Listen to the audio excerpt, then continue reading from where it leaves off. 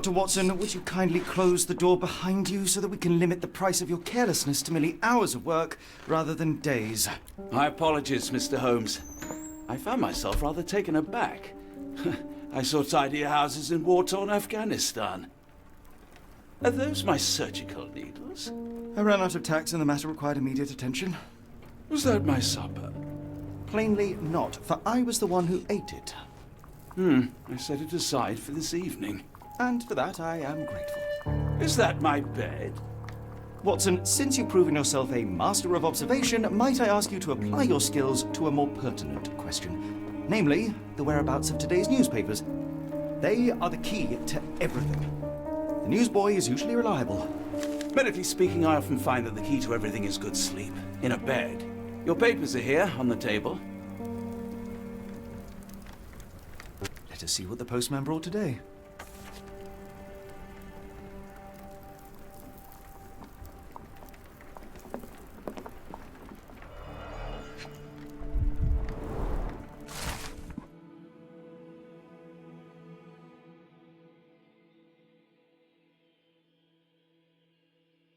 Local gossip, all of it uninteresting.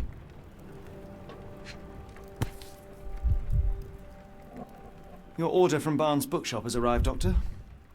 Barnes insists on delivering the books to our door, even though we could easily walk to his shop. That's good service. Another letter from Werner. I never reply, but they keep coming. I don't see the Strand. Where is it? Pardon me? I am on the precipice of uncovering a pattern of crime across London spanning many months and involving many men. The missing paper cannot be a coincidence. That's preposterous. My dear fellow, life is infinitely stranger than anything which the mind of man can invent. Well, life used your newspaper to wipe its posterior, so after that unpleasant discovery this morning, I disposed of it. But in lieu of the Strand, perhaps I can deliver you something equally tantalizing. I have just returned from a patient of mine, Captain Stemwick, who... No, that will not do. Grab your coat, Dr. Watson. Let us hope nobody has collected the dustbin.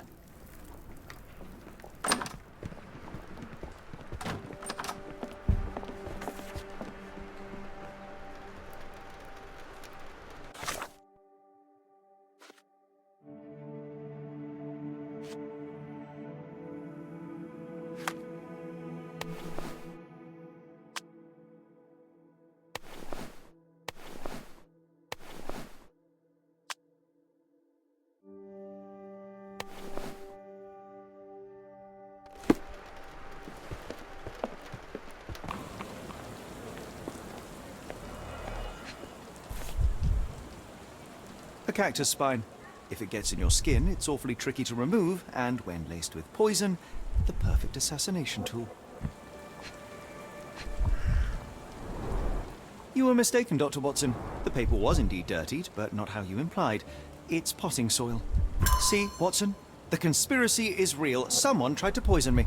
Poison? You? That's madness.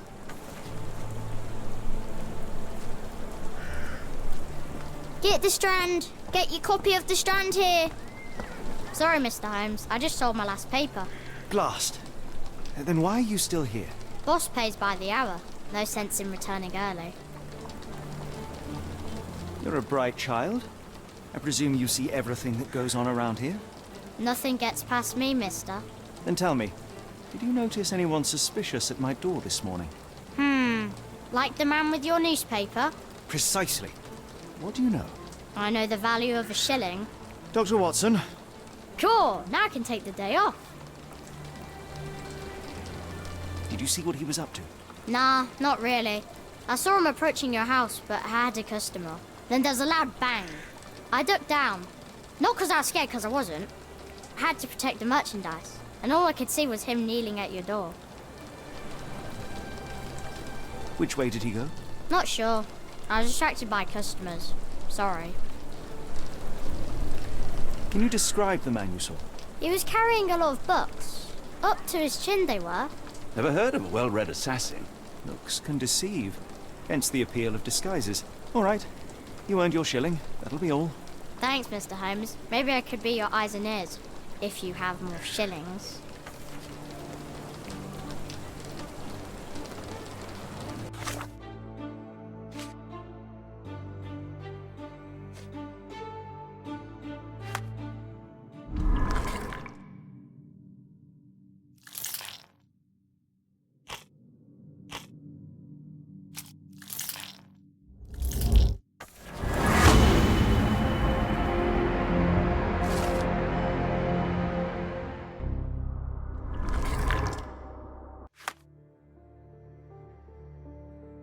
Come now, Mr. Holmes. Murder?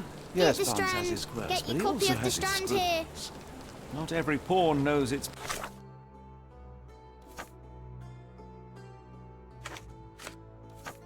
part of a game.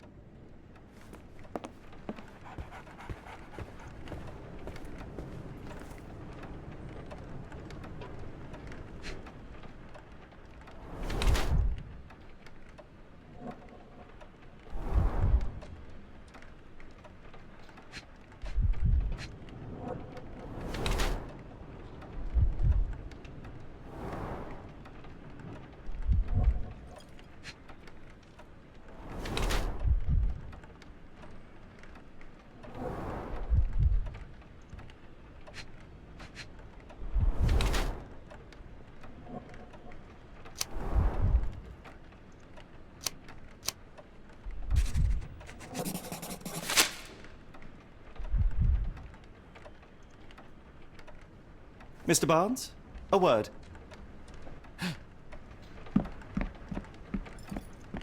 Oh, for goodness sake.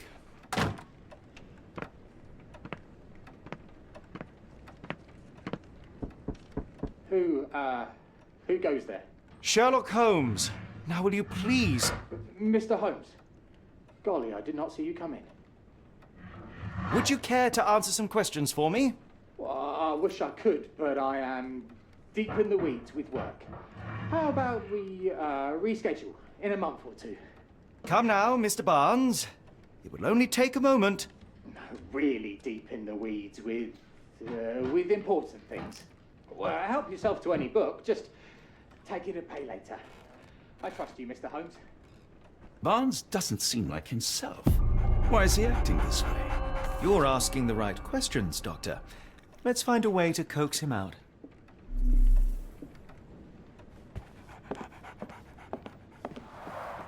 The ladder is broken, recently, judging by the freshness of the wood.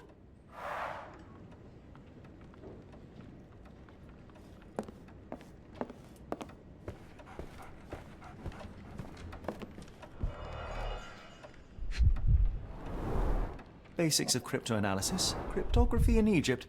It appears Barnes has an interesting hobby.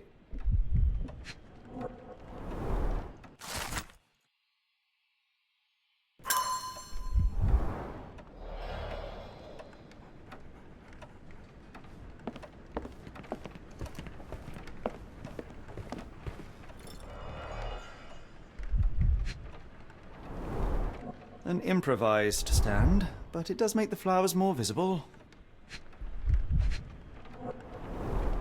In the language of Mycroft's secret agents, it's a sign.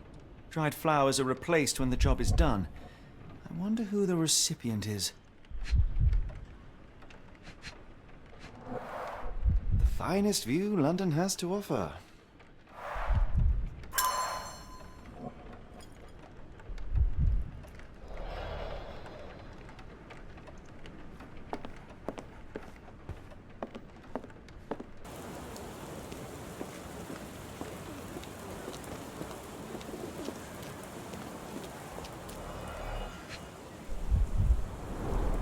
Encouraging people to stop and smell the roses?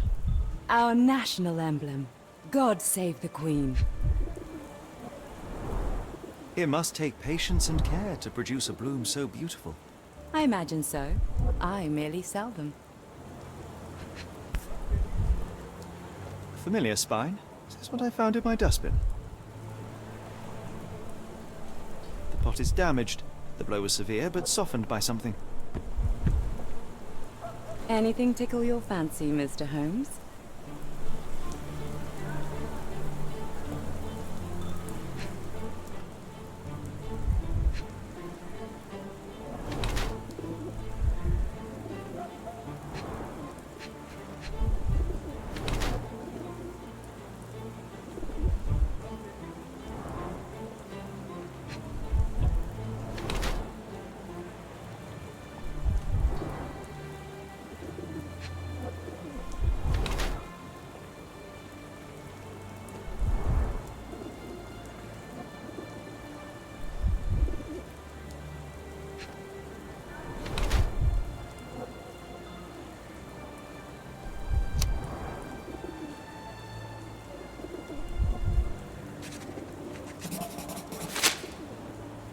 My condolences, Mrs. Fleming.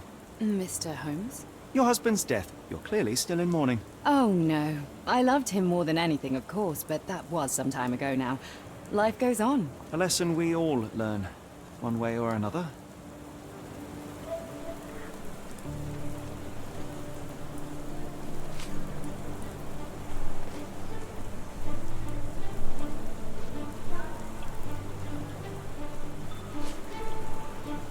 One of these things is not like the other. Come again? The cactus. Those fearsome spines can prove a devil to remove, and the sap is often toxic. And a rose thorn can give you tetanus, but we still grow them. The cactus seems comparatively harmless, though you have me thinking it must be valuable. I was under the impression that you knew its price already. Your guess is as good as mine. The first time I saw this cactus was when I came back from my break.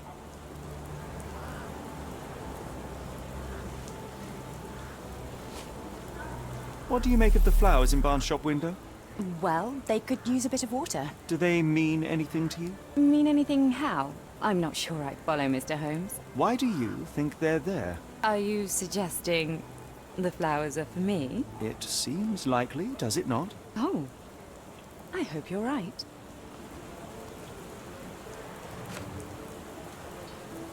Are you familiar with Mr. Barnes? Yes. No, not really.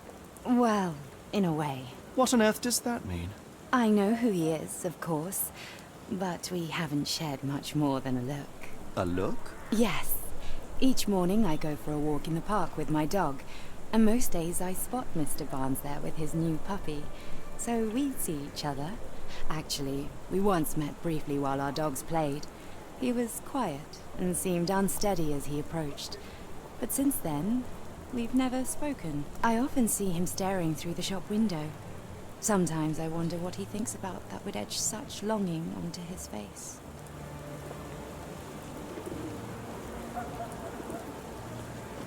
Hello there. What's your name? Lily, I know, not very original.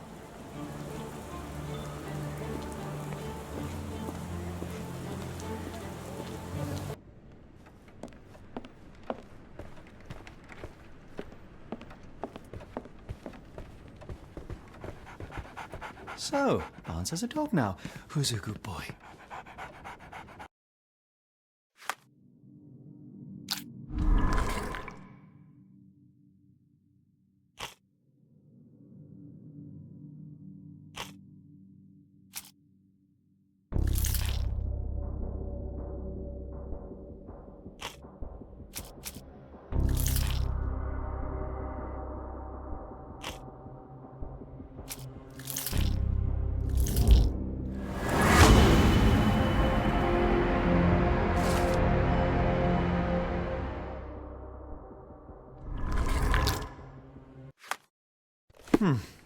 I think perhaps I have been chasing shadows. Do not despair, Mr. Holmes. Even the best of us make mistakes. We better tell Mr. Barnes what we've learned. Mr. Barnes, I know what you did, and I know why you did it. I'm sorry, Mr. Holmes. I can't hear you very well from behind the door. You ordered a cactus from the plant catalogue and then left it for Mrs. Fleming as a gift. You place flowers in the window to get her attention and wear high heels to appear taller and more desirable. You are her secret admirer. I couldn't read this morning's edition of The Strand because it was covered in soil and spines. I know you dropped a cactus on it and then fled. Barnes, it's Dr. Watson. Rest assured we are not interested in disclosing your personal affairs to anyone, including Mrs. Fleming. Please come out. All right, then.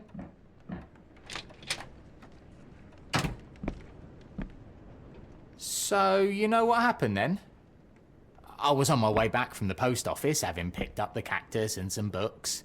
It was quite an awkward package, heavy too, and when I got to your door, I dropped the cactus in your paper. Forgive me. I needed that paper to prove a theory and prevent a crime. Your actions were rather disruptive. Your clumsiness carrying the post is matched only by the clumsiness of your romantic gesture. Oh, it's true. I am useless with this sort of thing. I'm not even sure if Mrs. Fleming noticed. As in most things in life, truth is the answer. Cease with the abstruse signals and anonymous gifts, and simply talk to the woman. What is the worst that can happen? She rejects you, and you are freed from this endless purgatory. That... Yes, you are correct, of course. I do have a slight tendency to overthink things. Thank you. So, at last, we return to the matter of the paper. I'm investigating a string of burglaries. Did you perhaps read of any before the edition was spoiled? I don't recall, but you're welcome to read our copy for yourself. You had an issue of The Strand here all along? Well, naturally. I am a bookseller. I have a subscription to every magazine and newspaper in London. So you ought to be familiar with the concept of burying the lead. Oh no, my apologies, Mr. Holmes. I'll make it up to you however I can. I am an expert on obscure languages and translation and Yes, okay. Just give me the paper.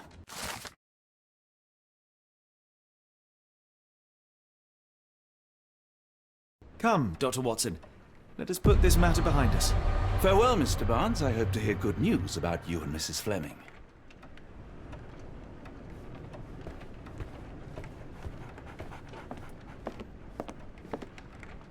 Well, that was an utter waste of time. An assassination did seem rather unlikely. There was supposed to be another burglary. I was certain of it. Something you wish to say, Doctor? No? Well, only that you have a remarkable faculty for deduction and pattern recognition, and that perhaps, if ill-applied... I see things that are not there. Yes. It is London. There will always be burglaries. Doesn't have to mean anything. So it seems. Forgive me. Without something to occupy my mind, I turn into an entirely different animal. Which brings us back to my news from earlier. I think I have a case for you, a real one. Truly? Indeed.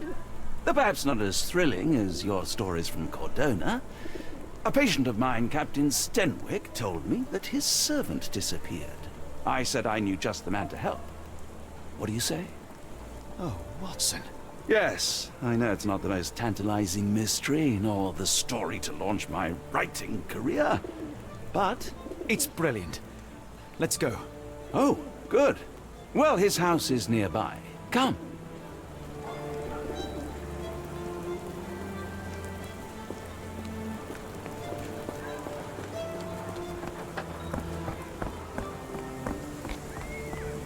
Not much further now. Is this lousy attitude of yours because of my altercation with Inspector Lockhart? Did he put you up to this? Sir, the inspector has nothing to do with it. I'm telling you the same thing I tell anyone seeking a missing person. Good day, gentlemen. Forgive the intrusion. Captain Stenwick, this is my colleague Sherlock Holmes, the consulting detective I told you about. At last, a professional. This useless officer refuses to do anything about Kimmy here, my missing servant. What was your name again? I shall be certain to inform your superiors. Sergeant Ruffles. And it's my superiors who made this decision, sir. Have there been other disappearances lately? Of course, here and there. But when life is tough and opportunity comes knocking, you can't blame those who answer. Why has the police department decided not to help? We investigate murders, thefts, fraud, arson, real crimes.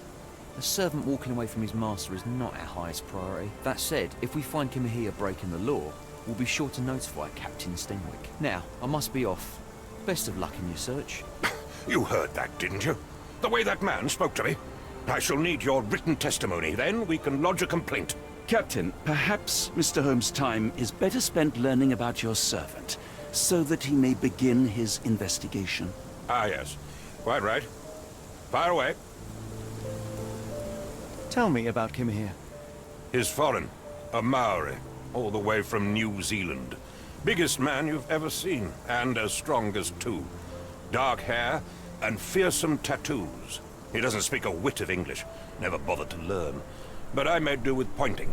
I invested a lot of money in him, so he must be found.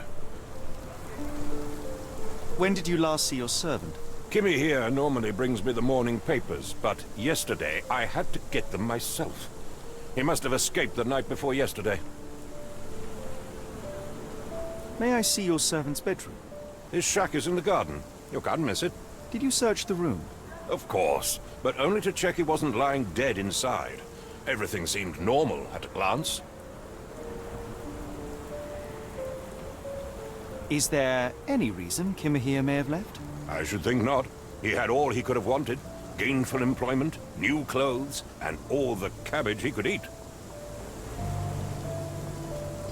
Did Kimahir make off with anything of value? Heavens, no. I would have mentioned it to Sergeant Ruffles. Still, he must have fled with some money on his person. No, no. I kept his wages in my safe. For security.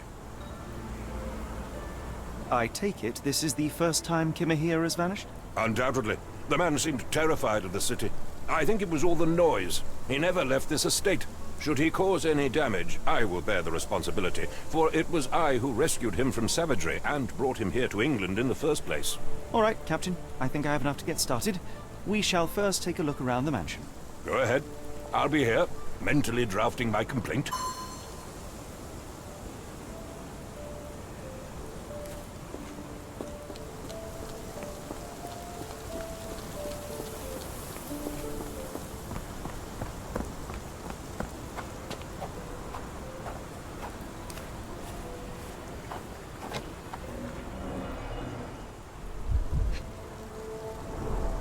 Chewing tobacco.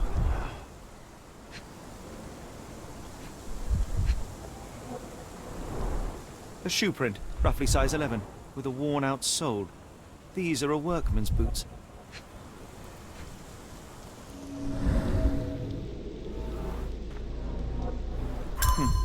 Looks like a knee print. Someone knelt here. The amount of chewing tobacco suggests they were waiting a while. Amazing, Mr. Holmes. To read the ground like an open book.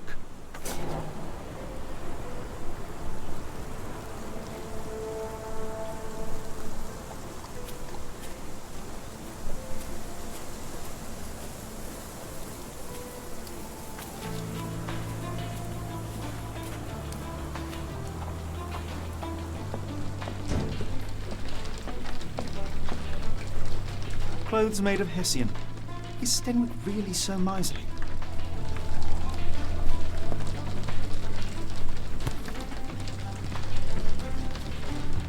A Maori nose flute. Ngurus, they're called.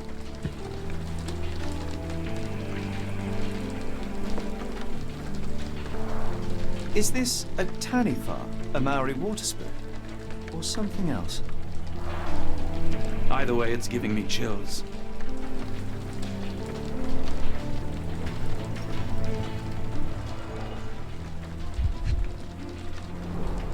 Button chops, the remains of a meal.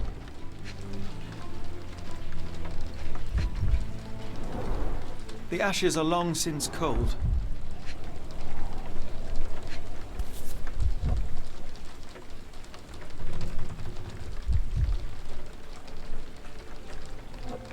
A heavy chemical odor. Lend me your nose, Doctor. Ah, I'll never forget that smell after my time in Afghanistan. That's an opioid, Mr. Holmes, a narcotic. No air coming through it.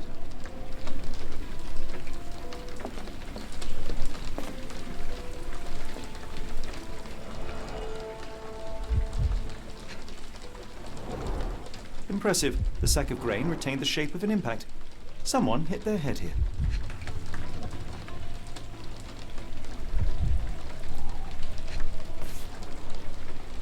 A small Navy spyglass.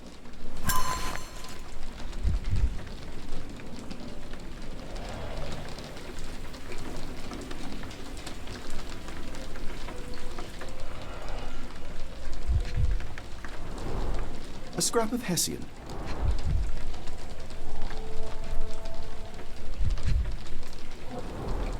These were sturdy boxes. It would have required a serious blow to break them.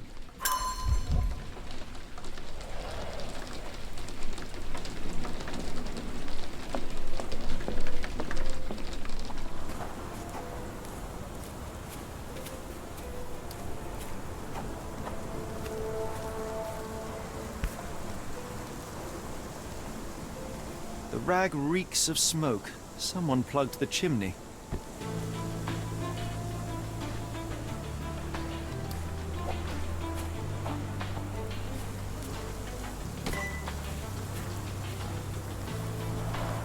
This lock is quite unusual.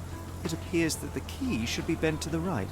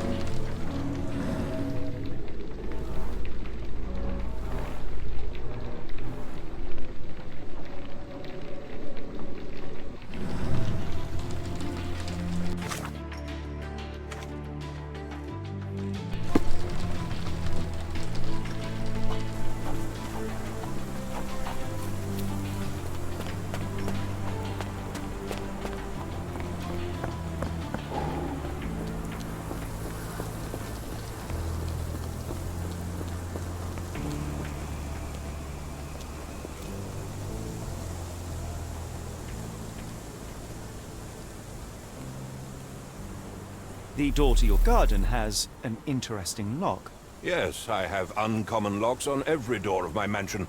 It makes them harder to pick. Kimmy here and I both had a set of keys. I'll need to borrow them. No, you'll need to do what I tell you to do. Examine the garden.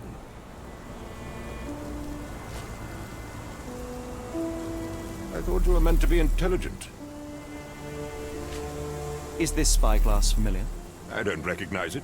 Could it be Kimahir's, perhaps? I doubt it. I never saw him with it, nor could I suggest how he might have come by it. I came across a pile of Hessian clothes in the shack. Are they Kimahir's? Yes. I had to give him something to clothe himself. He seemed unfazed by his bare skin, but I found it distracting. Do you happen to know Kimahir's shoe size? I wouldn't have the foggiest, but I'm sure it was enormous. Not that it matters. He spent his life barefoot. Despite my best efforts, he simply did not take to shoes. Has Kimahir ever indulged in tobacco? No, the man doesn't even drink. Are you certain? I found chewing tobacco in the garden. I controlled Kimahir's expenses since he struggled with the currency. I would have known if he used tobacco.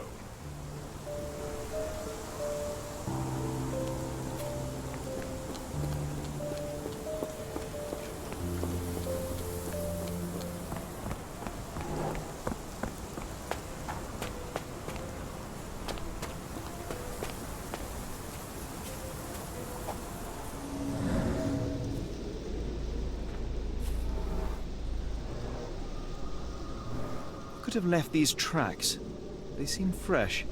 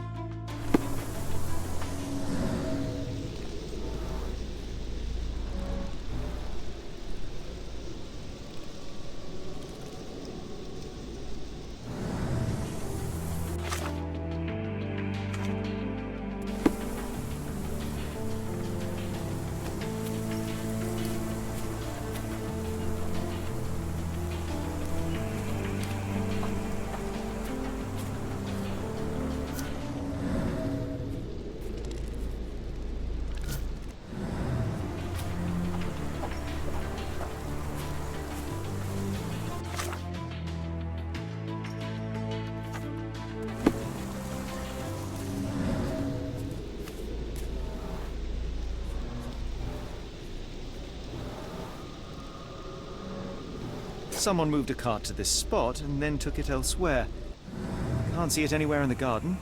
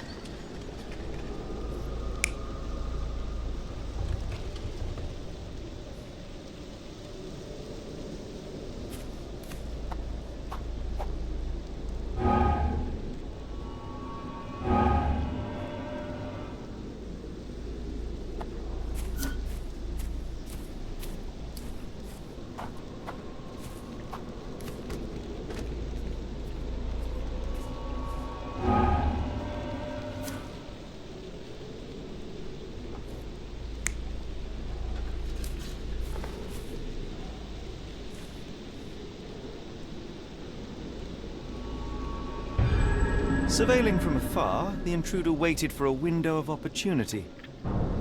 When Kimahir went to sleep, the man crept up to the shack and slipped narcotics down the chimney pipe, then blocked it with a cloth. Kimahir inhaled the sedative and fell into a deep sleep. The intruder tried to move him, but the man was heavier than expected. The intruder fell on the sack and dropped his spyglass. In order to transport the servant, he had to use the cart. The final challenge was opening the garden door. Luckily for our intruder, Kimahir had the key in his shack. Remarkable. It makes total sense.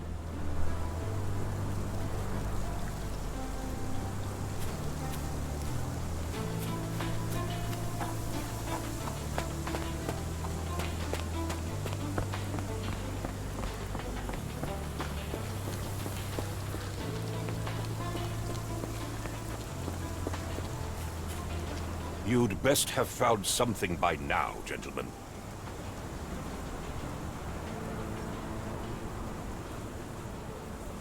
I found the residue of narcotics in Kimahir's brazier. There are several explanations, perhaps your servant's recreational interest, or an attempt at poisoning. Cut to the chase, Mr. Holmes. I fear that someone may have spied upon Kimahir. Likely the owner of the spyglass I found earlier. It appears they were watching for some time, as there was an impressive amount of chewing tobacco on the ground. And your point? You said that you checked the shack earlier. Did you notice the cart tracks near it? Now, one ought to expect a servant to make regular use of such a thing. Indeed, I would have overlooked the detail were it not for the cart's absence. If, as you say, Kimahir never leaves your estate, then where did it go? I expect answers from you, Mr. Holmes, not questions.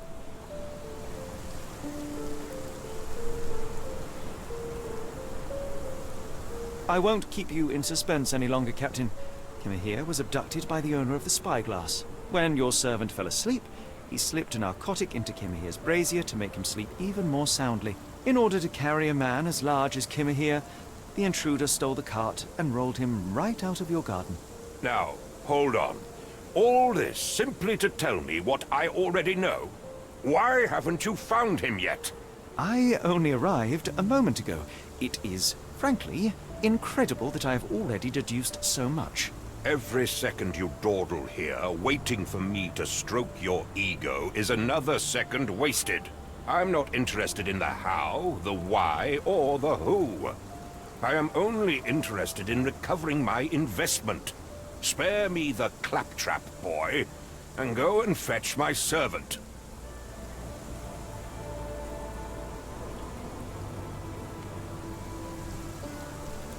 Truly, there is no better evidence of a man's nature than the way he treats those who help him. And you, sir, are a brute.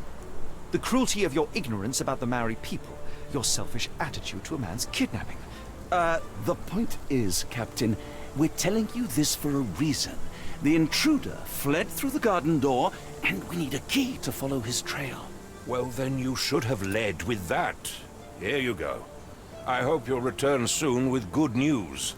And in the meantime, please teach your companion the art of brevity.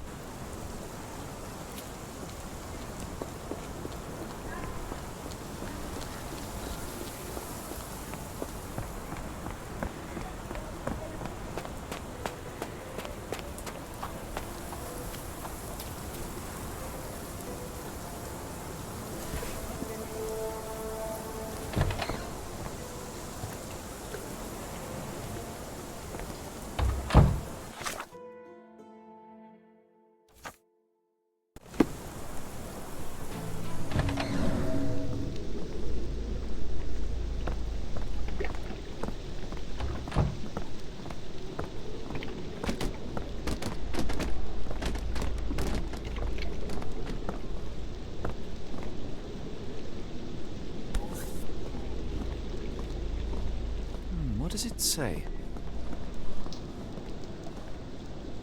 What does it say?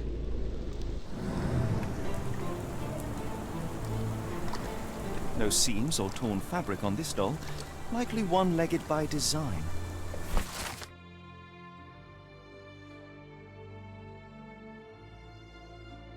A treasure hunt. Used to do lots of those in my childhood, for myself and... Is it a call for help? A bad joke? or both. Better not risk leaving this matter ignored, don't you think?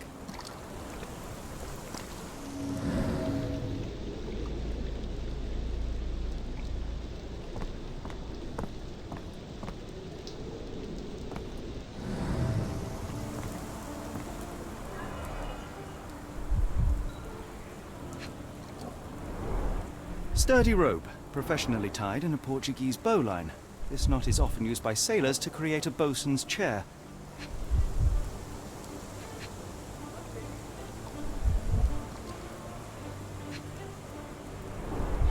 Wheels picked up grass along the way. Kimahir's cart, I gather.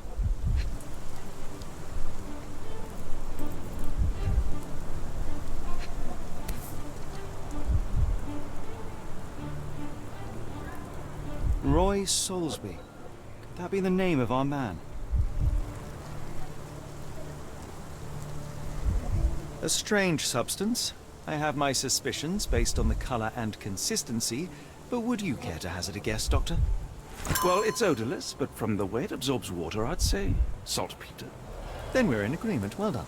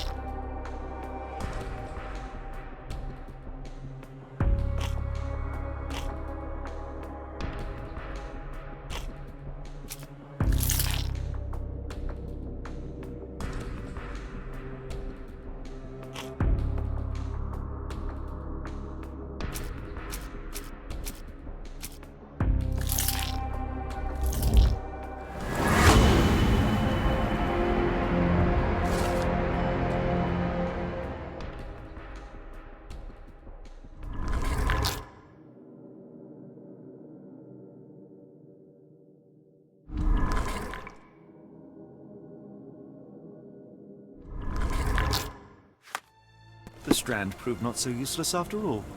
The saltpeter accident. Doctor, do you recall? The Port of London, of course. The footwear, the spyglass. Indeed. We shall need to take a cab there.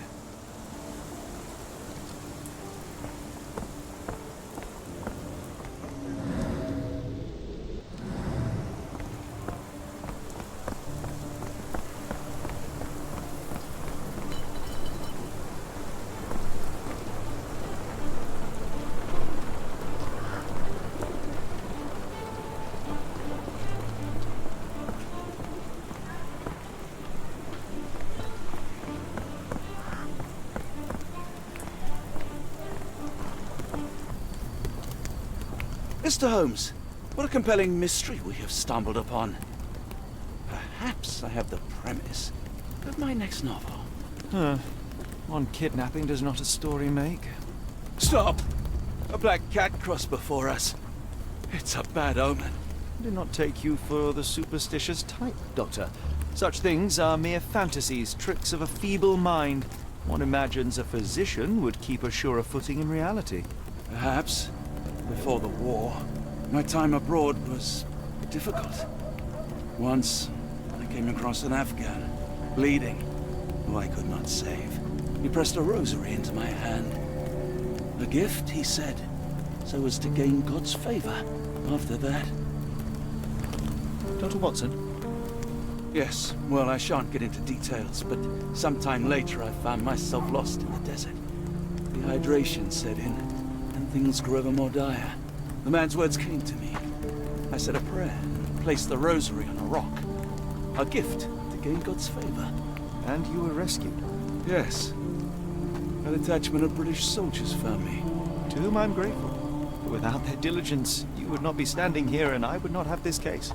I'm sure you have another explanation prepared, Mr. Holmes, but I think I shall cling to the occasional superstition all the same. To each his own, Dr. Watson.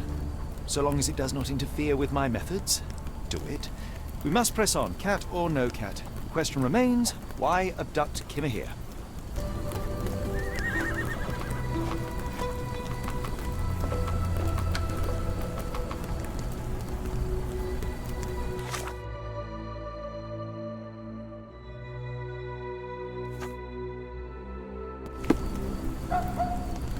May I ask for your assistance?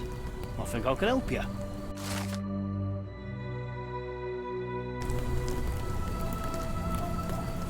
Excuse me, just one question. Sorry, sir, I can't help you.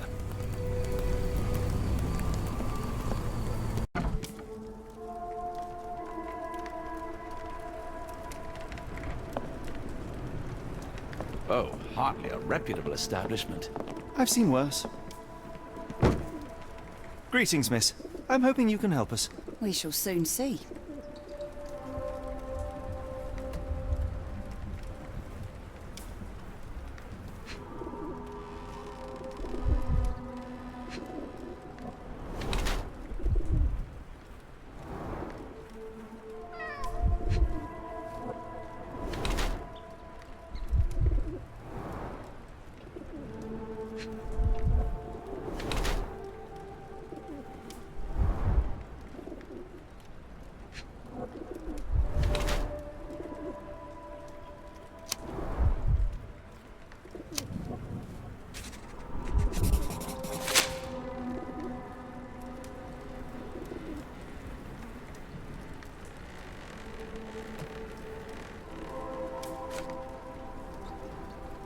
Are you familiar with a Roy Soulsby? Roy Soulsby? I know the name, but he's not one of my regulars. My guess is that he works somewhere around here.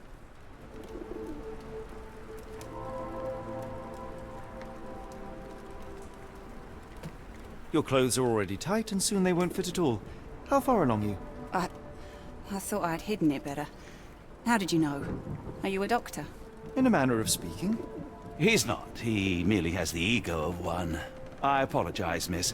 Mr. Holmes is fond of his observations, but I am the doctor here, not him. Do you need any help? I'm fine, thank you. I would rather not discuss my condition, nor let word of it spread. My colleague and I are seeking a burly man, above average height, with workman's boots. Half my customers, then. Your description hardly narrows things down. I heard tell of a recent explosion in the port. What do you know of it? Ah, yes. Something exploded in a ship's cargo hold. Caused a terrible blaze. The sky was red with smoke till morning. Where precisely did it occur? The ship sank near the third pier, next to the dockyard.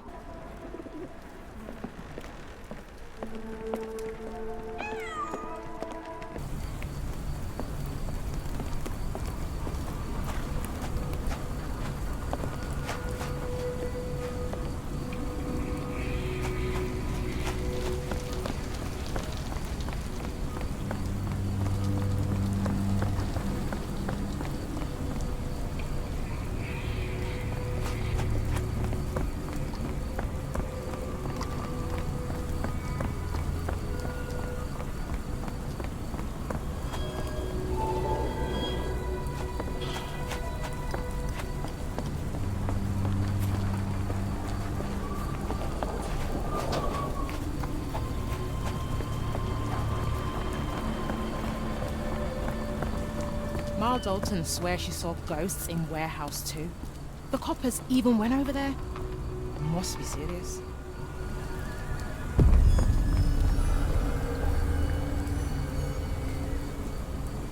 Marl Dalton swears she saw ghosts in Warehouse 2. The coppers even went over there. Must be serious.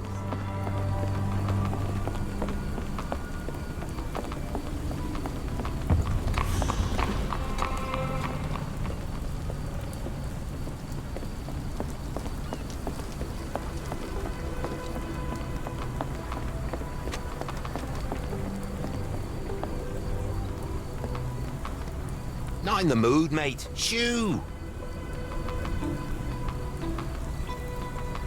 Pardon me, sir. I am looking for Roy...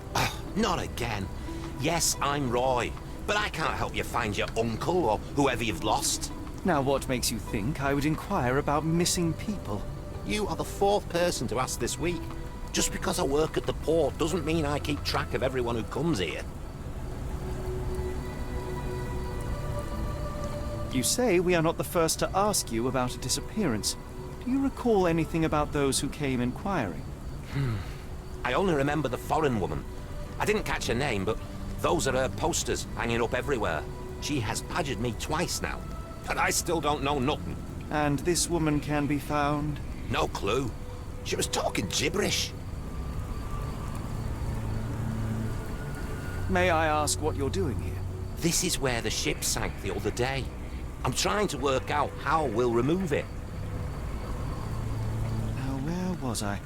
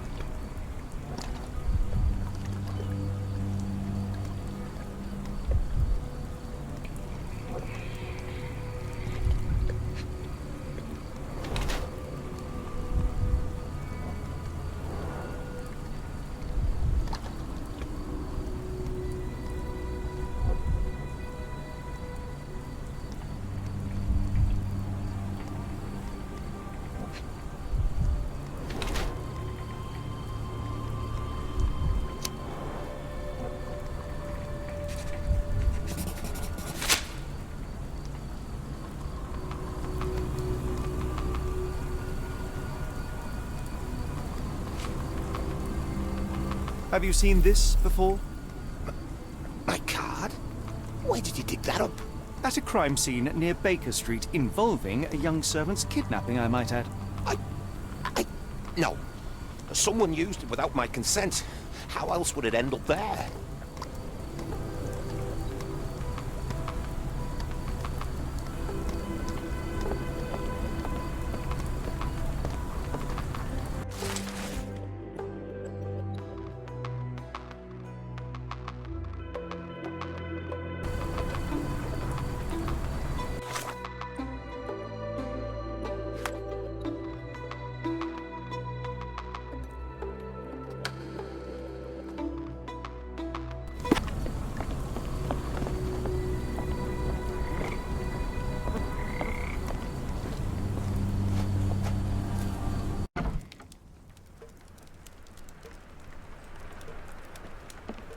Hello, lad.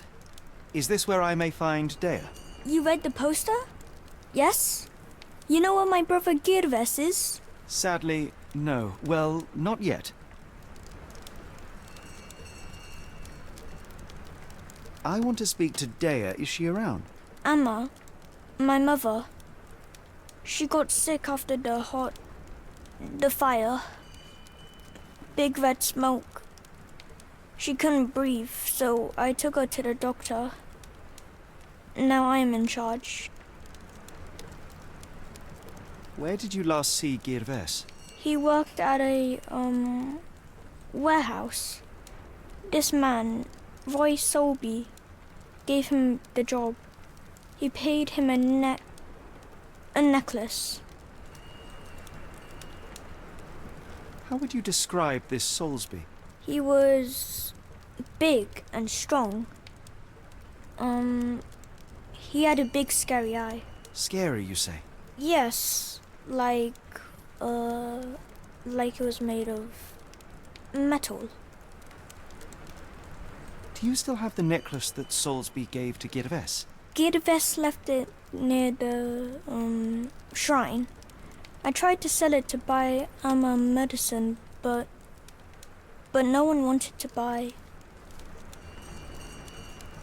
Don't go anywhere.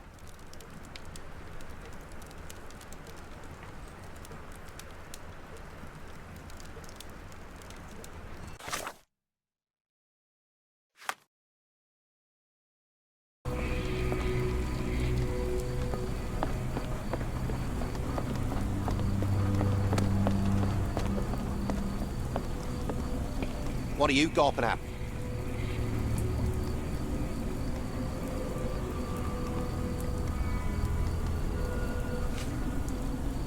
Can't help you there, mate.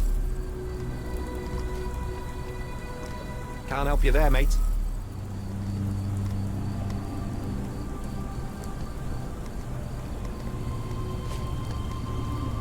I have been told that you hired Dea's son, Girves, right before he vanished.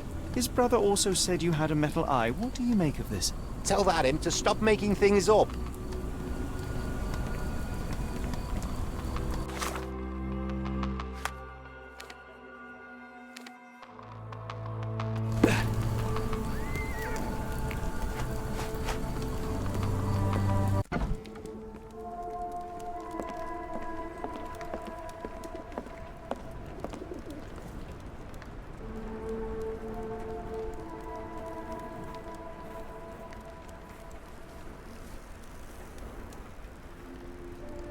Have you ever heard of a man with a metallic eye?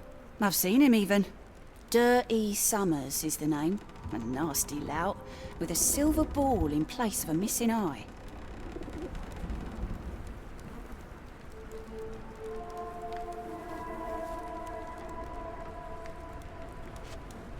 What do you know about this poster? A foreign woman asked to put it up. She's plastered them all over the port. Any clues as to her whereabouts? None. It was hard to understand what she was saying. I shudder to ask, but where does one find a Dirty Summers? He likely signed on with a ship. I am not one to spy on others, let alone him. I see. My advice, keep away from him.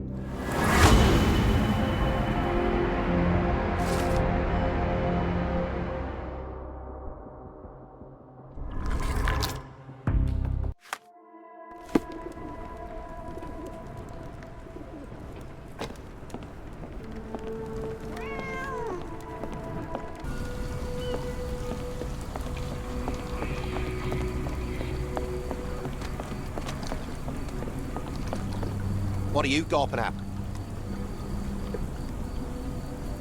Mr. Soulsby, you know more than you're letting on. What makes you say that?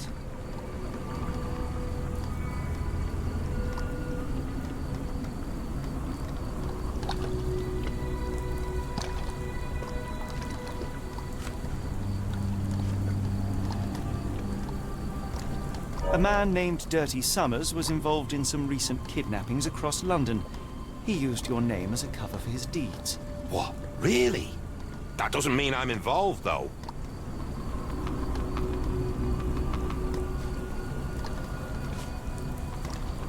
Your calling card was found at the crime scene. That's enough to make you a suspect. You cannot be serious.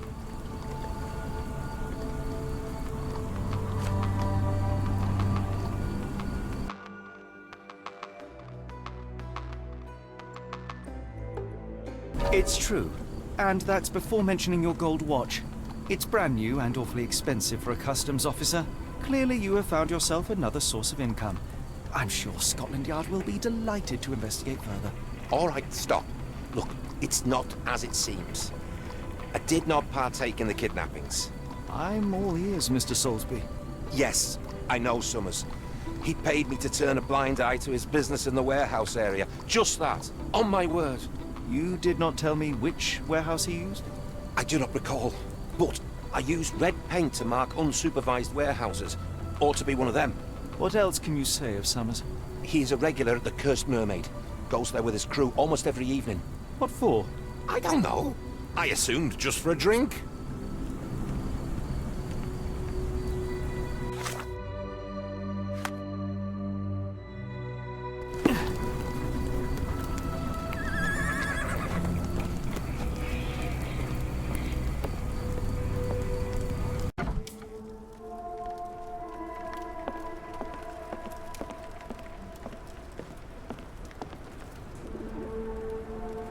do I have the feeling that you know more about Dirty Summers than you're letting on? I have nothing more to add, sir.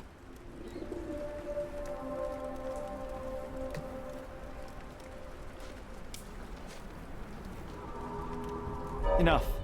I have hard evidence that Summers was involved in recent kidnappings across London. I'm not surprised. So what?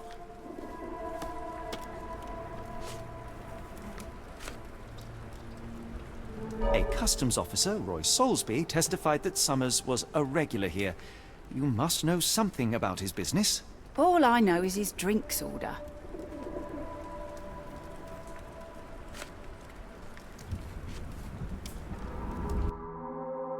If the lives of the missing do not concern you, then I would urge you to think about your unborn child. Are you threatening me?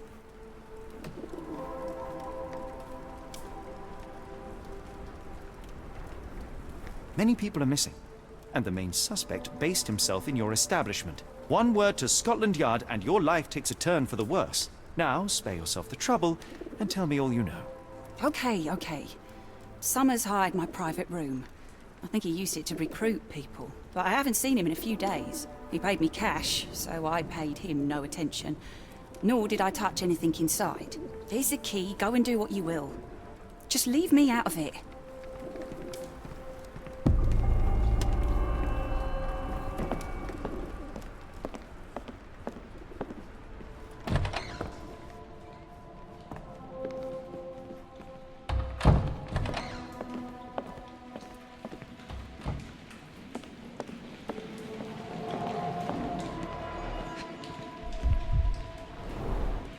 £5. That won't go far.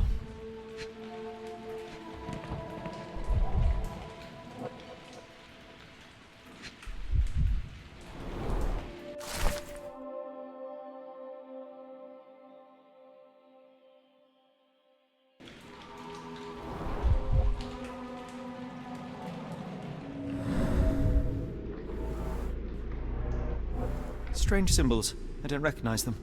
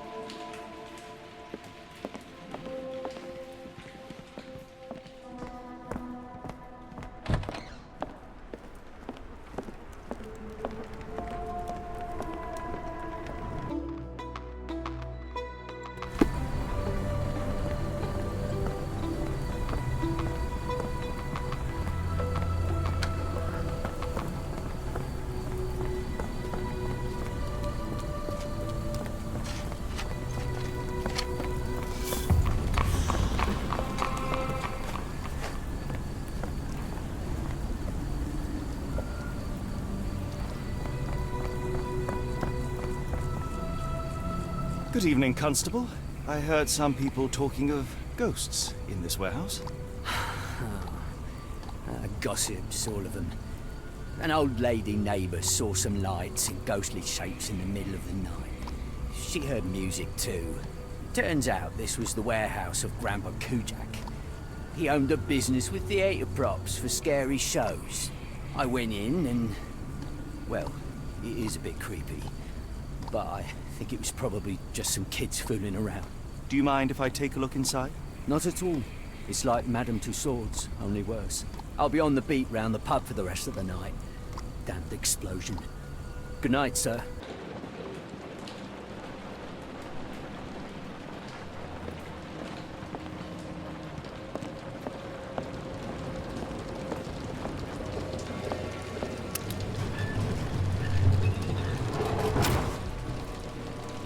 An effective contraption. It still works.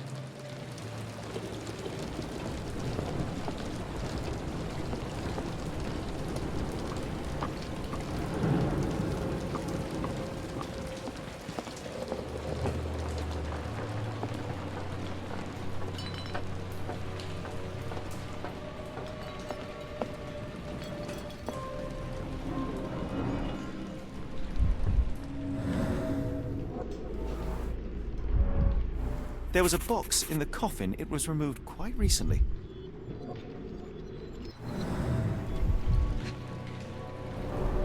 They opened the casket and left marks.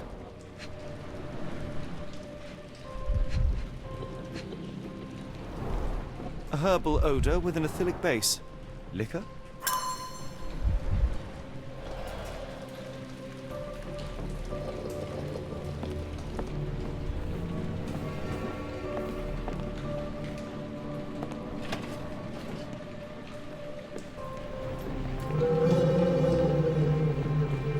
Who is this intended to scare?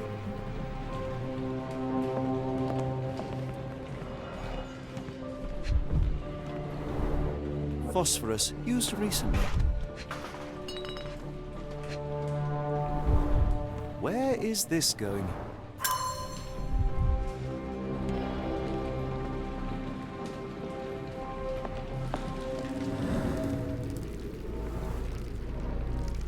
Several crates are missing.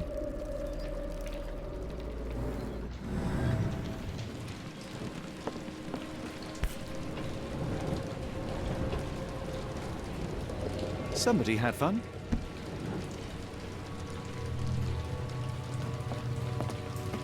Bottles of various shapes and sizes. I detect a mix of chemicals and aromas.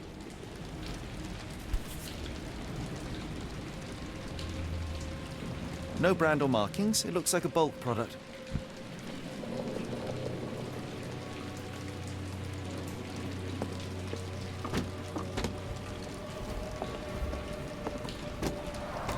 Inspired by the legend of Sleepy Hollow.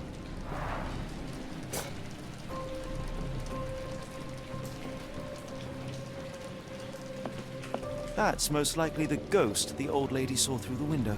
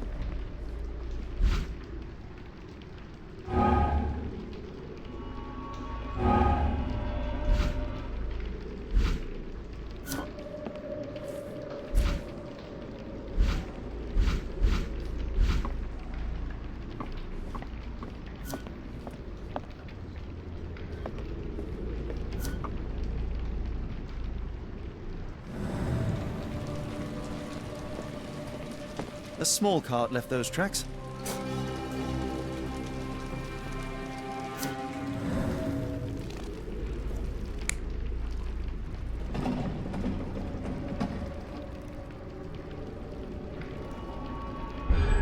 Somebody played with phosphorus to give the illusion of ghosts or ectoplasm. In reality, they were here to mix a few ingredients and prepare a solution of some sort. Then they took a box hidden inside the casket. And they left through that gate with a small cart.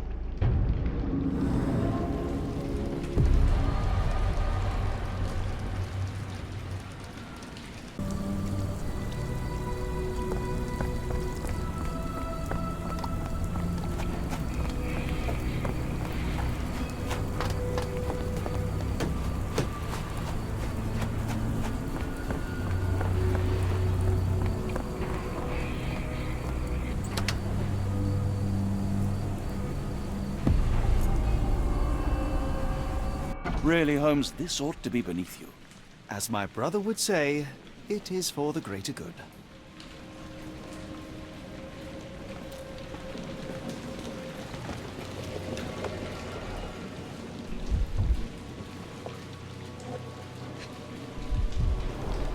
Good quality, but torn in many spots.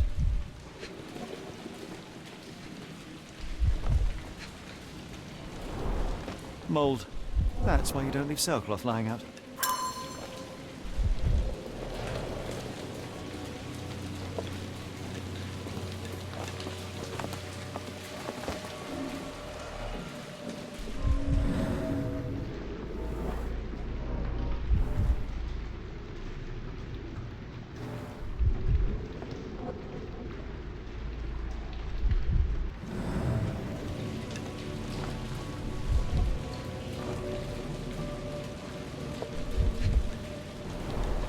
There are a couple of marks on this end.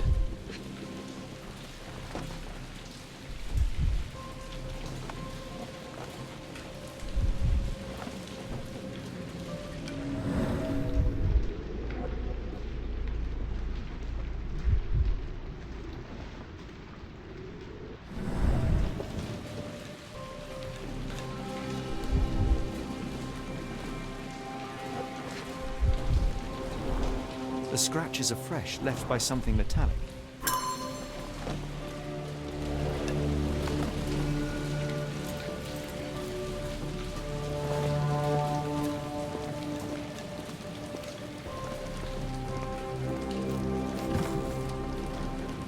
This crank saw some use.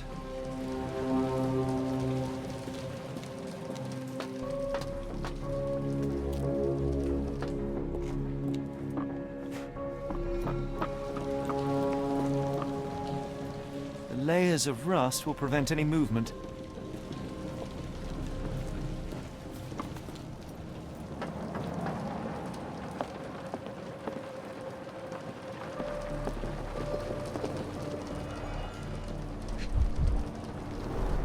Well oiled and well maintained.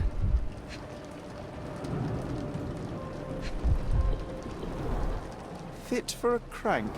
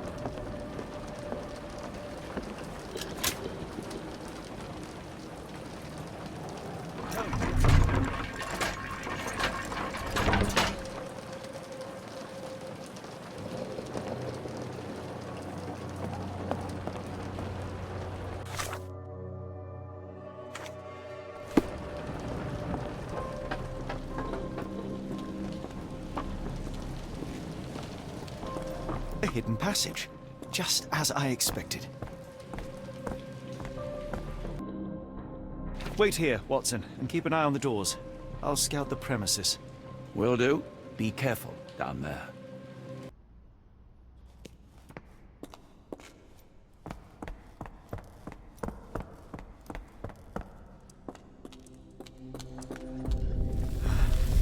Wait. What's happening?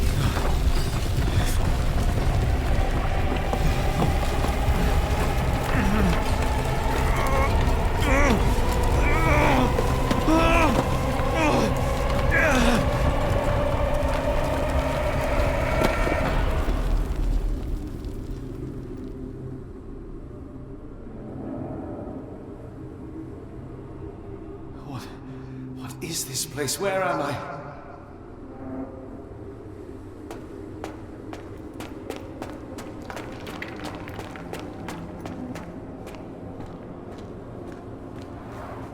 Strangely cold. Something is missing.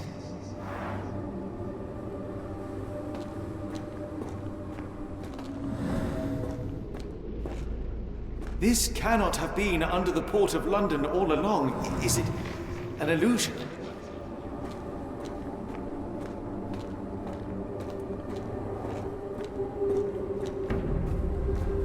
The only way forward is the abyss.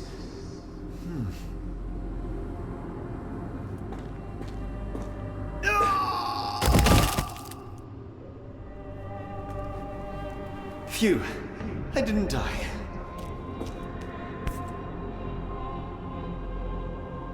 It is icy cold and pulsating.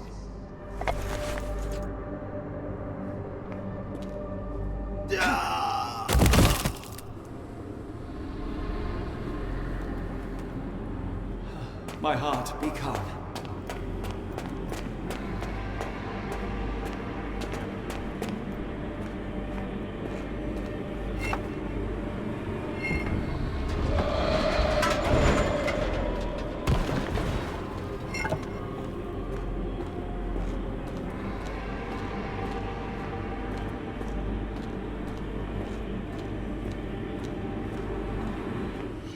I am somewhere else. How? It's harder to breathe here.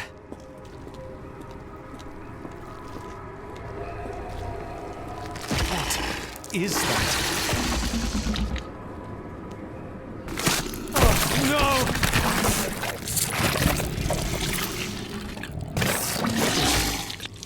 Unspeakably revolting.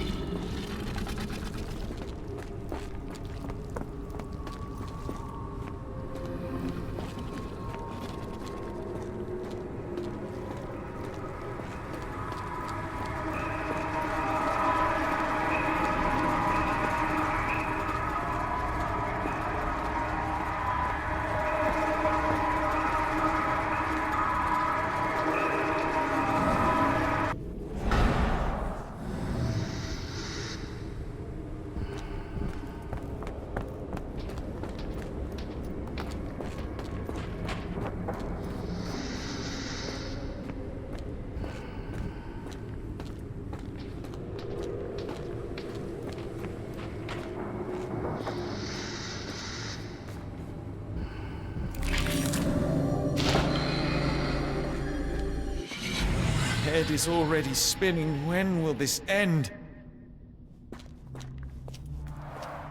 There are 2 recesses.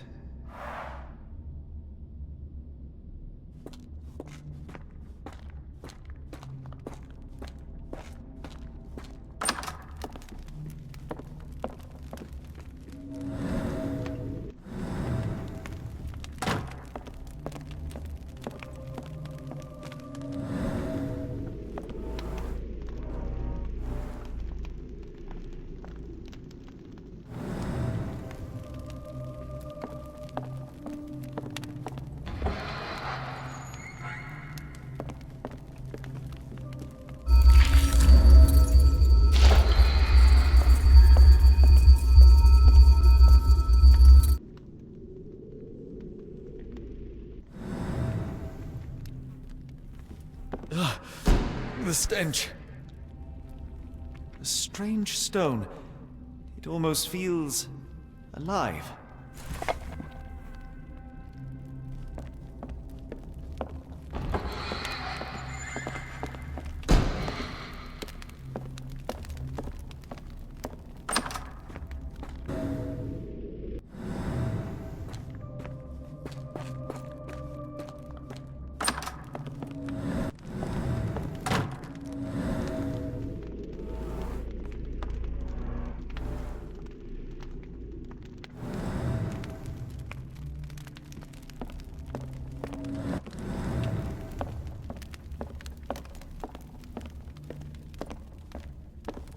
Oh, that is truly revolting.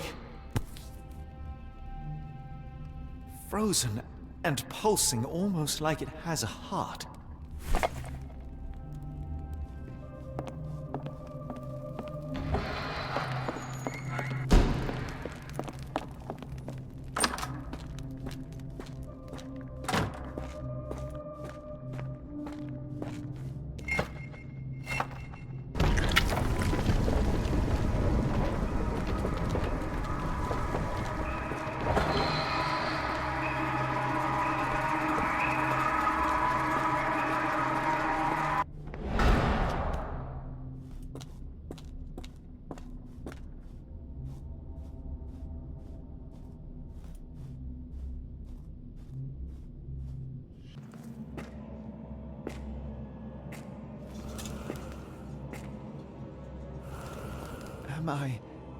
Did I get out?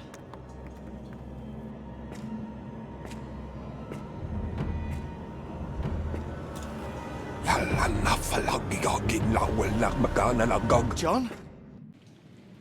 What is it, Holmes?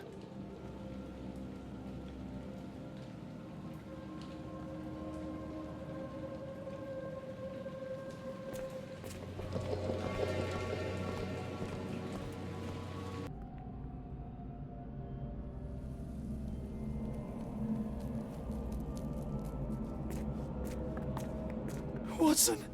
Holmes, where are you?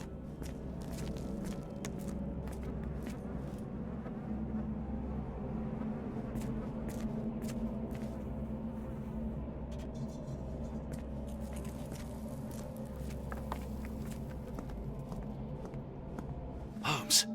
Holmes? Are you all right? Fine. Watson, I'm fine, thank you for asking. Fine? By Jove, you should have heard the way you called out my name. It was just a game of shadows.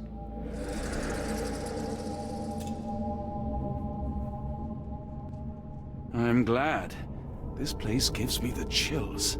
What are we dealing with? Something that's finally interesting.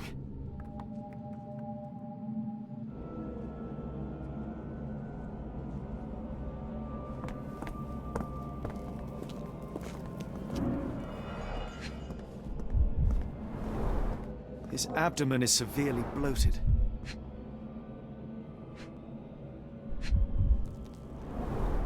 Cyanosis of the lips, marks on the neck. This man was strangled.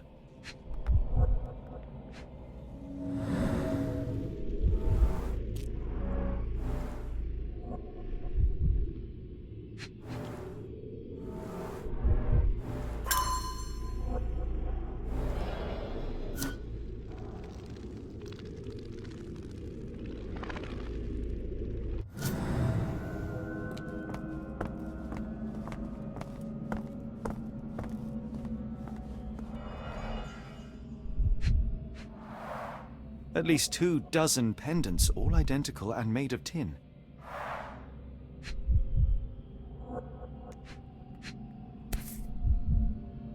An American passport. Amos Colby. Someone got their hands dirty painting this with blood.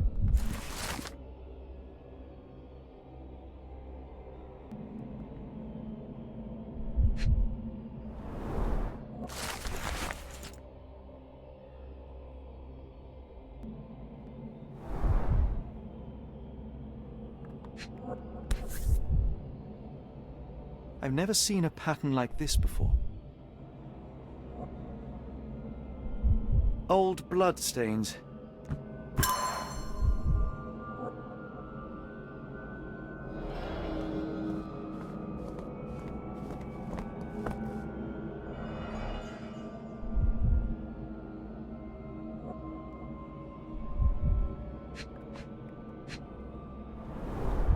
It seems made for simple experiments.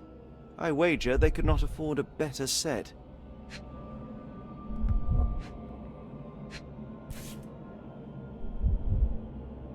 This box contained a narcotic substance, much like the one in Kimihira's brazier. Black Edelweiss Institute, established 17-something.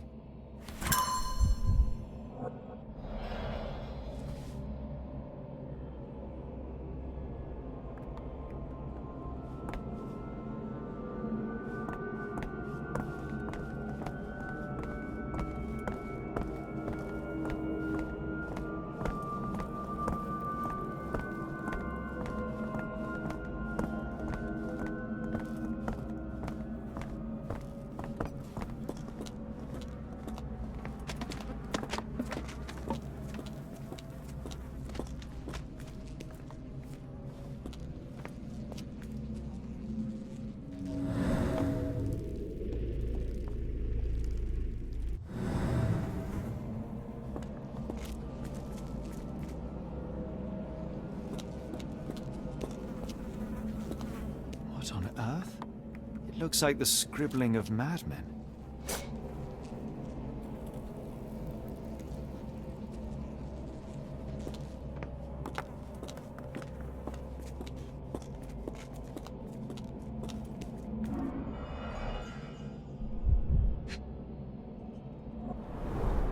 A small bloodstain, but not serious.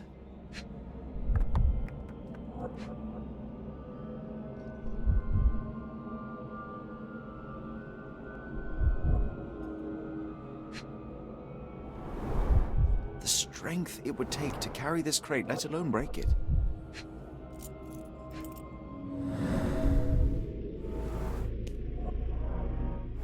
Deep scratches left in a frenzy.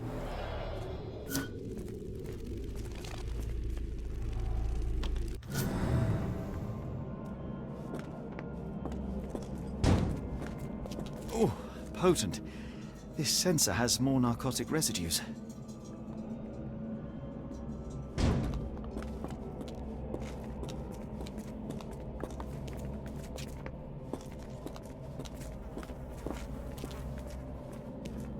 Miserable food, mass-produced.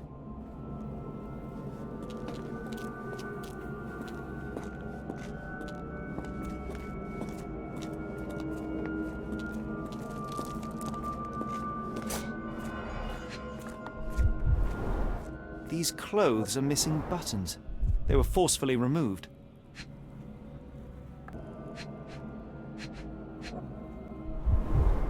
Dumpra, a staple of lecturemen's attire in Nepal. Gathered from dozens of people, at the very least.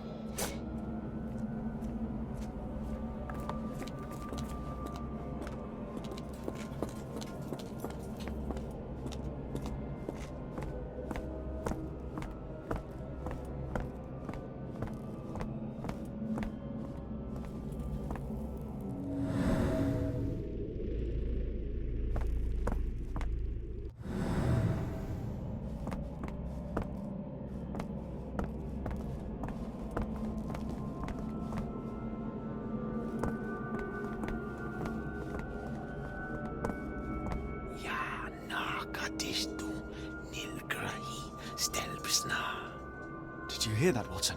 I hear you.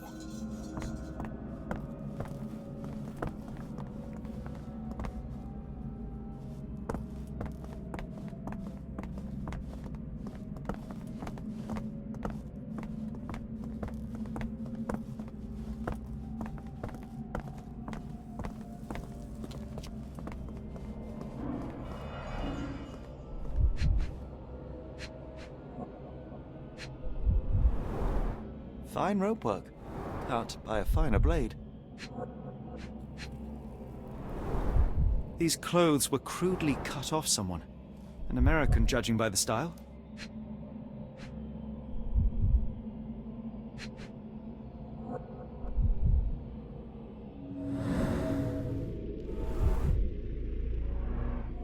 Someone used mud to draw a cross in a rectangle. Why?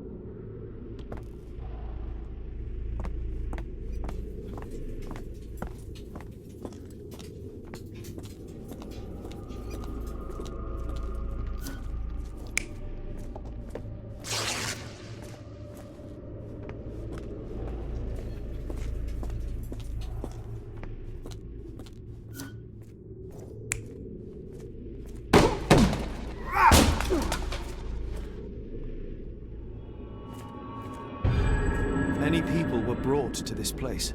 Their abductors stripped off their clothes and discarded them in a pile.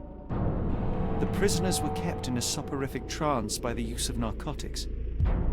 A few tried to resist, but alas, in vain. After a few days, everyone was stuffed in a crate and sent elsewhere. Only one captive was left behind. He was strangled to death on this altar.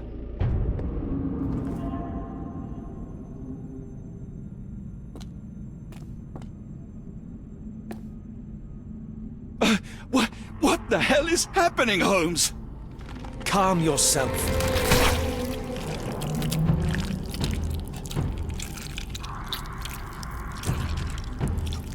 Cannot be.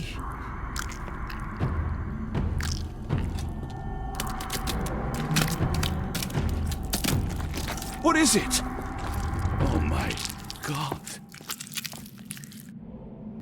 Please tell me we found all we needed to, Holmes. I think we found a bit more than that. Yet we have no clue as to where those people have been taken. And that's where you're wrong, Watson. We have more than enough. I just need to connect the dots. How about you pack your suitcase in the meantime, my dear fellow? Just in case.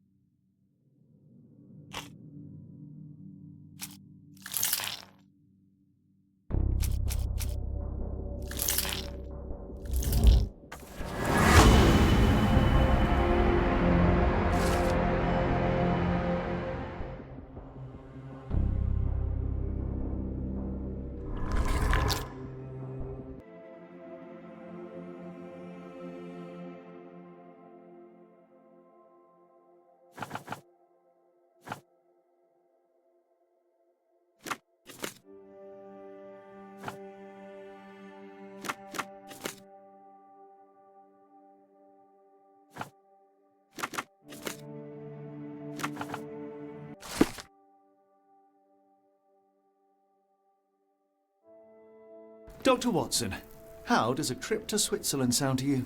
It sounds unexpected. What makes you think we should head there? It's all about the box with narcotics and Mr. Colby's clue, the cross inside a rectangle. Put two and two together, add a dash of research, and what do you get? The Black Edelweiss Institute in Interlaken, Switzerland. If we hurry, we can still catch tonight's train.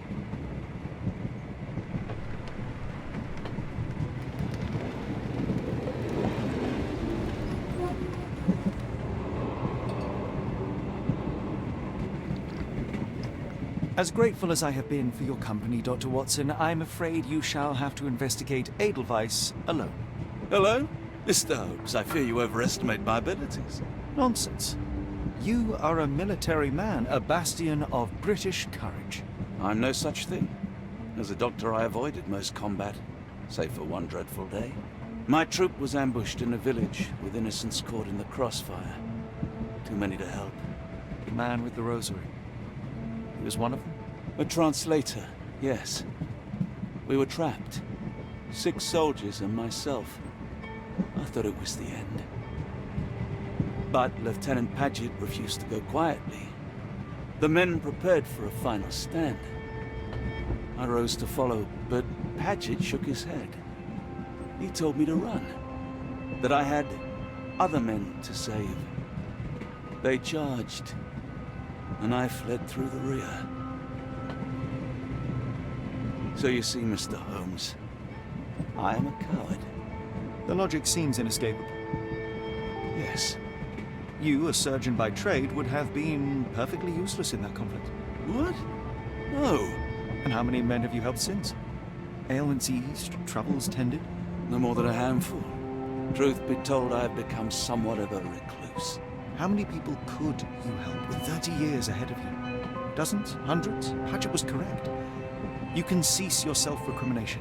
Holmes, I don't know what to say. I would start with, I am Dr. John Watson, may I look around?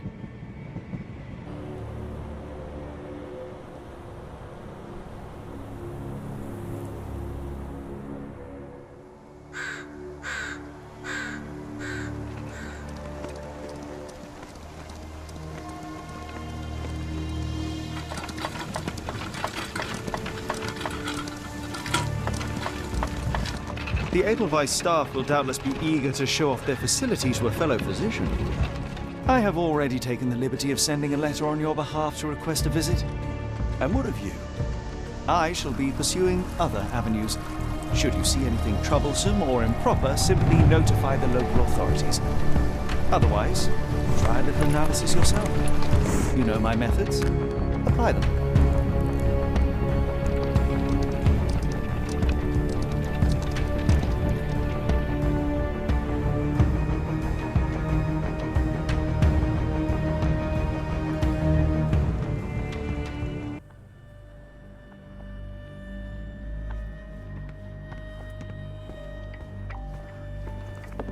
Salutations, madam. I am Dr. John Watson.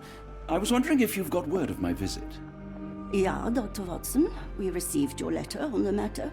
Would it be to see Professor Gygax?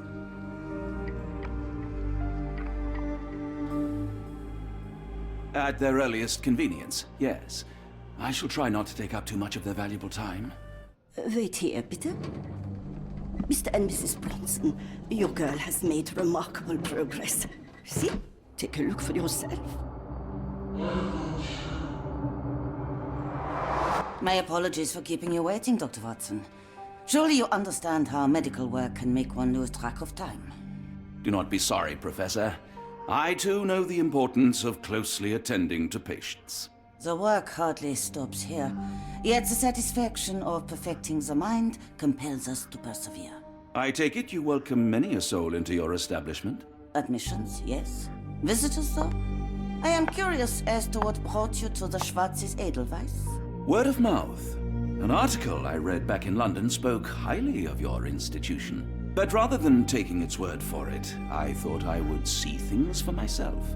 My asylum's reputation precedes it, then. Everyone, your attention, please. Guten Day. Yes, hi. Hello. The name's Amos Colby, Northwood Detective Agency, Boston. I got questions that need answers. Who's in charge here? What seems to be the matter, Dr. Watson? You can tell me. By Jove, it cannot be him.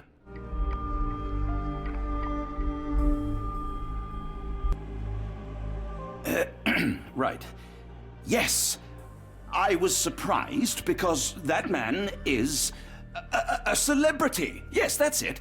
Very famous, Mr. Colby. I couldn't believe my eyes. No. In my line of work, it can't wait. The longer it takes If me you to wish get to the recuperate, truth, the Dr. more Watson, lives you are may placed avail in yourself harm's of the way. guest room. But I have so much more to discuss. Nurse, if you'd be so kind as to escort Dr. Watson to the guest room.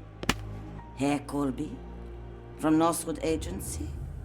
How unexpected. I am Professor Gygax. I would be happy to answer your questions in the examination room. Look, Professor, unless you got any clues as to the whereabouts of...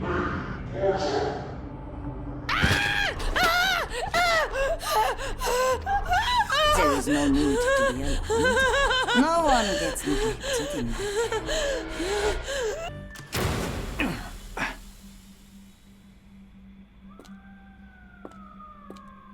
Now, let's not resort to brute force. Do not worry, Herr Colby. My methods are rather more delicate.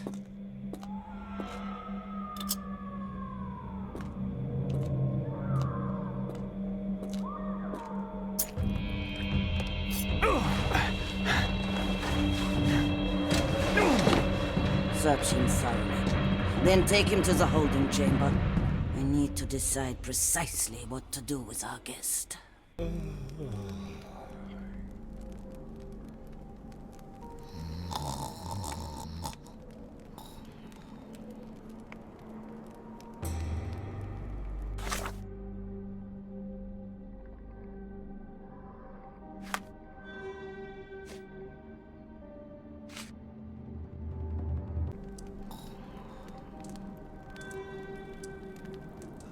unmistakable scent of alcoholism.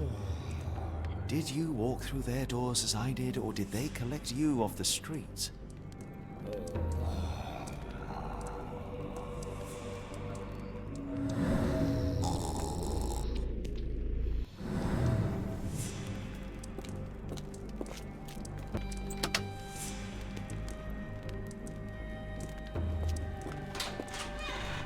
A truncheon, not the typical tool for a nurse.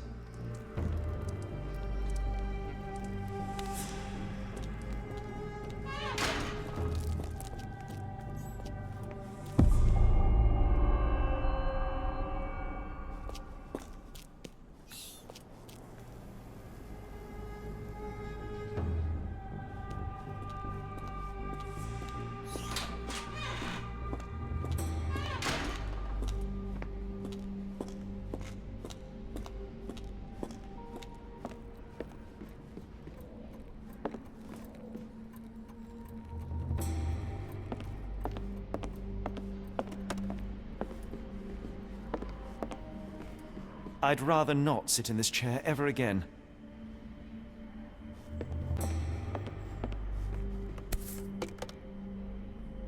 This sedative worked faster than I expected.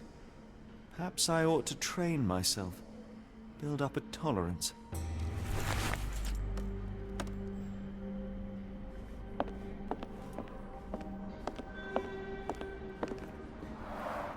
There's the guest room. I wonder if Watson was able to speak to Gygax.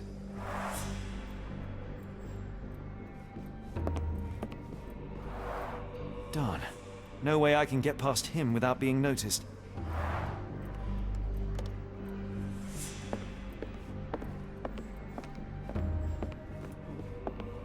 Locked. I suppose the reception will be guarded anyway.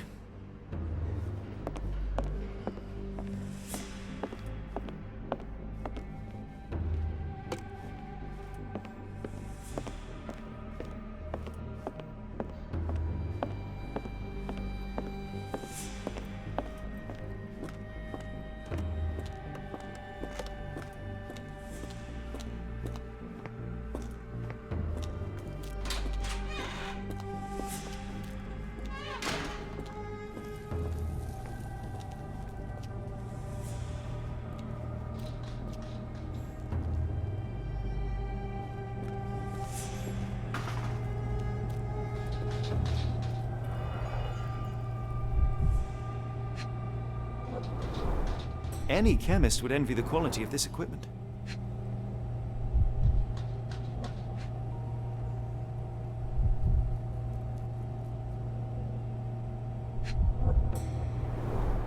The final product, ready to cure madness, or to push one deeper into its grasp.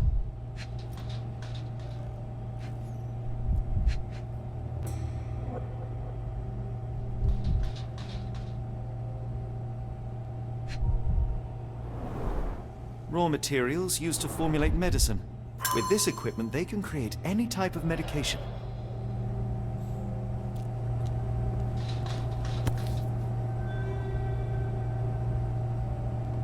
Very sturdy. I might borrow it.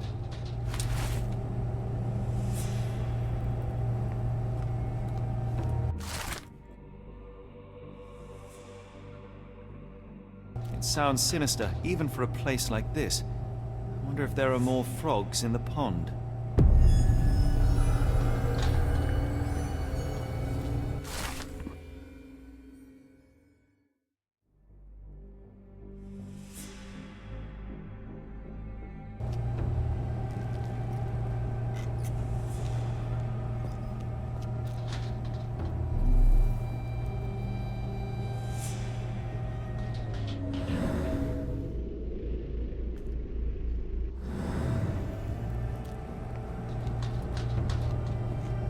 What was that? Is someone there?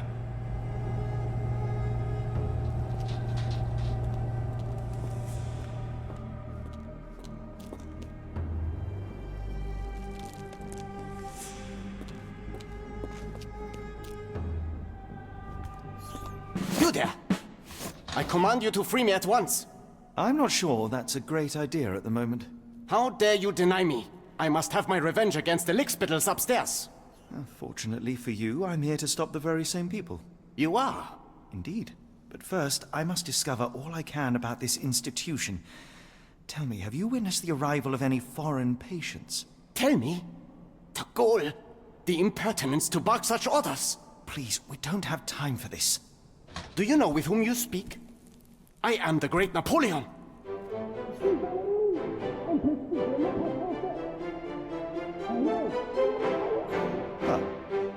Napoleon Bonaparte? The one and only. Emperor of the French, first consul of the Republic, leader of La Grande Armée. Once I am free and have exacted my revenge against the guards who ridicule me, I shall rest happy in the arms of my beloved Josephine. Right. Well, I will leave you to your scheming, Emperor.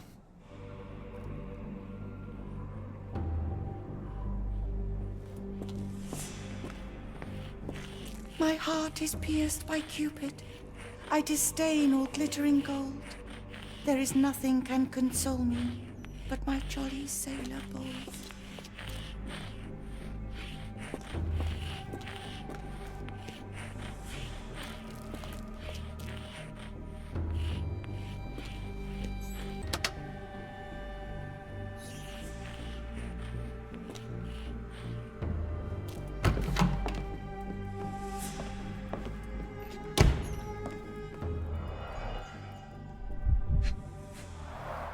A certificate of appreciation from the municipal councillor to Professor Becker for contributions to the development of medicine in Interlaken.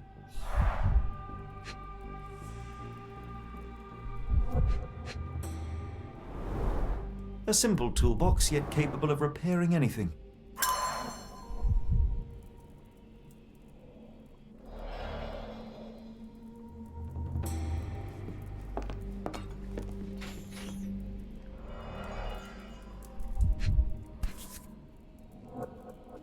This photo was damaged, seemingly by oil. I can make out the names listed here. Cooking grease. Is this the kitchen dumbwaiter?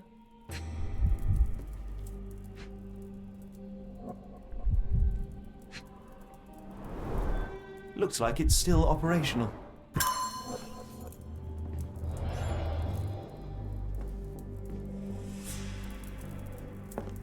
Speech and the Cerebellum by S.A. Becker.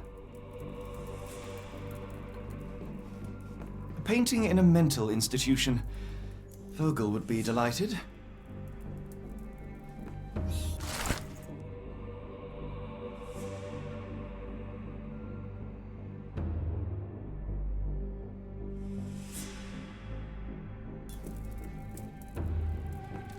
John Sallow, the Tulpa phenomenon. I'm somewhat of an expert already. R.G. Hill, Dr. Connolly.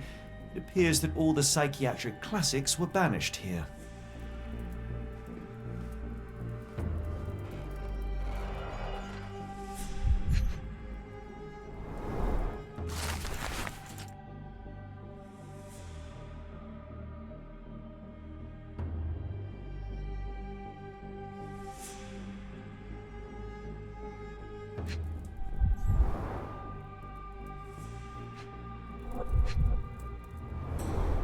Tubes of varying diameters. Interesting.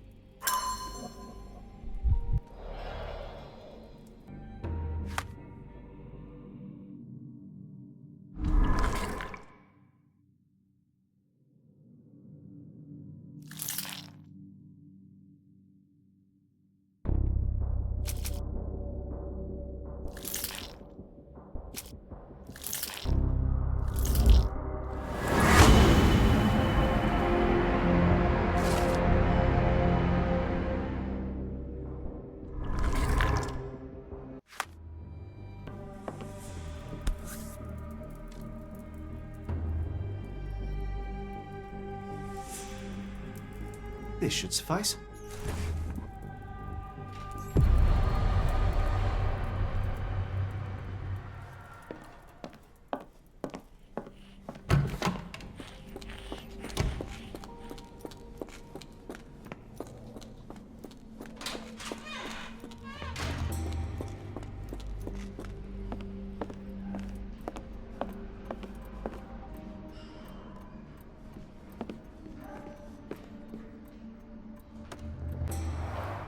Darn. No way I can get past him without being noticed.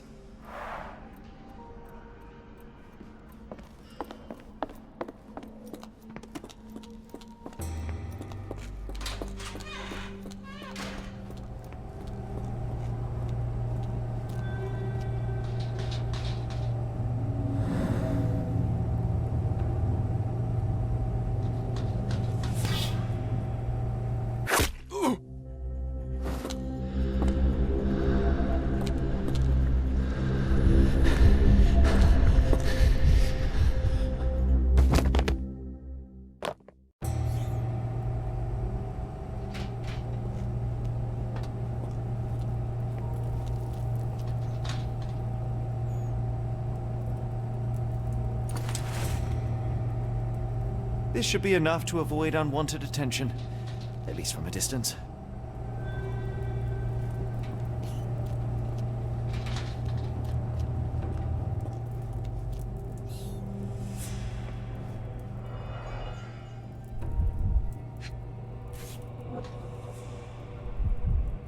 This is the same narcotic substance that we found in London. Manufactured and packaged here.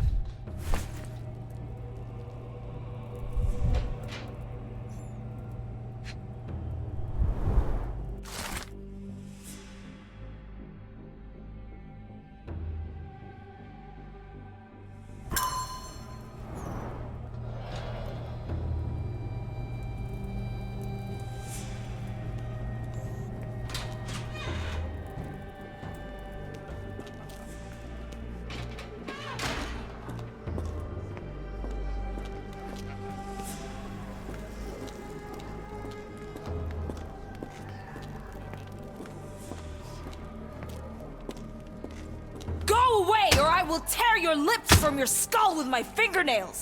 Miss, I'll gouge your eyes out and cut off your hands, just like you did to Heidi.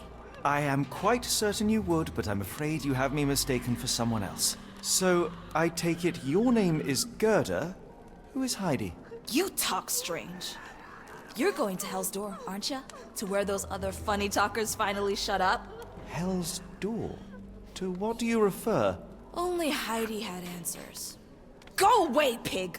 I said go, or you will spend your last moments on Earth screaming. This door won't stop me.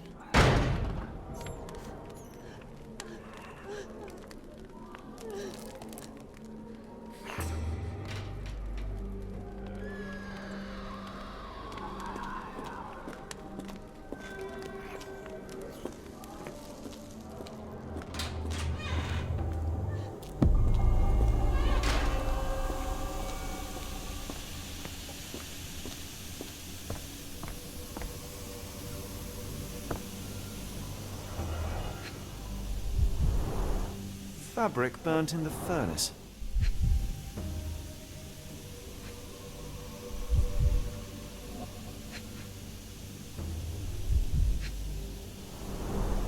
A jalabia, a traditional garment from northern Africa.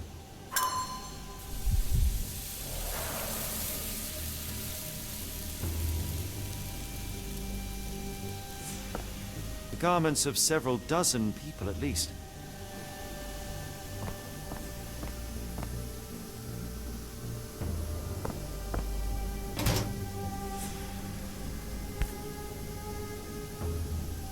So you're Heidi.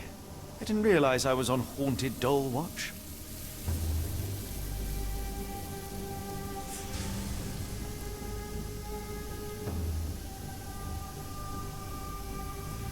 Good Lord, how unsettling. The damage seems intentional.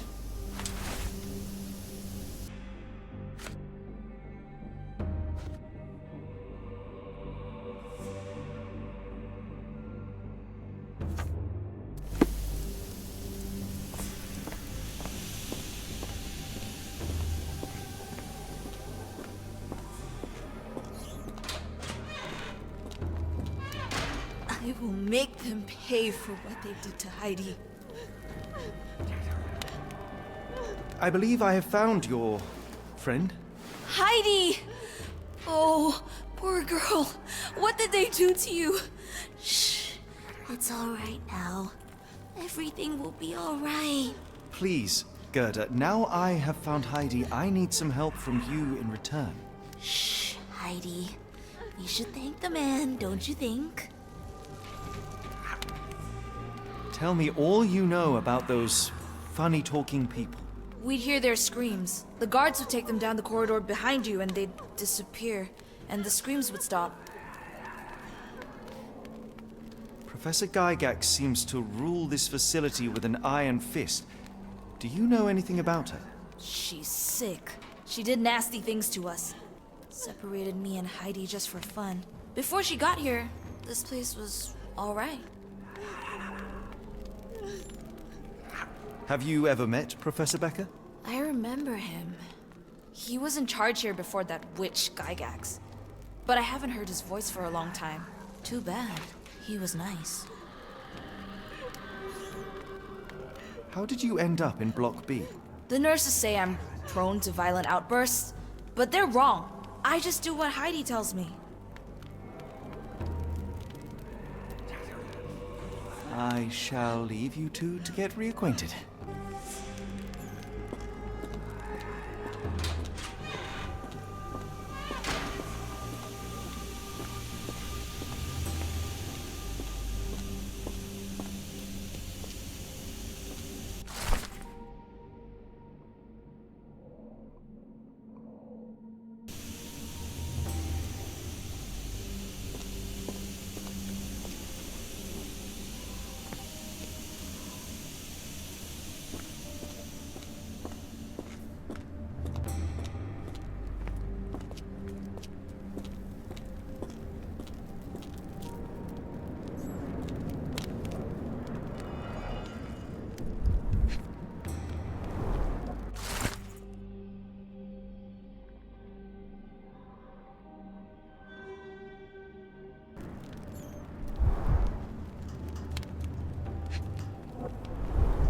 So this is how they kept the prisoners docile and harmless.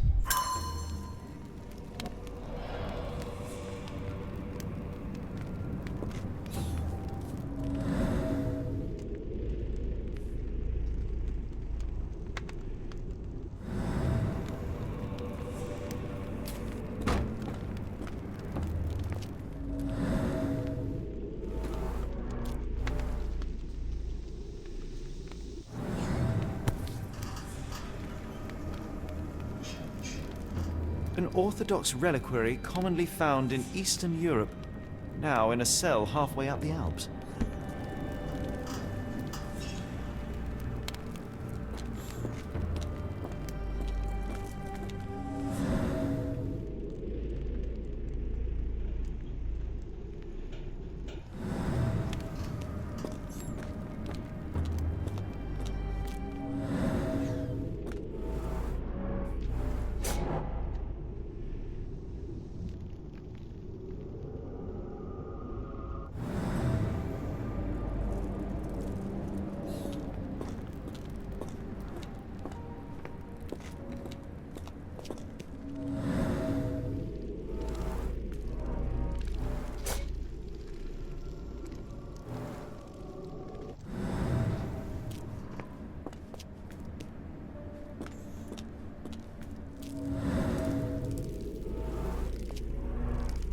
This stretcher was disinfected frequently.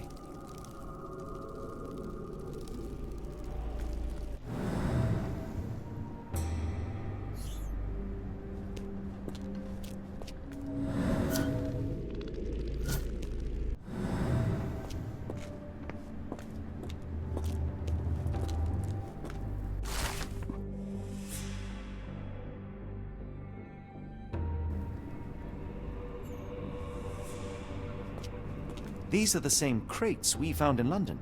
I should take a closer look.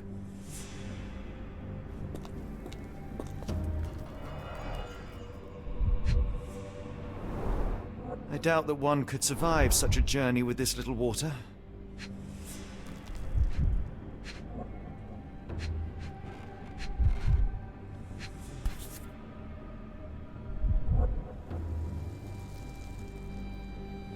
This is the same design as the one from London.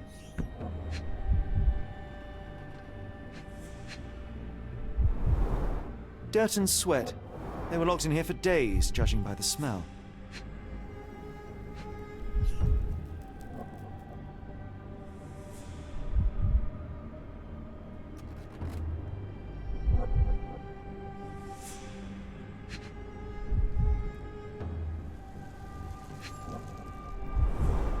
The kidnappers even provided airflow. How generous. This trip was prolonged and perilous.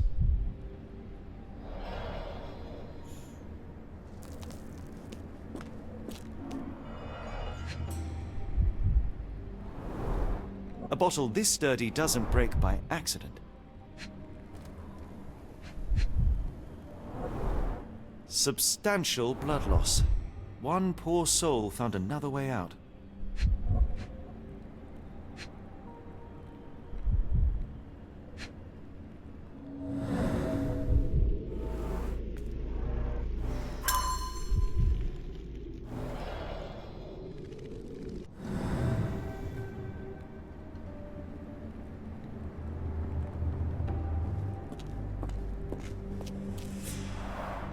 The stamp on this crate confirms it came from America. That's quite a distance to travel.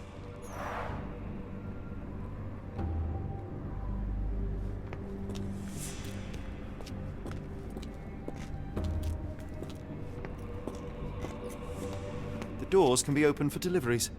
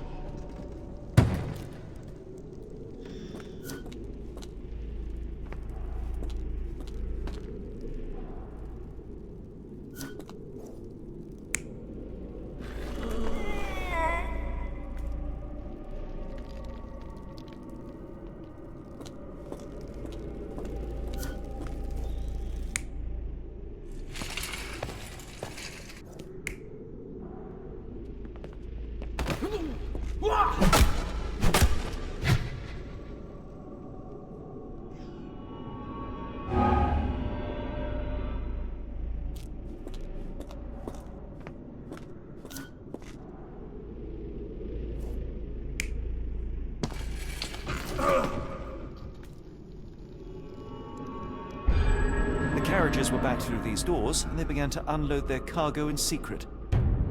Next, the crates were opened, freeing their passengers. Not everyone survived the journey.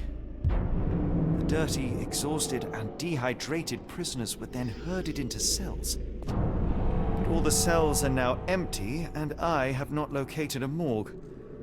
Time to find Hell's Door.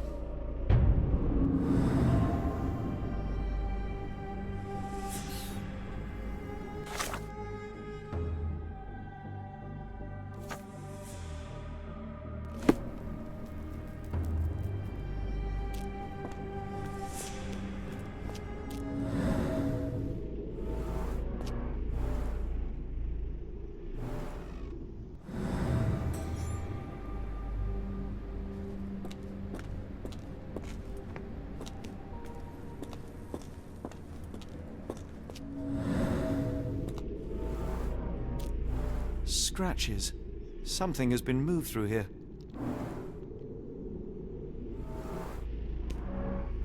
This seems to be a locking mechanism. The whole thing must be a door.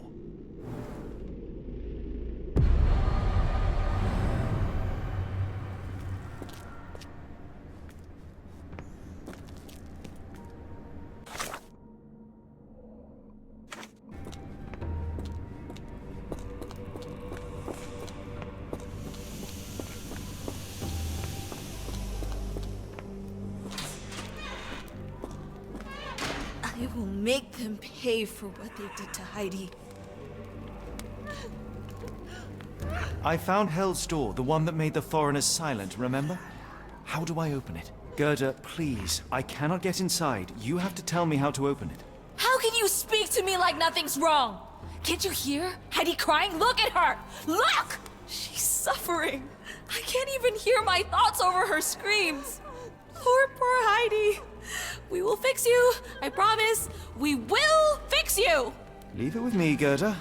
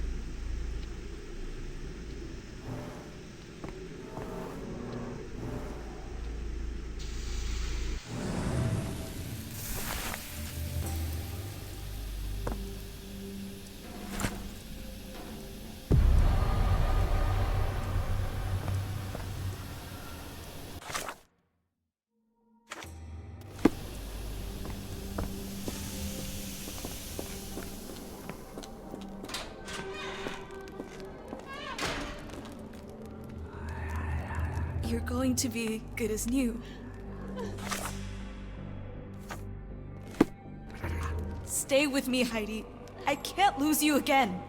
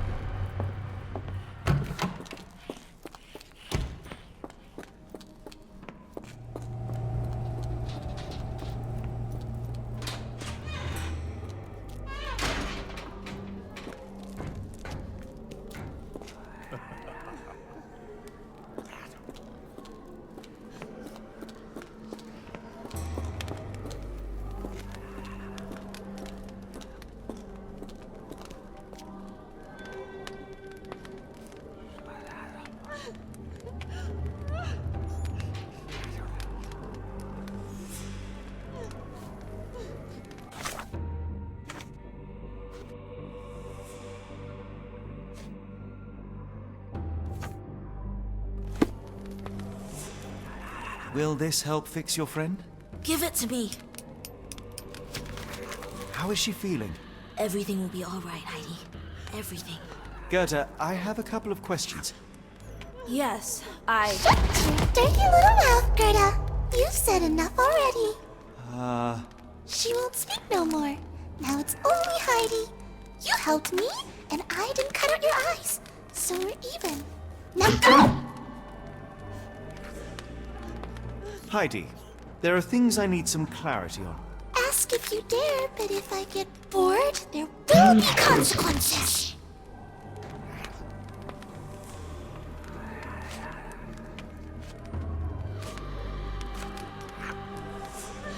I found Hell's Door, but it's locked. Is there a way to get in? Hell's Door? Never heard of it.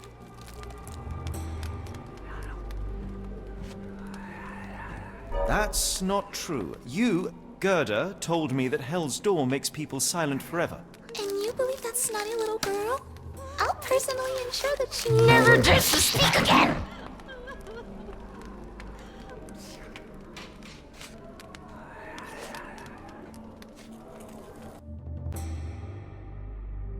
Professor Gygax hurt you repeatedly, scarred your body and mind. You are not protecting Hell's Door, you are simply afraid of the consequences were I to enter. I could tap your teeth out with a hammer until you choked on the blood in bits. You could, but then you would live the rest of your life in fear of Professor Gygax. I can make that feeling go away. How? I can stop her. But the key, Heidi, the key to Hell's Door is critical to stopping Professor Gygax. And I think you know where it is. Tell him! But you said... And now I say tell him! The professor... She has a special key. Keeps it close and only brings it down when new people go through. Behind those closed doors, those people start to sing. Oh, they sing in so much pain. Gygax. Of course. Thank you, Gerda. Heidi. I must leave. Leave? You joke. Nobody leaves the Edelweiss. Now you will be with us forever!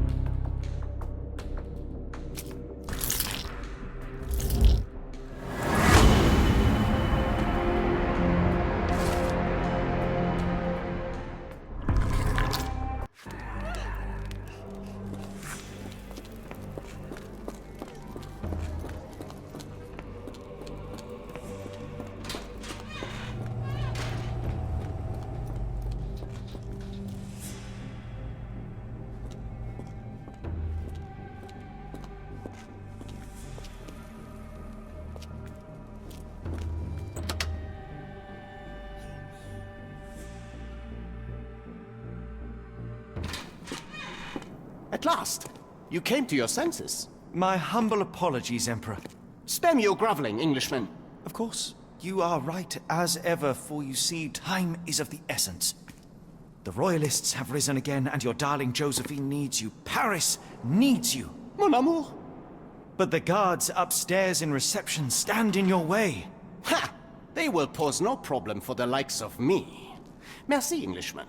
When I return to Les Tuileries, I shall make you a general. Oh, you are too kind, Emperor. Now go.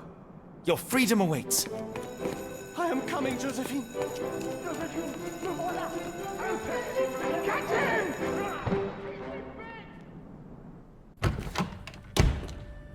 Psst. Watson. Over here. Holmes? What are you doing here, and where did you get that outfit? It is unimportant. I require your assistance. What is happening, Holmes? I need an explanation. It's quite simple. I created a distraction so that I could tell you something important, and in turn, I need you to acquire something important for me. How can you call any of this charade simple? Watson, we can discuss this later. Time is of the utmost importance. The kidnapped people may still be here. This is what I know so far. What?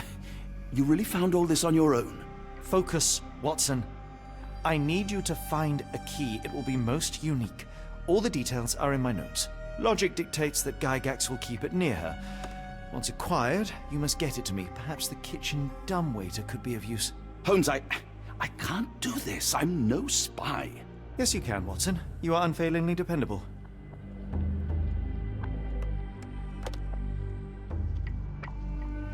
Dr. Watson, visitors are not permitted back here. I'm terribly sorry, Mr. Kuntz. After the war, my nerves, I fled all that commotion. It is nothing. A patient attempted to escape. He will not get far. Now, if you would like to follow me.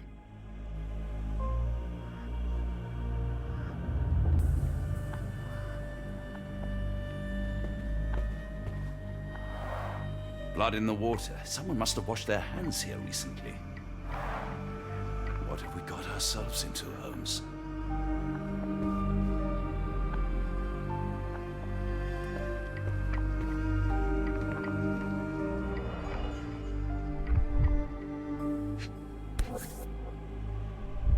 Perhaps I should take this. For all I hope it won't be needed.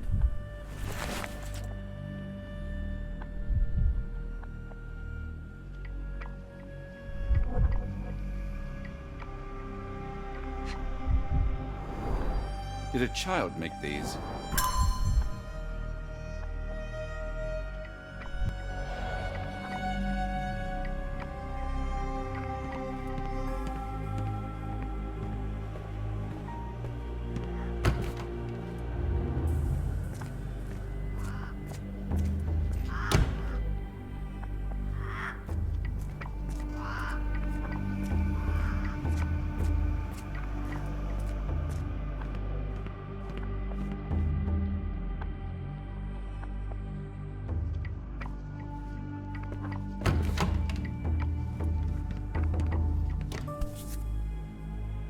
Photograph seems recent. A commemorative photo album. Been a while since I've been in one of these.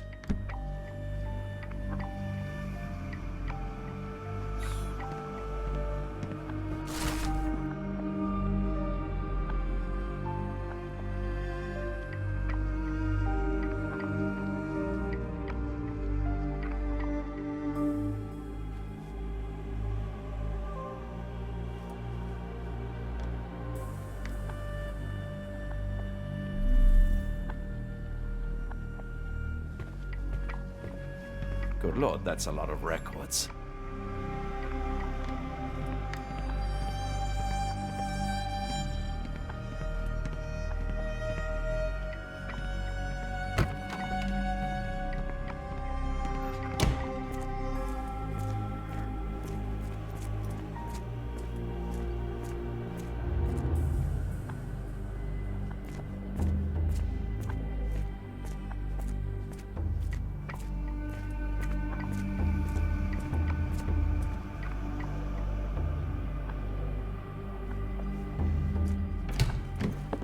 Ah, Dr. Watson.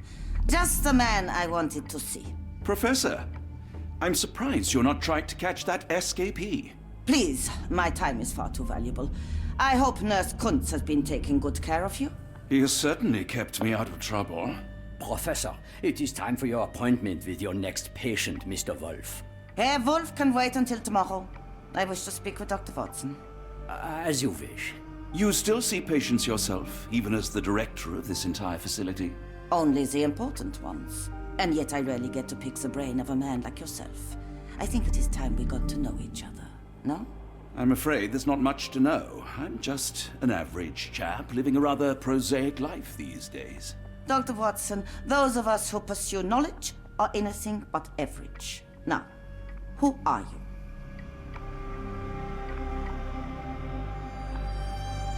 I'm a physician in search of a stimulating career.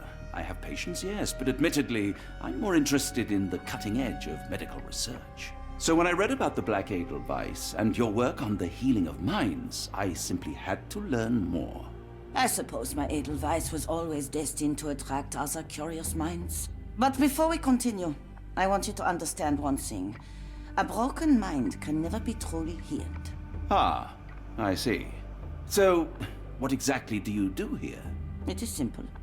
If you cannot fix a person's nature, you must force them to forget it. Surely there are other methods of treatment. How naive. You remind me of a man I once knew, Professor Becker. But we do not speak of him anymore. A colleague? The former director here. One day he realized that Edelweiss had outgrown him and had to leave his house.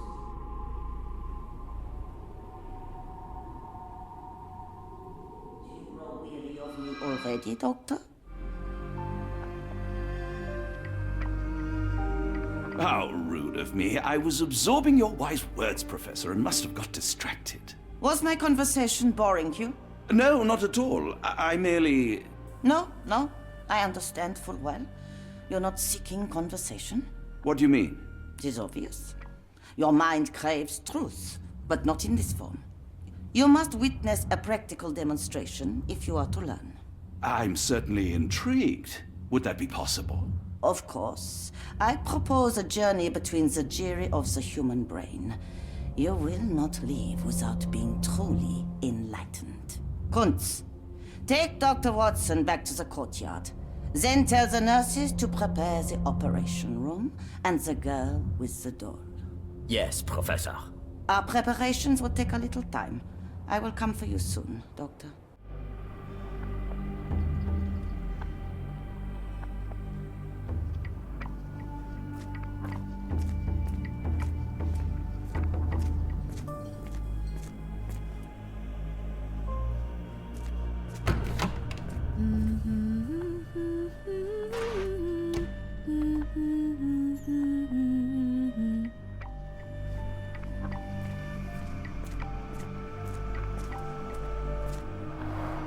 Looks dusty but functional. Oh, we never use that. I think it connects somewhere downstairs.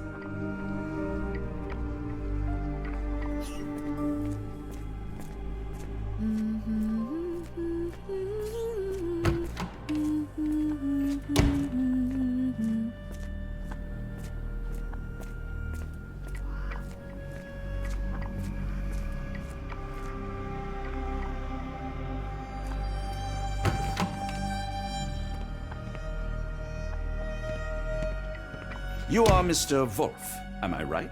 Oh, hello. Who might you be? My name is Dr. John Watson. I wanted to talk with you, if you didn't mind. Ah, Doctor. I don't suppose you could help. I seem to have forgotten where I am. We're in the Black Edelweiss, Mr. Wolf. It's an asylum in Switzerland, and you are one of its most important patients. But why am I here? That's what I was about to ask you. I can't remember. Sorry, I can't remember anything. It's all right, you don't need to push. Try to relax. Let the thoughts come and go. Now, what comes to mind? Mr. Wolf? Oh, hello. Who might you be? We just went over this. I'm sorry, but I don't think we've met. We were just discussing this facility, the Black Edelweiss Asylum, and why you are here. That name does sound familiar. Holmes, the things I do for you. Excuse me, who are you? And who's this Holmes fellow? I am Dr. Watson, and Holmes is, well, you could call him my imaginary friend. That's just a little joke, don't mind me.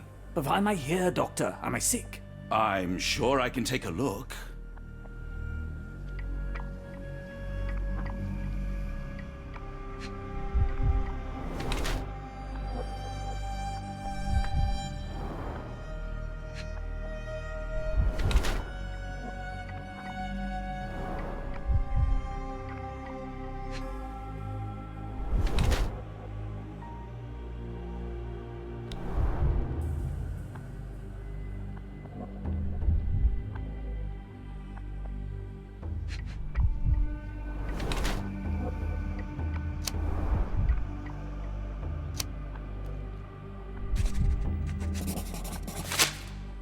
Dear Lord, what did Gygax do to you?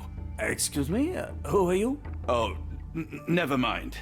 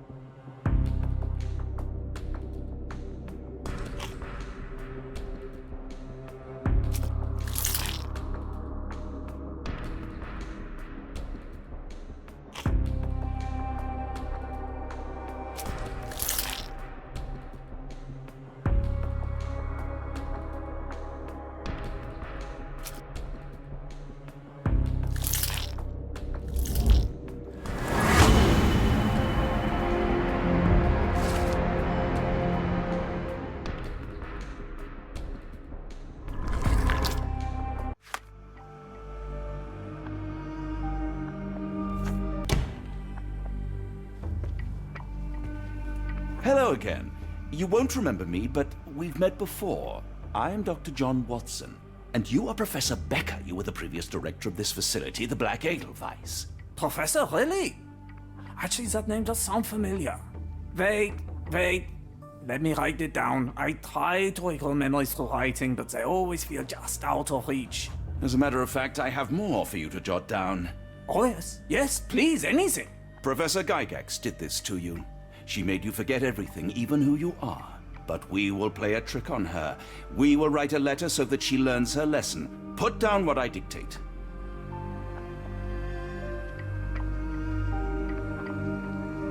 Dear Professor Gygax, your vile work has ruined countless lives through needless suffering. Your methods serve nothing but to show your own sick emotional state.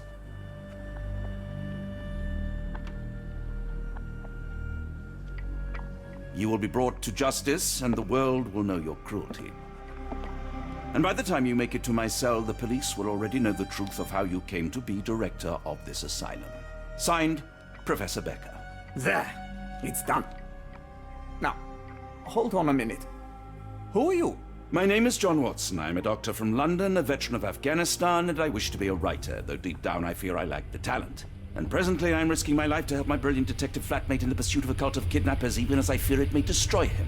I'm tired and hungry, and I have not had a good bath in weeks, and yet despite it all, I feel alive. Any more questions? Good heavens, sir. You're as mad as they come.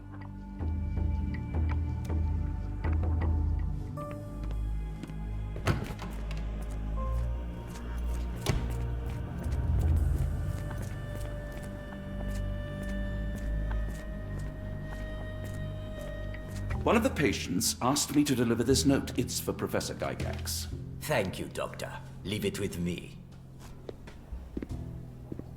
A letter for you. Unbelievable. Kunz, with me.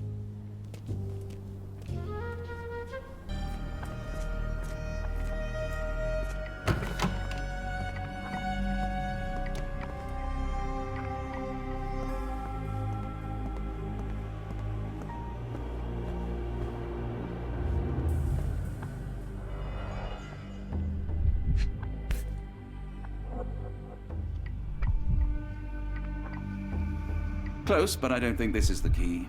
This is too small to be what Holmes asked for.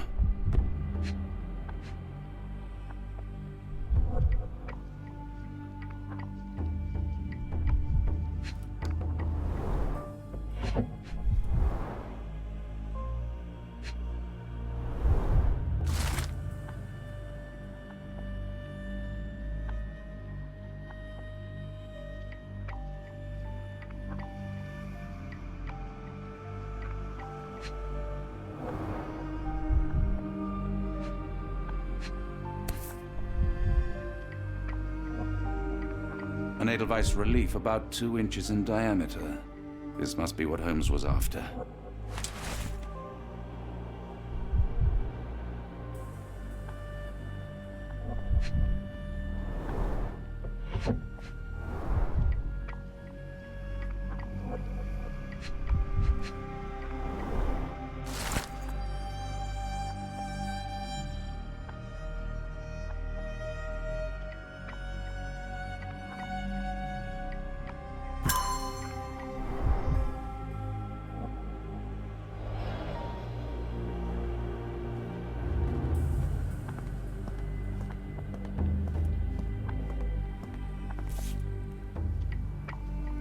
Nothing special about this.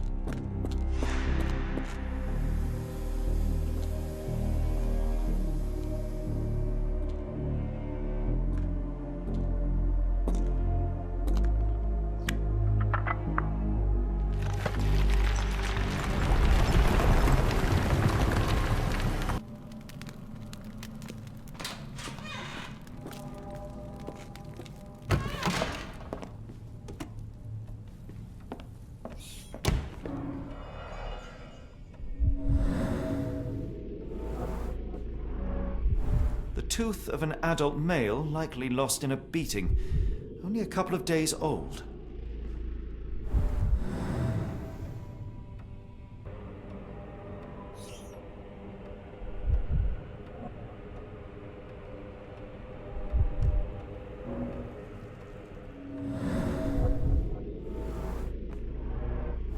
The inside of the cuff is worn. It's been used often.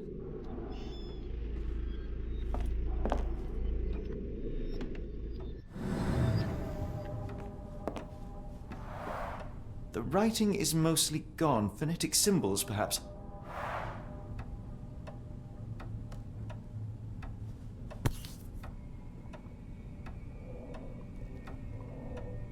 A wax cylinder.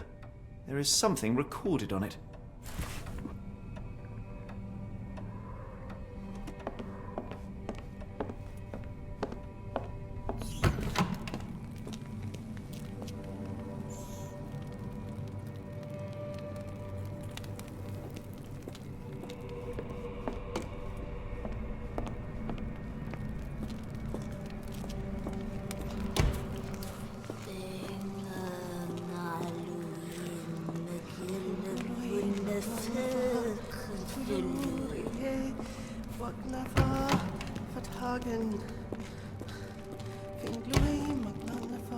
Oh, the spell.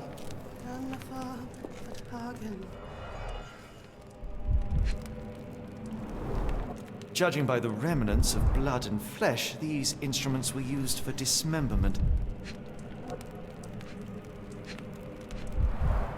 Dear God, is that body parts? Utterly inhuman.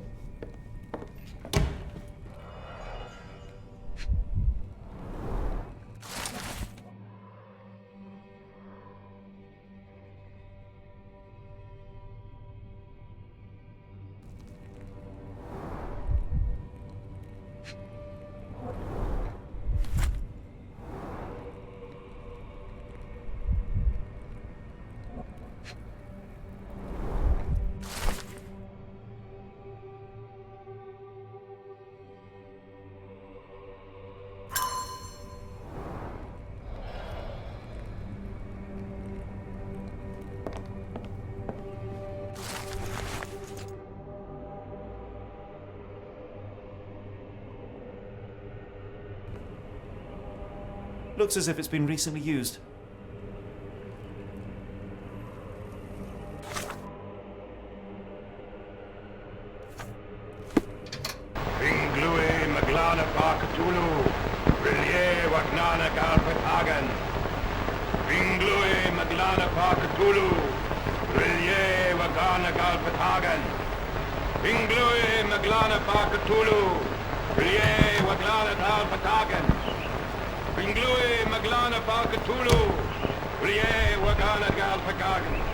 Dynamo machine. Provides electrical stimulation for the person in the chair.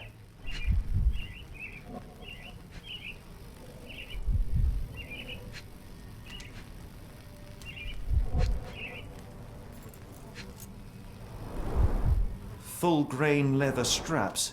Impossible to escape.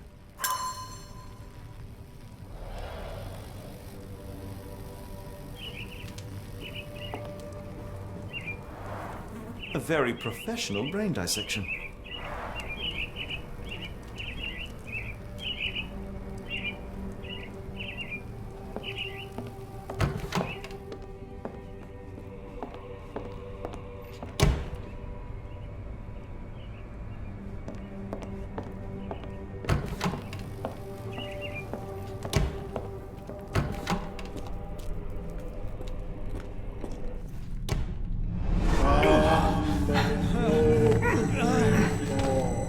Get out of my head!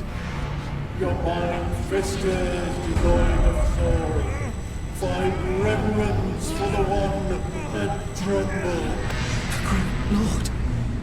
Left your surrender your soul and become a servant of madness. Please! No more! Stop it! Watson! John! Somebody! Wretched mortal, do not fear what is to come. Let him rupture our world anew. Awaken! And let the world behold!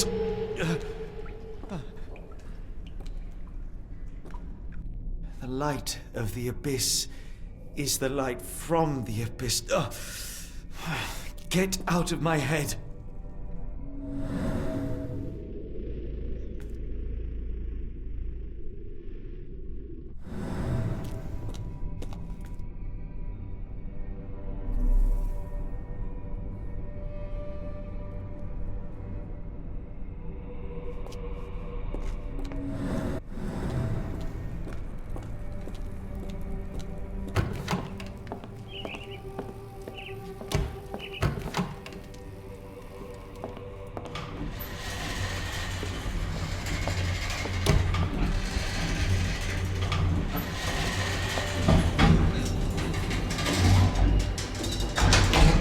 Hydraulic elevator, how ingenious.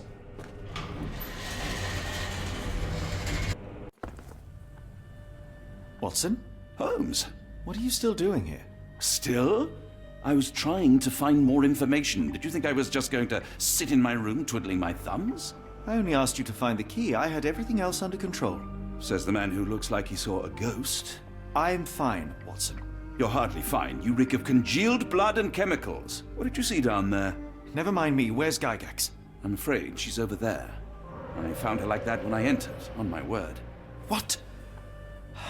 She was our biggest lead. Yet another wrinkle in our investigation. What do we do now, Holmes? Hush. Let me think.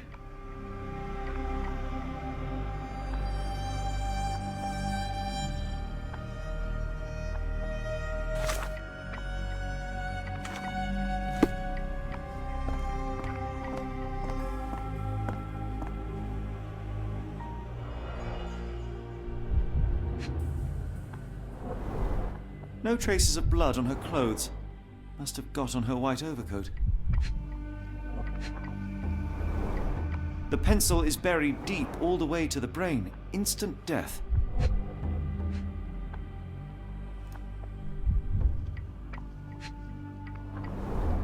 The patients here wear the same robes.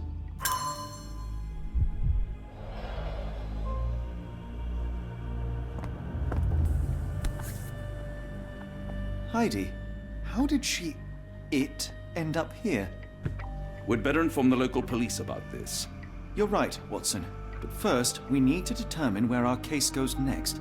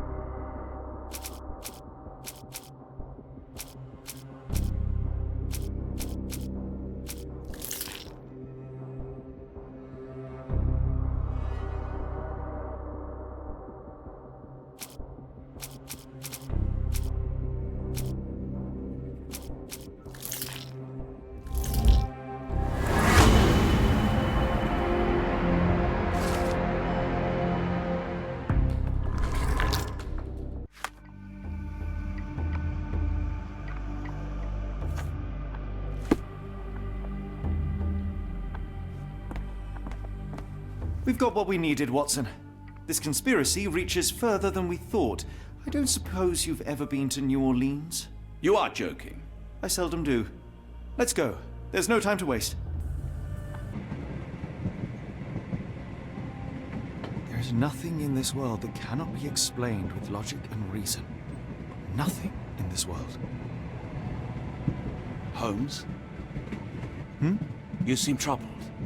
I'm not troubled, Watson. I am preoccupied. That place was awful. Inhumane. It would be natural to experience some feelings of shock or fear.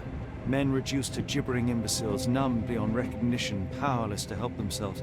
When a doctor does go wrong, they are the first of criminals. They have the nerve and they have the knowledge. That woman did not deserve the title. Such casual cruelty for such selfish aims. I knew another man like that once. He treated my mother, perhaps even killed her, depending on who you ask.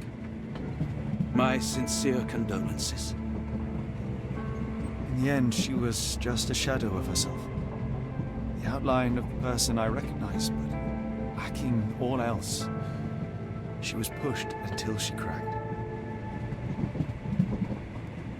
Should you see me cracking, John, I must ask you to intervene. Nothing compels us to pursue this matter further, Sherlock.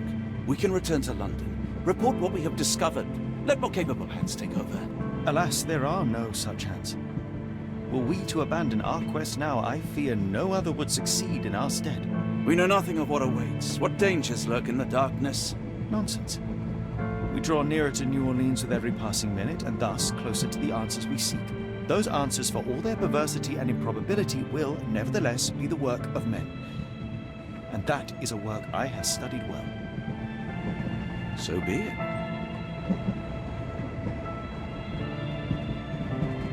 I know you to be a diligent author, but if I may make one request. Kindly omit my mother and her suffering from your tale. Of course. Thank you, John.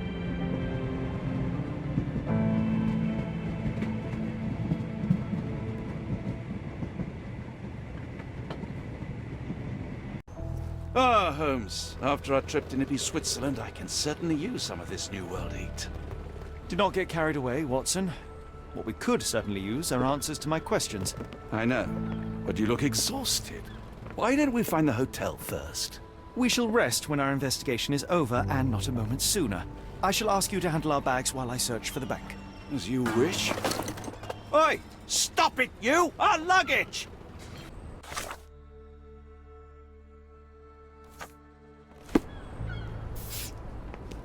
Can I ask you a question? Oh, I know this. Yeah, let me help you.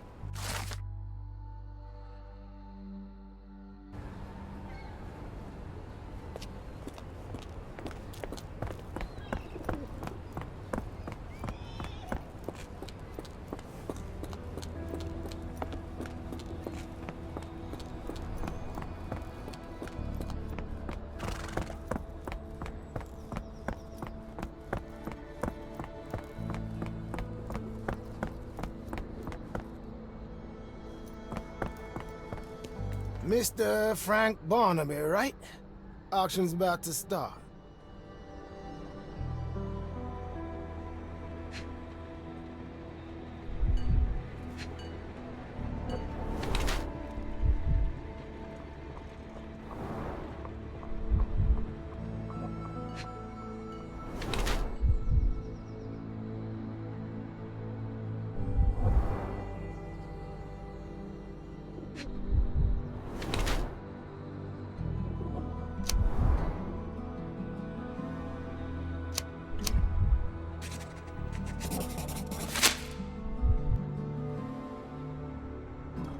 In the flesh. Now, if you'll excuse me.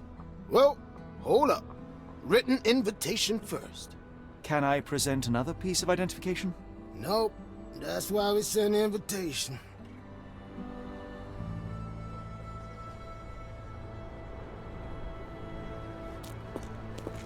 Holmes, over here. Any luck? None. They're holding an auction, invitation only. The good news is, I know who might have one. We need to find Mr. Barnaby. Who? Frank Barnaby, most likely a local. And you think Mr. Barnaby will be happy to share his invitation? Let us first find him, then we can see if he is the generous type.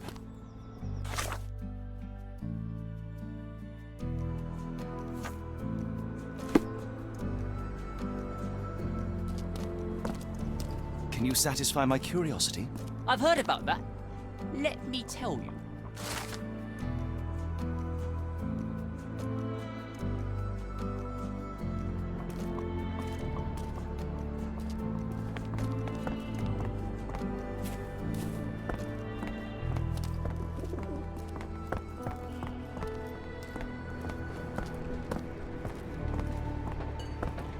How marvelous, Holmes. A city within a city. Indeed, those lanterns are delightful. It is as though we have been transported to the Orient itself.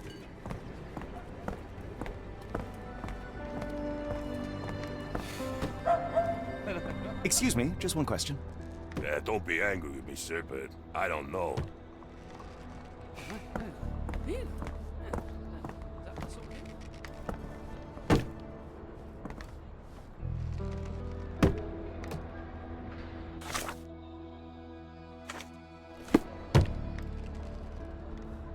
Locked. No one's here. Rather unassuming for a jewelry store. Damn, he at it again. Barnaby still owes you. If he can't pay in greenbacks, he'll pay in blood.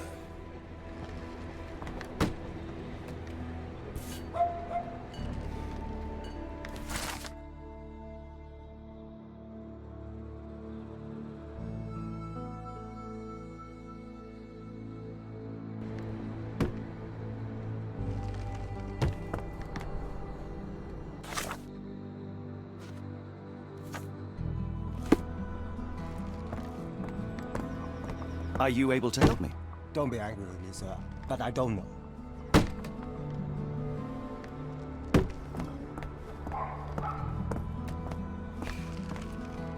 Are you able to help me?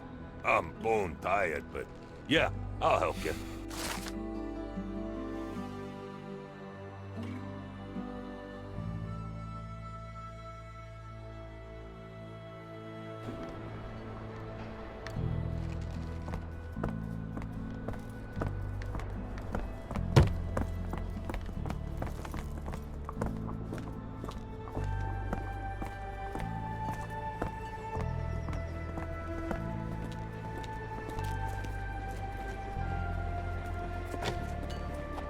This place.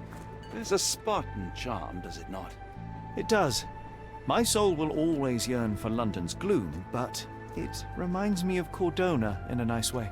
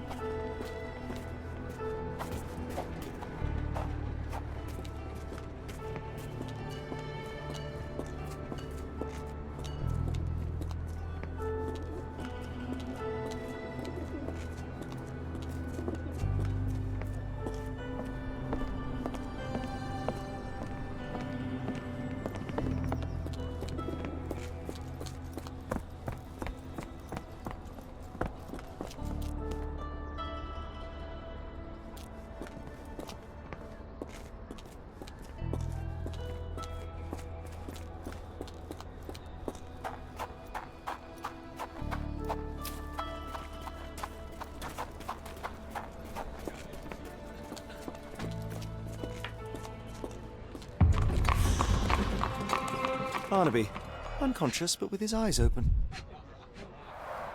Look, Watson, the two of you are just alike. Oh, great. So I look like a haggard alcoholic.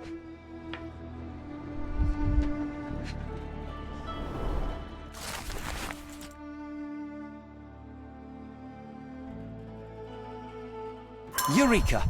What have you got? An idea. First, we'll need Mr. Barnaby's clothes.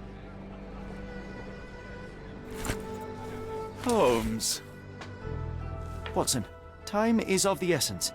You will go to the bank, not as yourself, but as Frank Barnaby. Holmes, we look nothing alike. The hat and coat will do the heavy lifting. Just stay cool, play the part, and no one will notice the difference. Trust me. Holmes, must we really indulge in this farce? It worked in Switzerland, didn't it? Sure, if you redefine the word worked.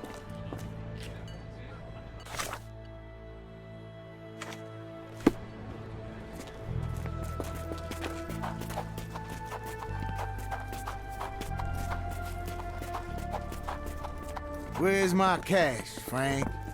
In the bartender's tip jar?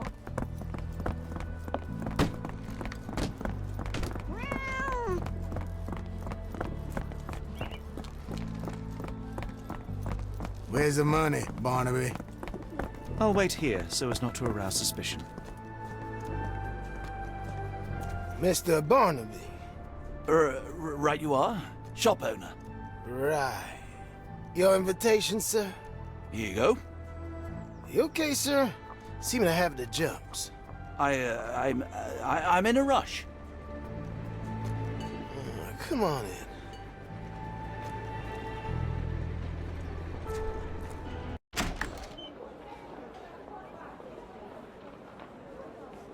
Heavens, I never seen gems so big. I simply must have them.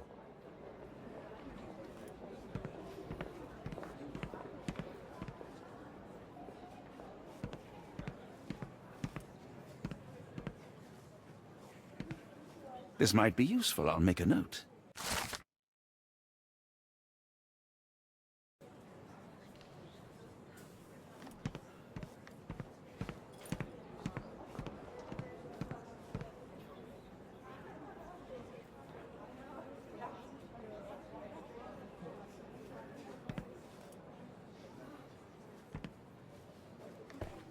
Morning, sir, and welcome to the E.W. Gray Banking House. The auction will begin shortly. Name's Zoe Clemens, and I'd be delighted to help you.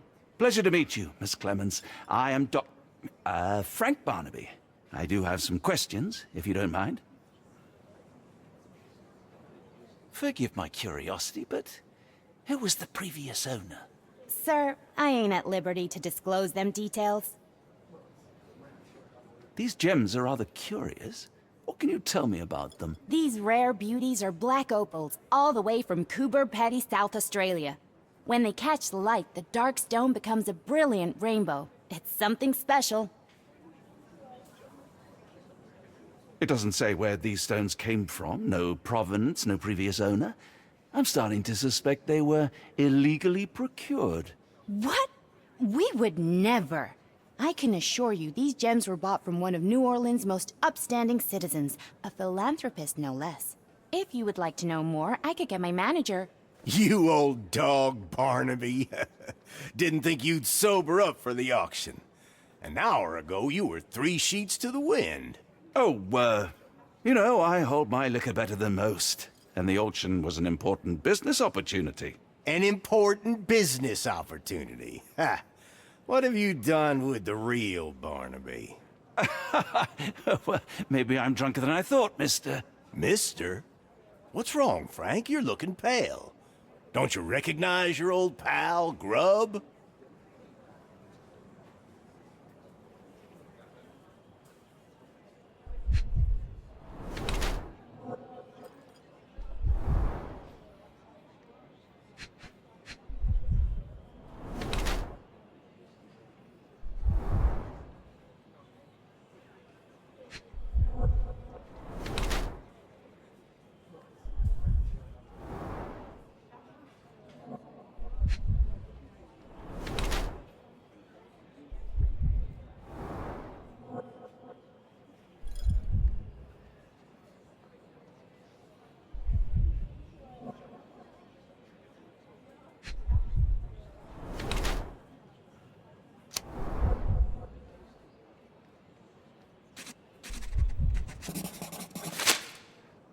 Of course I know you, Sheriff. Good. Now, while I have you, there's the matter of your outstanding fines. I've been more than reasonable, but I'm afraid the bills come due. Fines? Right, I'm afraid I don't have anything on me. That's funny. Ain't you at the auction? I weren't born yesterday, Frank. Now, assault, battery, disorderly conduct, that's serious stuff. You got off easy, but if you don't pay up, things get a whole lot worse. Look, Sheriff, I'm not actually... Whoa. Think careful now, 'cause Frank Barnaby only owes us cash. But fraud, impersonation, that's weasel behavior. And you know what we do to weasels round these parts. Feed 'em to the gators. So, Frank, what's it gonna be? Here's all I have. Mighty fine of you. The people of this parish deserve peace. They don't take kindly to visitors. Don't miss that boat tomorrow morning, Doctor.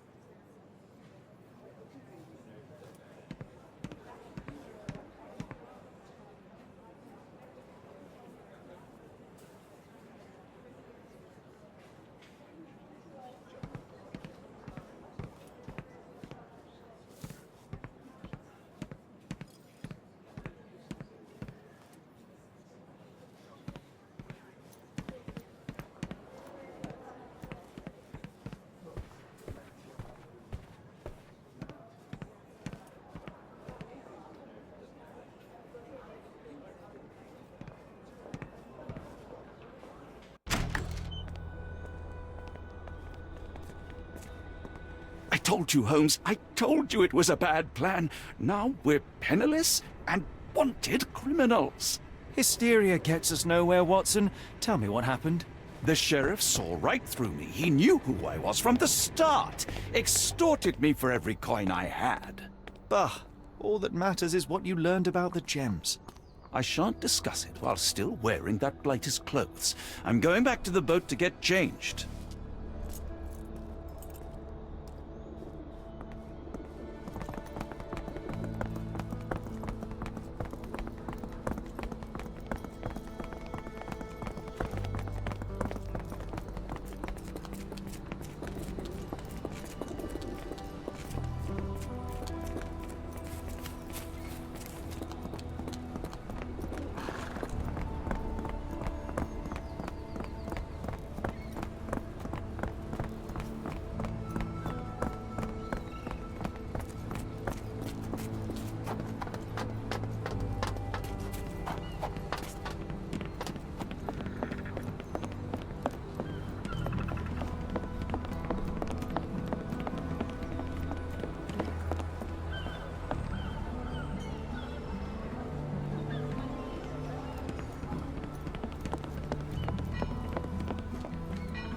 Oh, bollocks, now our clothes are in the bloomin' water. It was like the luggage had legs of its own. Oh, Mr. Pratchett will have my head. I ain't sure what you did to the sheriff, but it must have been something real hairy to have him chuck your luggage off the pier. With respect, miss, have we met before? If you were the real Frank Barnaby, yeah, we would have. But where are my manners? I'm Lucy. And you are? John. I didn't mean to be rude. I've just had a difficult day, miss. Well, it's barely noon. And you've already made an enemy in Sheriff Grubb. The man starves his gators just in case someone crosses him. John who? Watson. Well, Johnny, if you plan on sticking around, you better change that suit, or Frank's reputation will catch up with you. And then you'll be a John Doe. Alas, I think one of those gators is currently devouring my spare clothes. You've got yourself in a fine pickle. All right, come on board the Nymph of Louisiana, and I'll sort you something to wear. The nymph? Is that what it sounds like? Why are you helping me? Well, let's just say you ain't the only one who's had run-ins with the sheriff. Way I see it, this city deserves better. Now quit your stalling and head on over to the Nymph. I'll be in room 6. This Mr. Barnaby is proving rather useful. Perhaps you're not so different after all. One more word, Holmes, and I'll hand you over to the sheriff. Sorry, was that John talking or Frank? Oh, go annoy someone else while I visit the Nymph.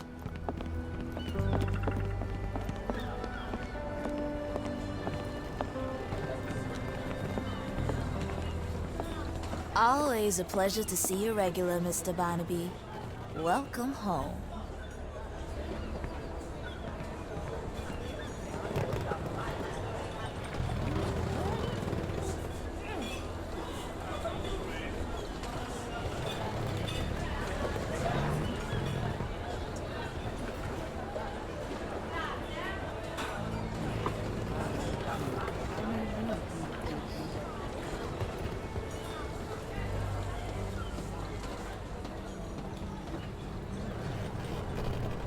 Well, look at you. All dressed up with nowhere to go. I can't thank you enough.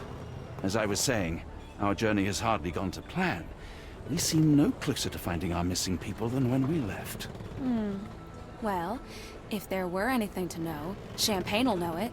She's across everything in New Orleans. Look for her in the fisherman's village behind the Creole Quarter. Thank you again, Lucy. I shall make my way there now. Good luck, Johnny. Keep out of trouble.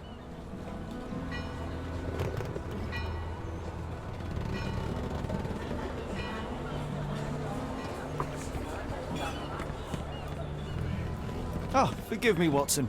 The difference is plain as day. What a remarkable transformation from Barnaby. If we're critiquing You know, wardrobes, I think Holmes, the maybe you look can explain actually why you used to compliments roll you. just one sleeve Why up. bother Did you changing get it? bored halfway through?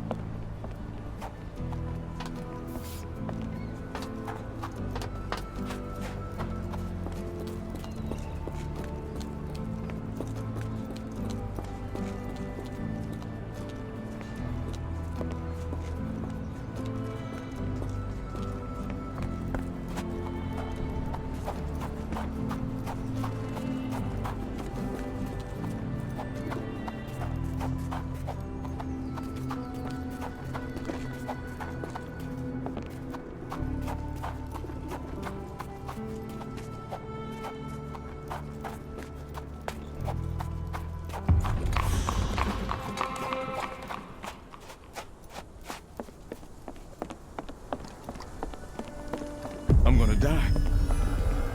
Gonna die.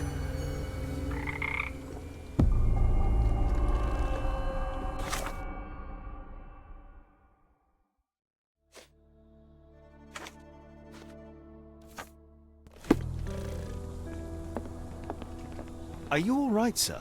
It'll come again. I will die. What happened? The lower of death came to me last night.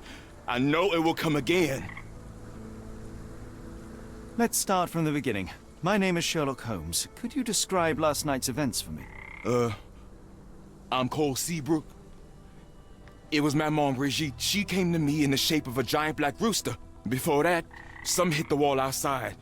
Then she came in. She took my will and she led me to the water. Perhaps you were dreaming? I wish I was. The Great Gator was there. It called me and I couldn't resist, but then the spell broke and I managed to crawl ashore. Interesting. I know how it sounds to an outsider, but it was the lower of death and it ain't finished with me. You mentioned a lower. What is that exactly? You outsiders only know one God. But there are many and we call them lowers. And Maman Brigitte is one of them. She is the lower of death and life. She heals the righteous and punishes the guilty. Did you feel anything apart from fear last night? Yeah. The signs of Maman's presence, no doubt about it. Everything became blurry, and my mouth was dry, and the light became very bright. That is something.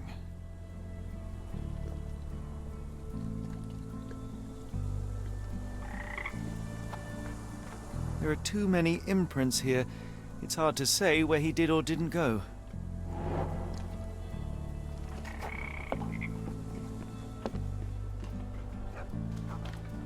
Are you a good fisherman, Cole?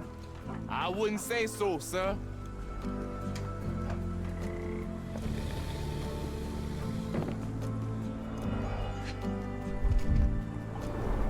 Supper leftovers.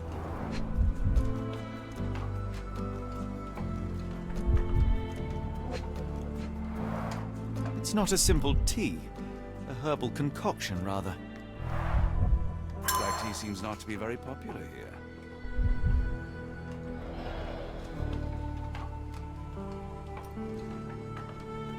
He dropped a cup here.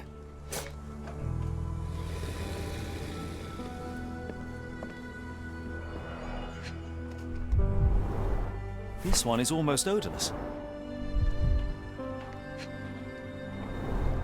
It smells sweet.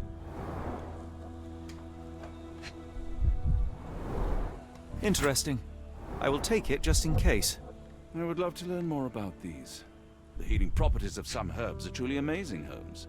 And some are extremely cold ground herbs here.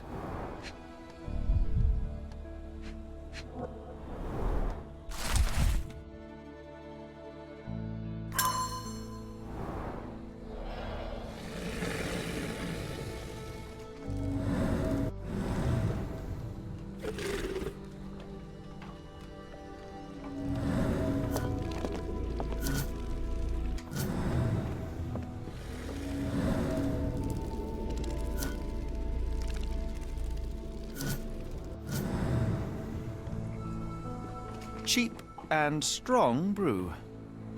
Some chewing tobacco leaves.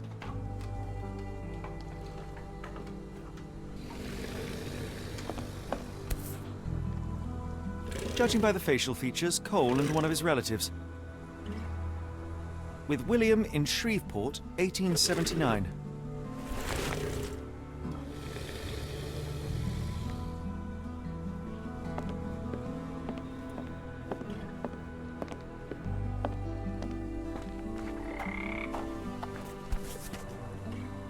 A feather. Not black, however. Did you really expect to find the feather of rock here?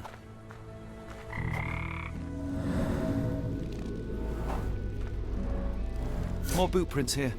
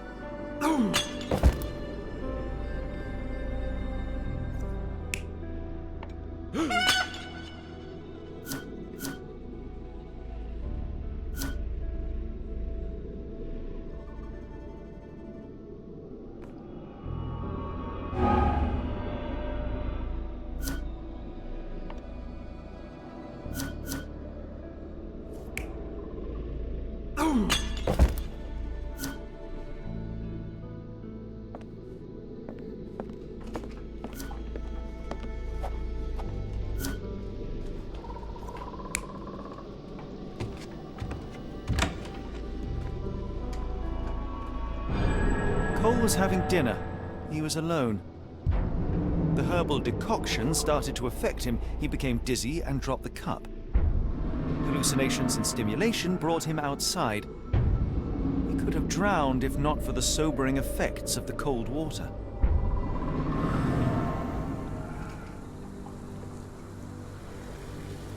Sir?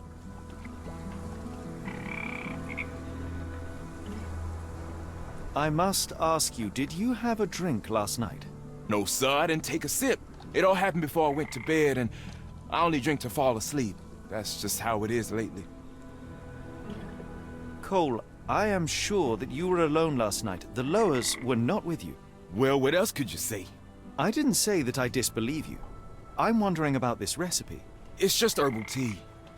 I went to Mr. Samdi and he gave me the recipe to help calm my heart. Is he a doctor? He is a voodooist. It was risky, but all I wanted was some sleep. Where can I find him? On the side of the church at one of the entrances to the Fisherman's Quarter. Look for a Veve sign, but watch what you say. He has the power of voodoo. I'll be careful.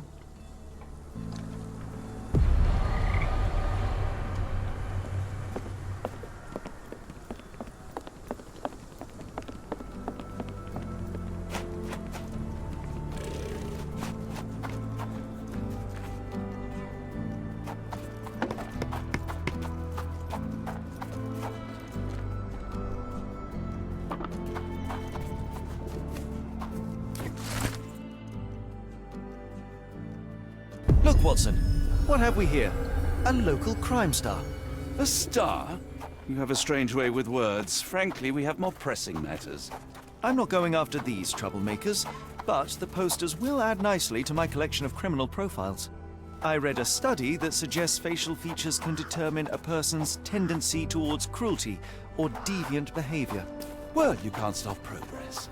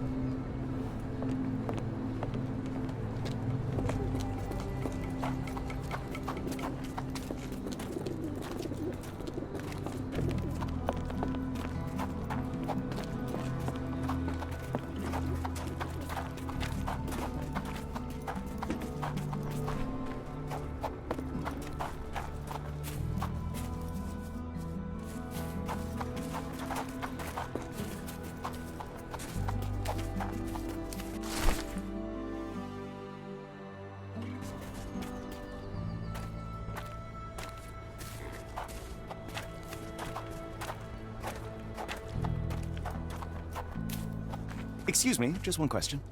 Oh, I've heard talk.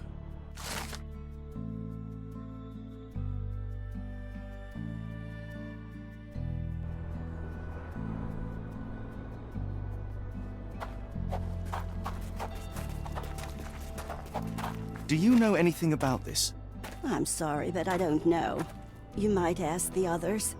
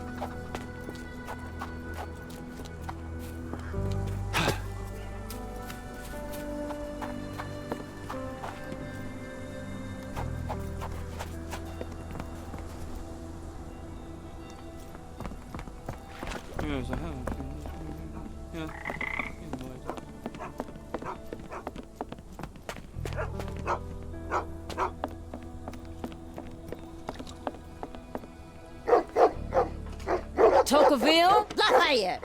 Hush now. No offense, Sheriff. Them two don't take kindly to gents. Especially foreigners. How can champagne help you? Trip to the bayou? Feeding a huge crocodile? Some other time, perhaps. Word has it you know everything that goes on round these parts. Maybe. Maybe not. What you want to know? The bank in town recently purchased a valuable collection of gemstones from a wealthy man. What do you know of it? Sure. I hear everything. This time I tell you for free. Next time, you pay. Thank you. May have been 1, 2 weeks ago. Rich man's butler sold him some black opals. And this rich man is? Don't know his name, only that he from the French Quarter. Folk back in town could take you there. That's all I know. You need a boat? I hire him out for dollars. Or a bottle of you-know-what. Thank you for the offer and the help.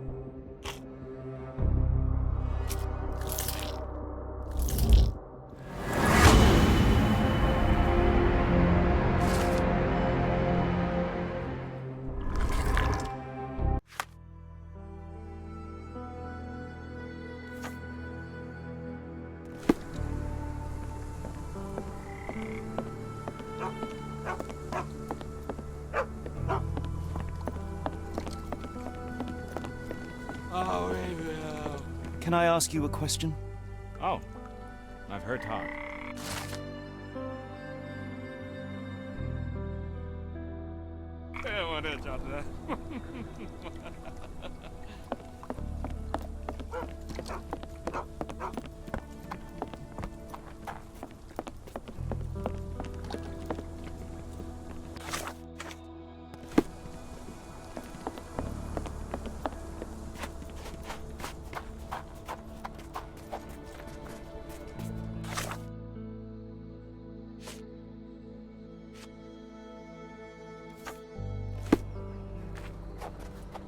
Can you satisfy my curiosity?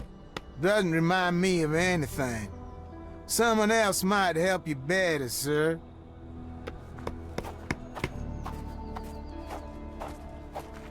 May I ask you something? What makes you think I can be of any help?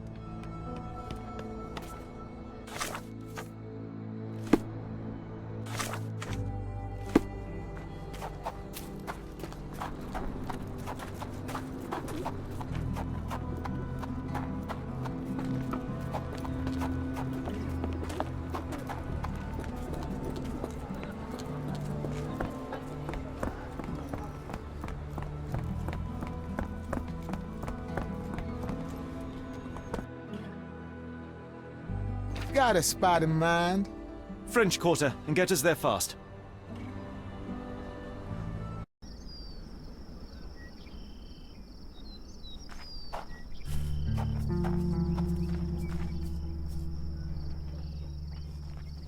You know, Watson, the opulent mansions and stifling heat remind me of my time in the Mediterranean.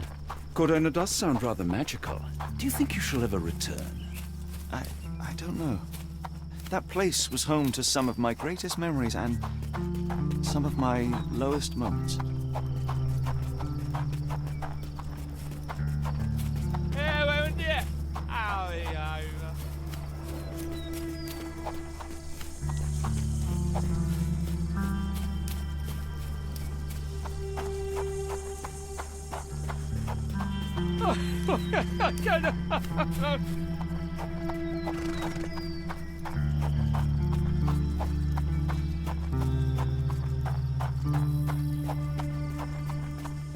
Lord help me. Excuse me, miss. Are you all right? What is your name? Eula, sir. Waiting for someone, Eula? Yes, sir. My brother Davy. He works for Mr. Arneson in that mansion yonder. Been 5 days now since I last heard from him. Come now, why all the tears? Something happened to Davy. I feel it in my bones. Do you think he may have left the premises? No, sir. Davy, he ain't like you and me. He's smart in some ways, but he can't talk. Not a word. He's pure and kind. Fear not. We will look for your brother. One presumes this gate is locked. Is there any other way inside? There's another entrance through the stables you could try. That's where I meet Davy normally, but I couldn't get in. See, I couldn't find the key. It wasn't in its usual spot. Please hurry, sir. Find him for me.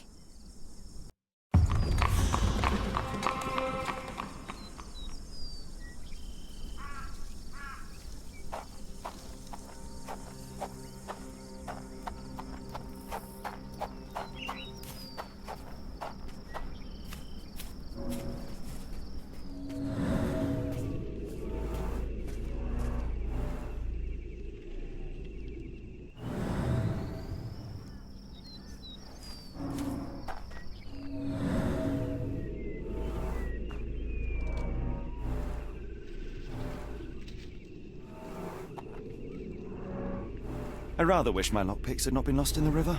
Along with all our clothes, books, tea.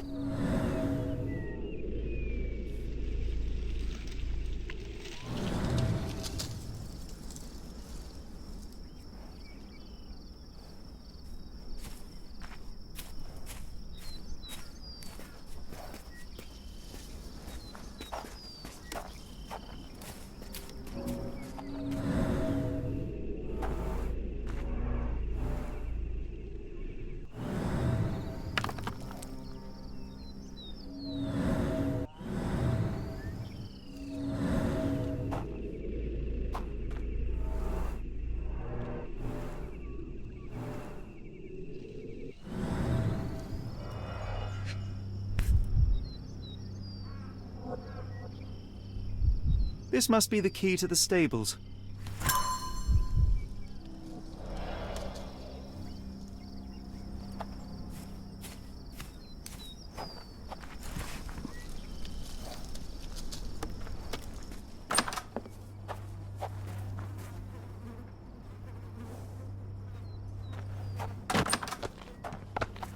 Poor animal has been suffering for days. It's dehydrated, Holmes. Without water, it will die.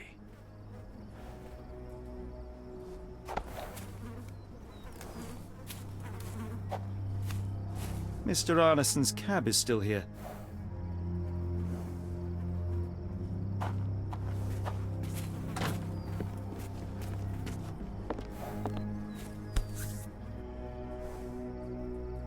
Cayenne pepper. Half empty. Or as Watson would say, half full.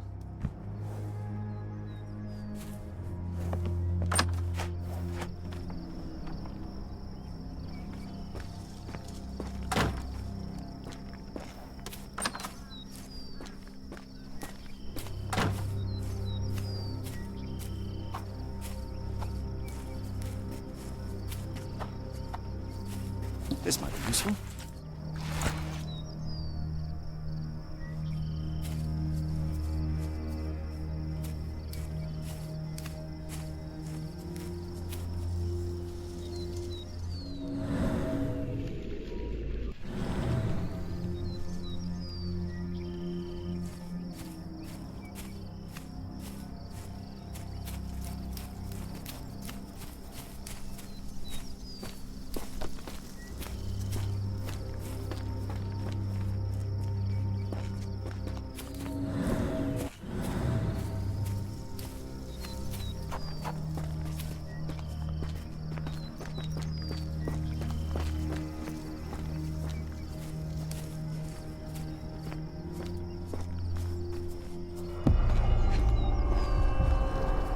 Size 10, the owner's footprints were shallow.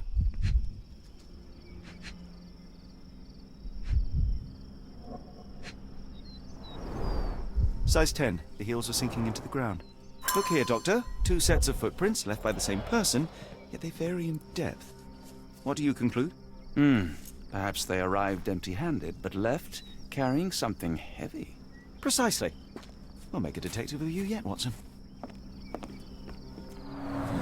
There's blood here.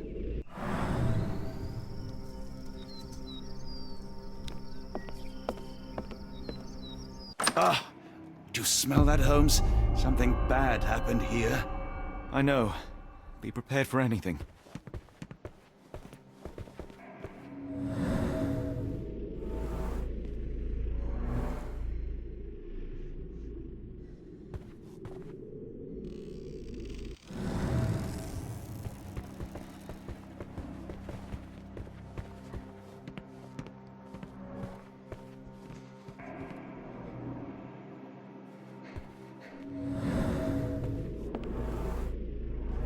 A few drops of blood, but not from a mortal wound.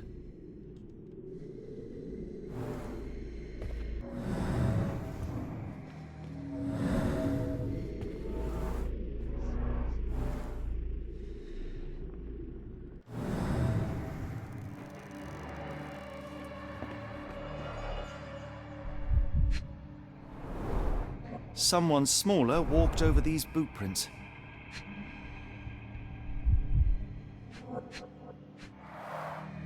A trail of wax leads to the door.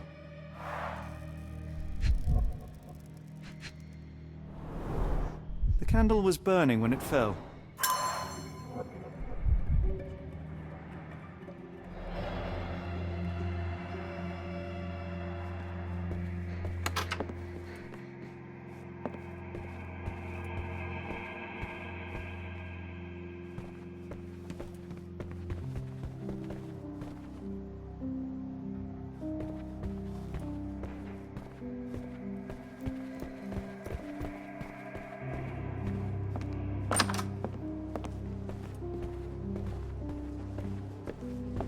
Watson, would you please lend me your medical expertise?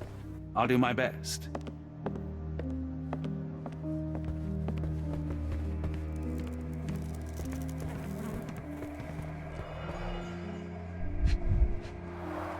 An enormous blow shattered her ribcage.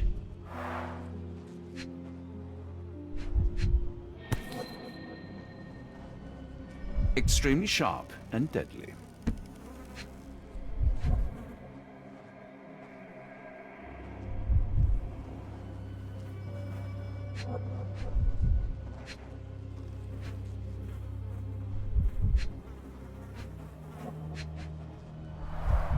Blooded, broken nails.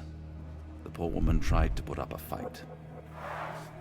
A wound like this could only be dealt by a man of incredible strength. And cruelty.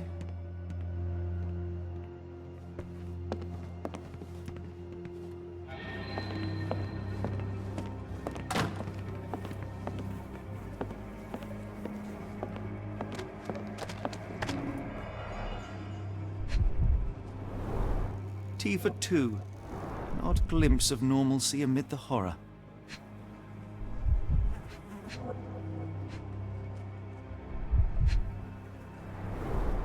A used kitchen towel.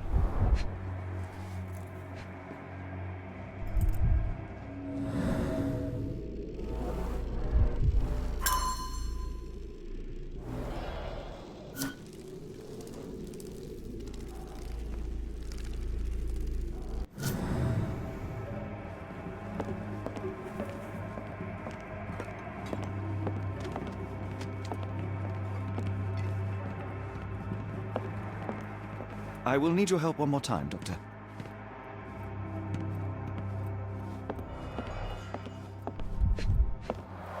A deep stab reached the man's heart. Clean edges suggest a sharp blade, but the wound is too wide for an ordinary knife.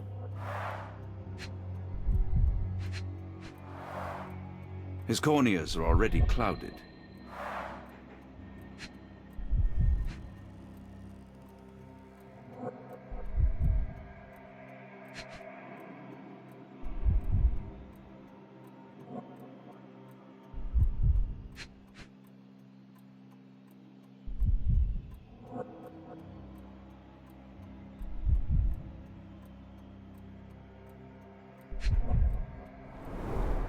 Hay on his trousers suggests a gardener or groom.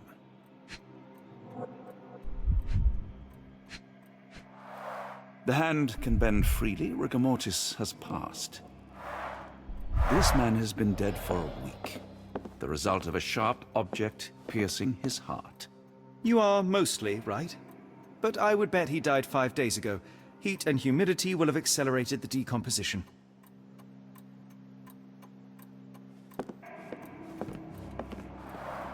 Someone was bleeding, but it doesn't look lethal.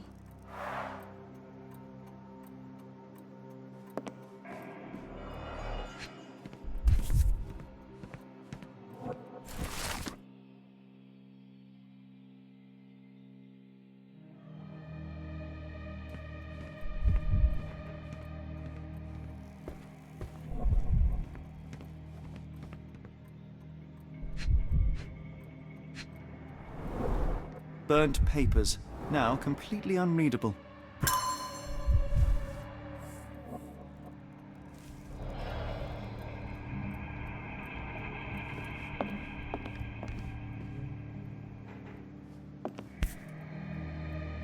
The bent end of this candlestick has blood on it.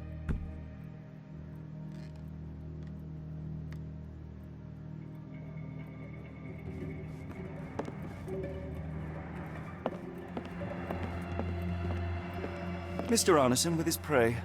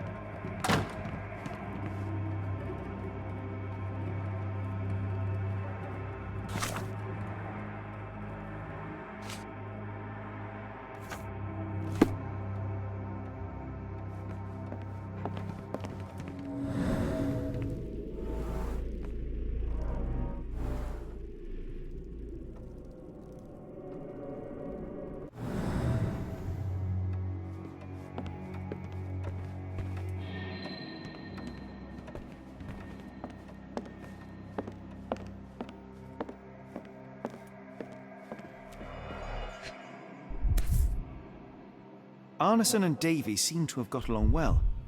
He looks more like a son than a servant. Arneson and Davy, 1881.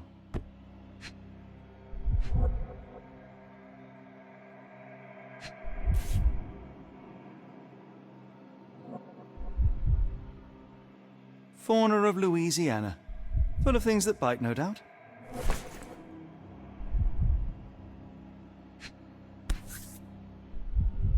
New Pied Piper. Foreigners missing in New Orleans.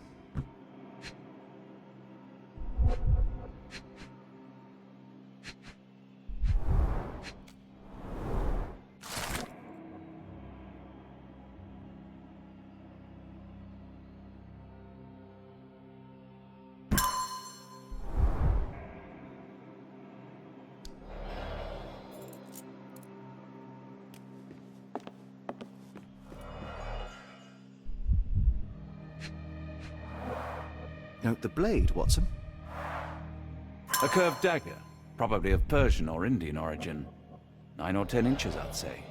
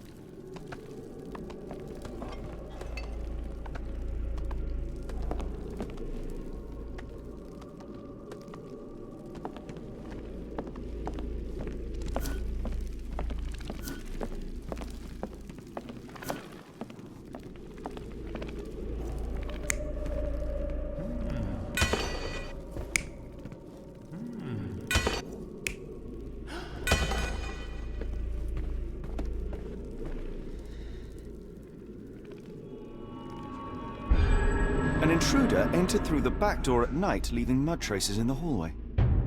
Without being noticed, they picked up a candlestick and struck the man in the chair from behind. In the kitchen, 2 people were drinking tea, the workman and cook. They were startled by the noise of a falling body and went to investigate the parlor. The workman tried to subdue the intruder, but was stabbed by the attacker's knife. Judging by the wound, it was a curved blade. The cook panicked and fled back to the kitchen. The intruder followed, but since their blade was stuck in the workman, they used the meat cleaver on the table to kill her. Someone smaller arrived and discovered the carnage. They dropped the candlestick in horror and ran for safety to a room down the hallway. Meanwhile, the intruder returned to his first victim and dragged their stunned body away from the fireplace and out into the garden.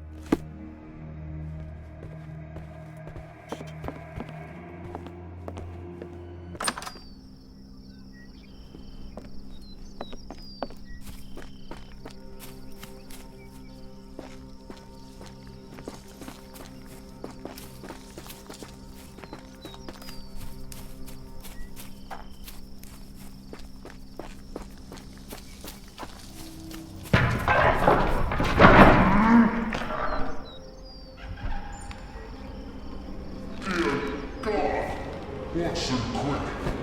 Get her down.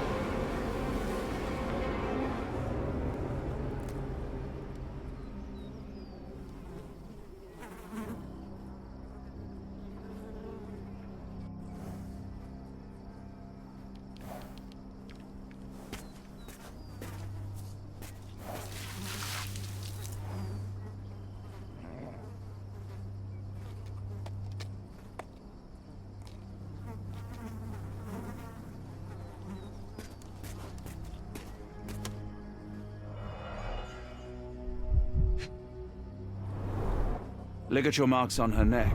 There'll be a bruise, but she should be okay.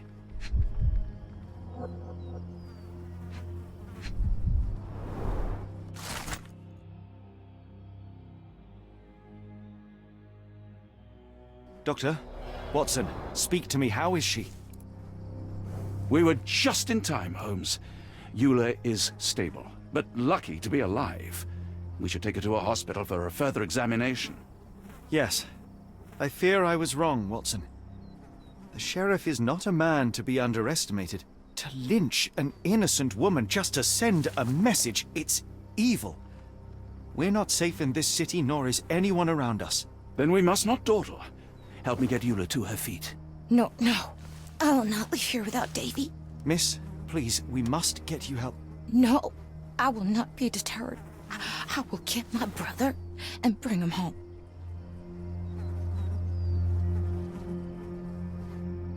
If my deductions are correct, Davy lies behind this door. He ought to be unhurt, but is no doubt shaken. Davy? Davy, you there? Davy, we understand what you witnessed before. It's safe now. You're safe. Please, let us in. Your sister wants to see you. Everything will be all right, I promise. Yeah, them gentlemen speak the truth.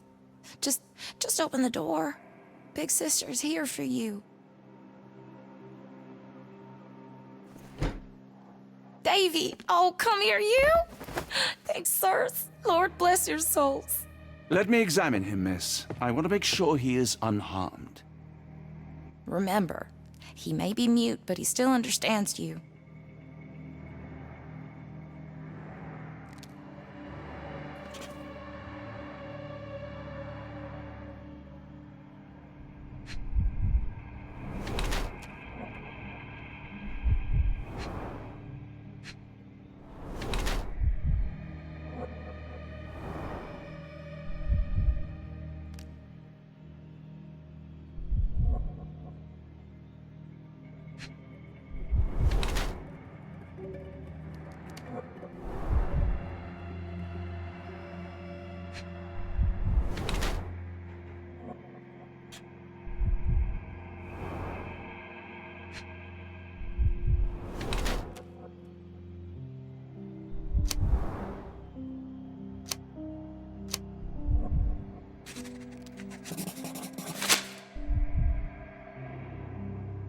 Davy seems in good health. The bruise is a remnant of that awful night, perhaps even caused by the intruder, but he is otherwise unharmed. In fact, I believe life here was good for the boy. Arneson and the others cared for Davy. That may have allowed him to withstand such horrors. I need your help, Davy.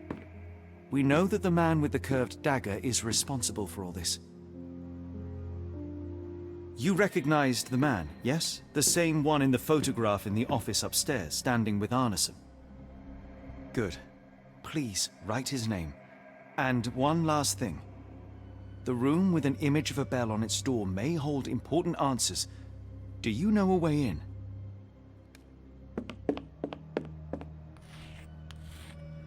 Yes. I think I've got it. You have been very helpful, Davy.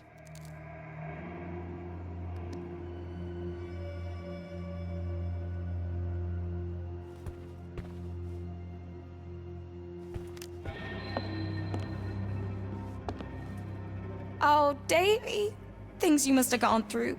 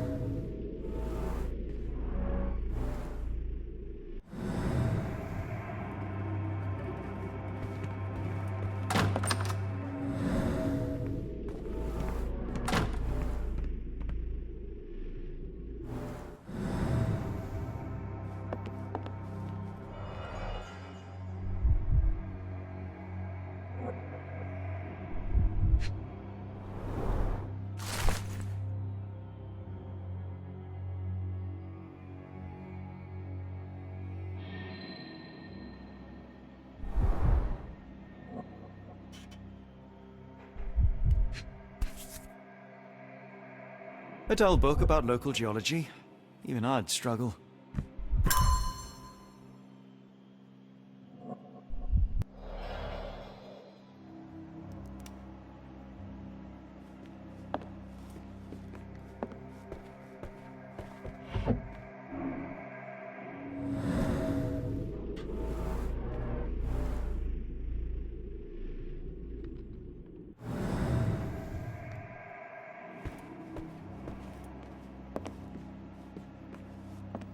Let's take a closer look.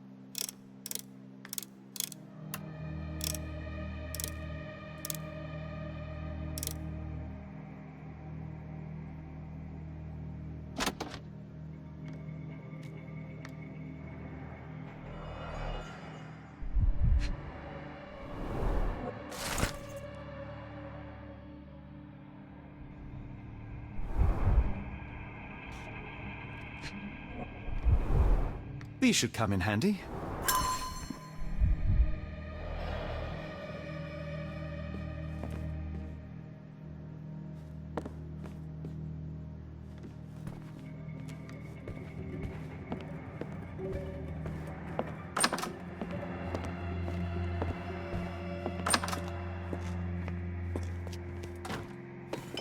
What I wouldn't give for a nice bath right now, Holmes.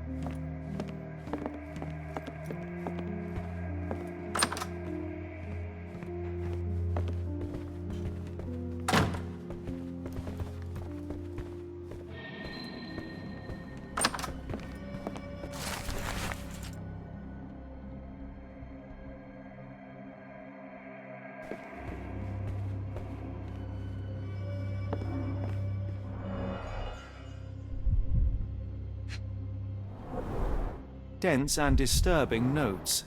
It's hard to follow.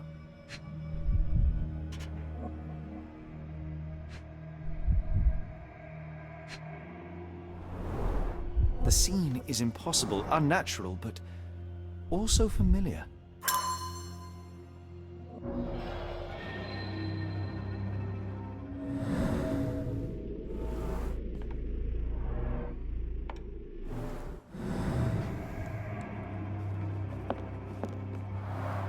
A foreigner's clothes, by the looks of things from the Near East.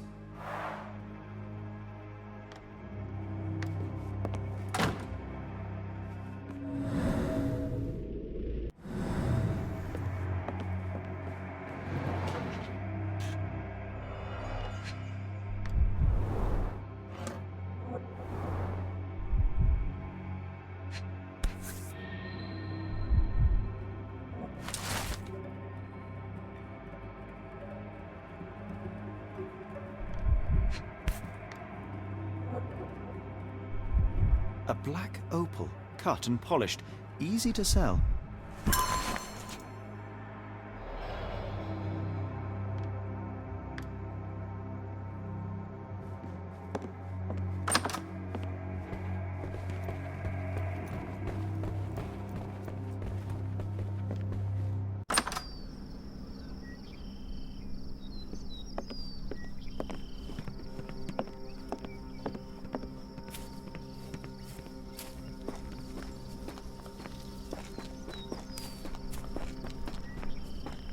More boot prints.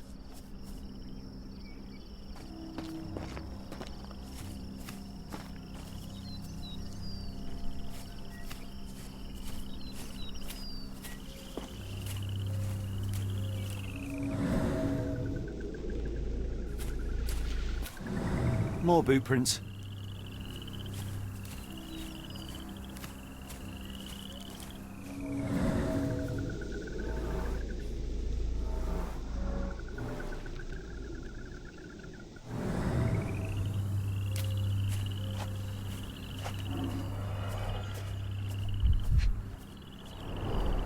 These fingers were severed with a single clean stroke, but I don't see the thumb or middle finger.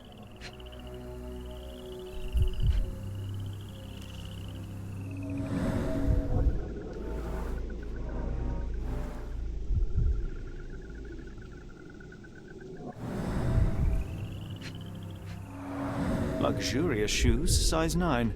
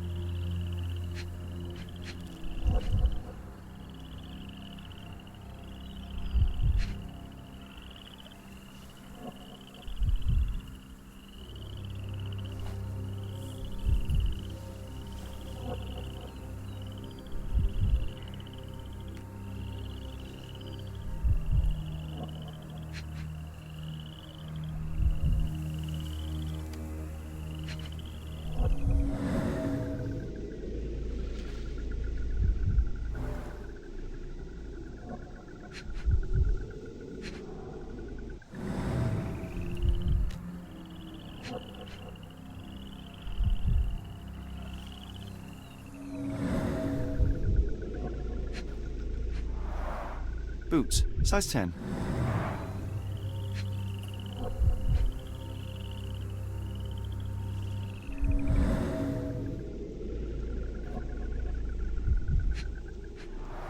Look, Watson, animal prints. I wonder what kind.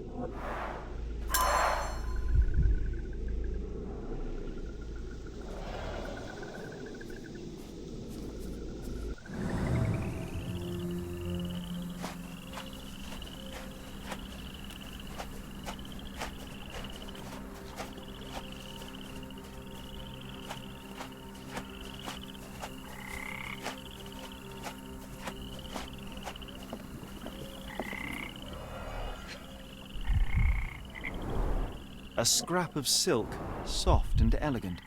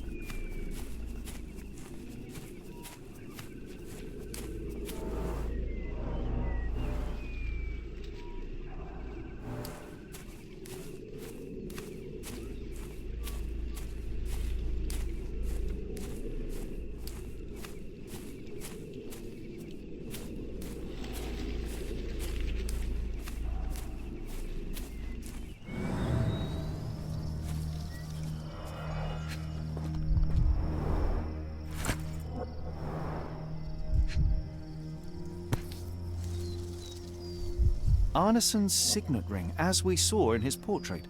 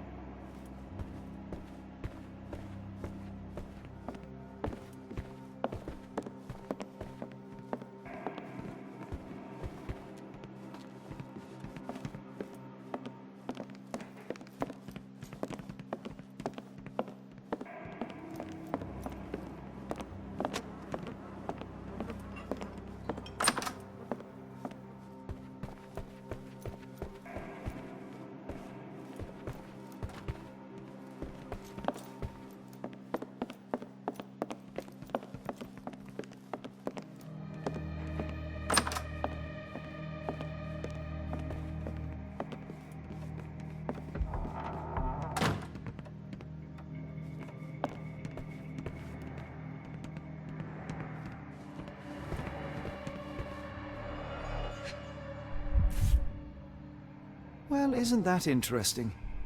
Hello again, Lucy.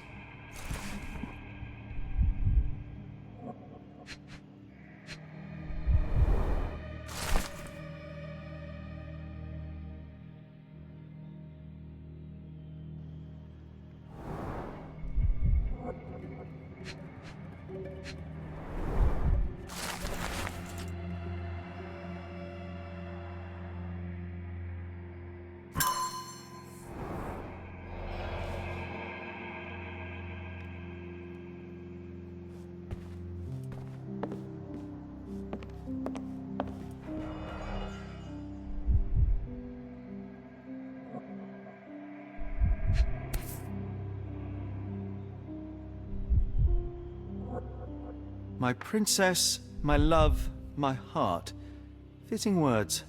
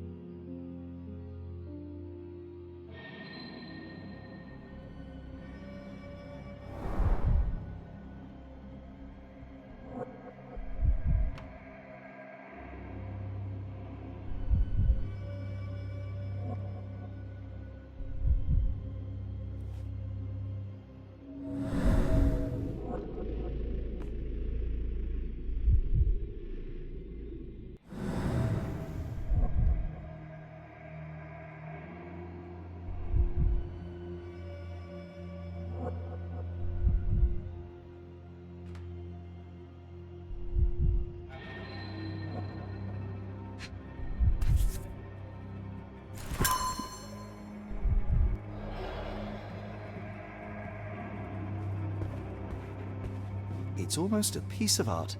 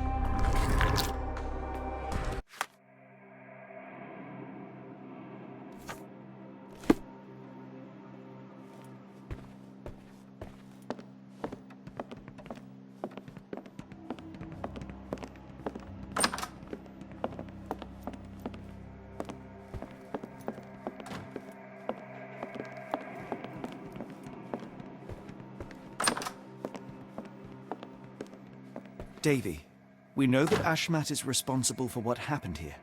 We must catch him and hold him accountable. I know that you are scared, but you are also the only one who can help us. I believe Mr. Arneson showed you a cryptic telegram that was sent to Ashmat. You are an impressive boy with a phenomenal memory. Can you tell us the contents of that message?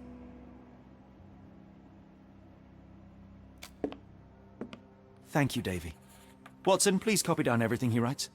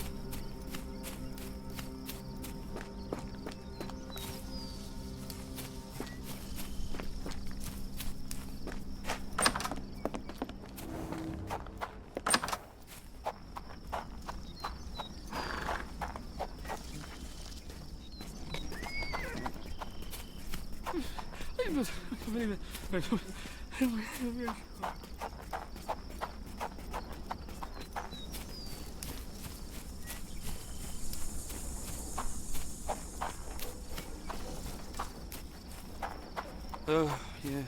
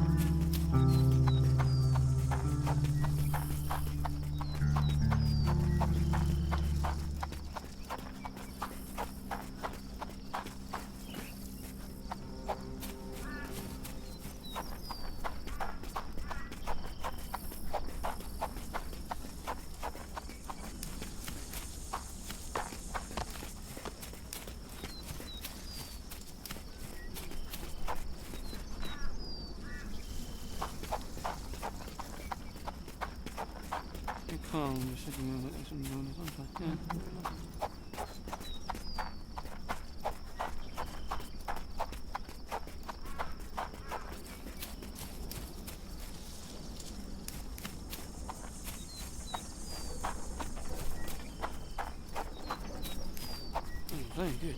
Yeah. Oh, yeah. Nice. Oh, I can't believe it. Yeah. Got a spot in mind. New Orleans port, and quickly. Innocents slaughtered, a woman lynched, a boy forever traumatized. I fear we've crossed the Rubicon, Holmes. Davy is resilient, much like Eula. They will overcome this. You're right, but I worry this portends far worse for us. What have we got ourselves into, Holmes?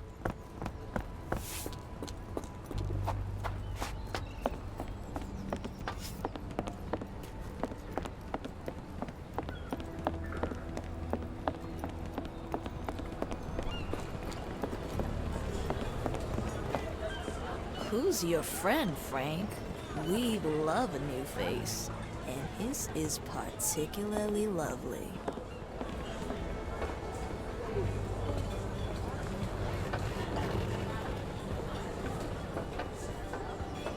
Johnny boy, so how was it with Champagne? Most enlightening, thank you. And now my friend Mr. Holmes would like to talk to you too. Well, ain't you something? What can I do for you? I'm afraid I bring bad tidings. How bad? It concerns your significant other, Arneson. Arneson? Now, who said we were lovebirds? Lucy, we only mean to help. No word of the matter shall spread. What are you implying?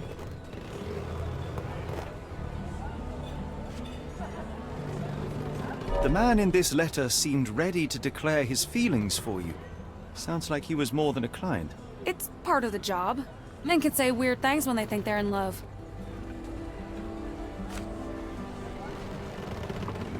This photo of you and Mr. Arneson suggests the feelings were reciprocated. Looking interested when with the client is part of the job, Mr. Holmes. I don't even remember the man. You mean to say you take pictures with everyone? If they ask nicely. And pay.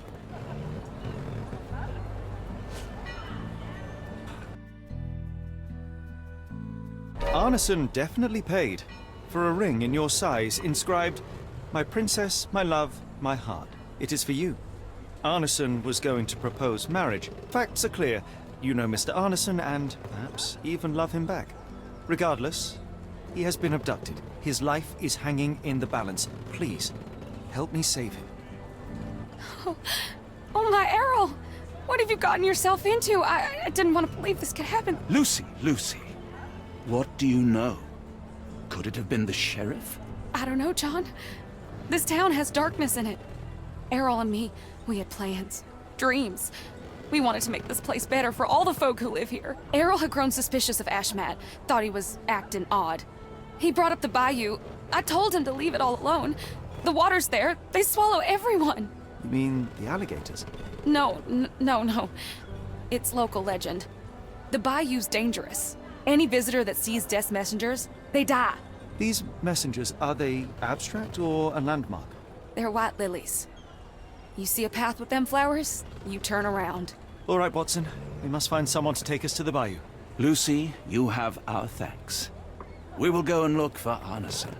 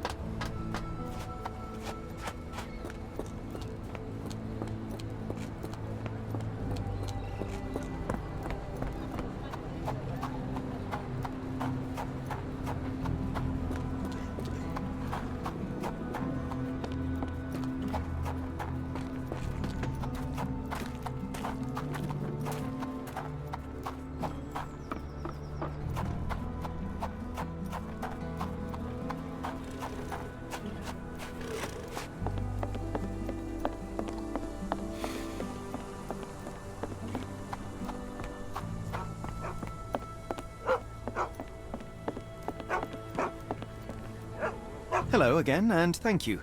Your last tip proved extremely useful. Don't mention it, Cher. Champagne ain't one for trickery. Now, if you need more help... As it happens, we need to take a short trip through the bayou into the nearby swamp. Of course, you'd receive fair compensation. It's almost dusk, and only fools go into that swamp at night. Come back tomorrow. Champagne will take you down. That will not do. We must go now. It is of grave importance. I won't take you. But if you're crazy enough to go, I'll sell you the boat. Wouldn't you know it, I came across a bottle of your namesake. Will that be enough for a boat? It's warm. The bottle's dirty. But we got a deal. I'll even lend you this rifle. If you're going into swamp, you'll need it. One last favor. The boat that we came on is to leave tomorrow for Europe. Would you kindly relay a message to the crew for us? We may need them to hold their departure till 8 in the morning. Of course.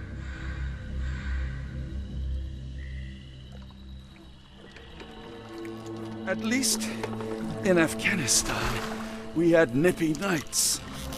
It makes one yearn for rainy London. This place, Champagne, did not mince words about it.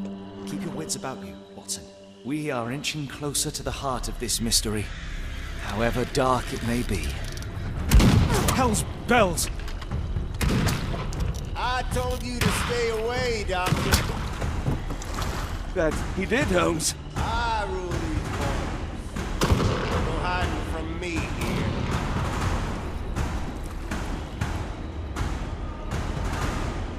No case goes cold on my watch.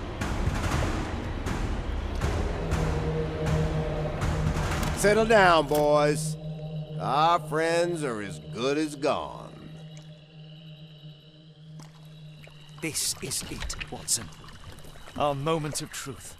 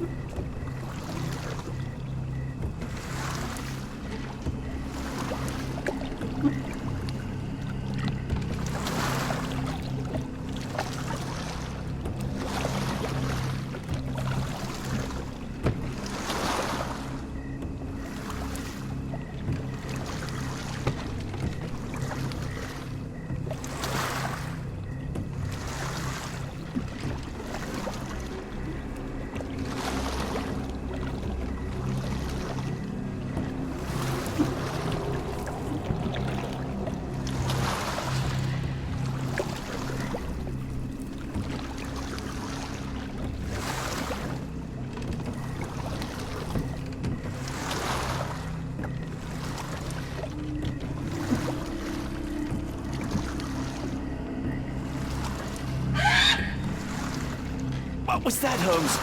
Whatever, or whoever it was, we should ready ourselves.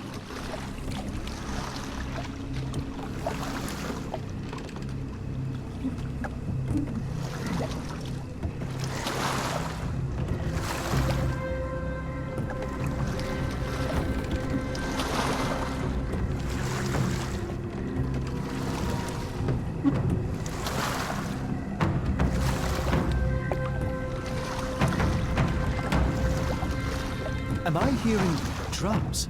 Drums in the bayou?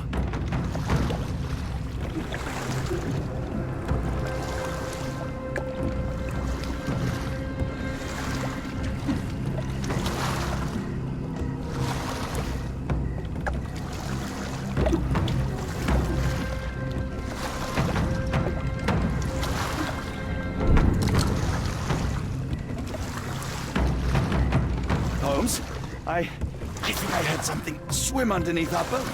Probably just a rotten log.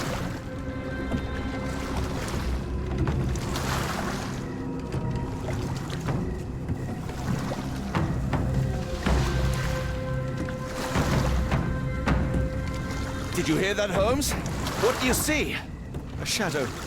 Nothing more.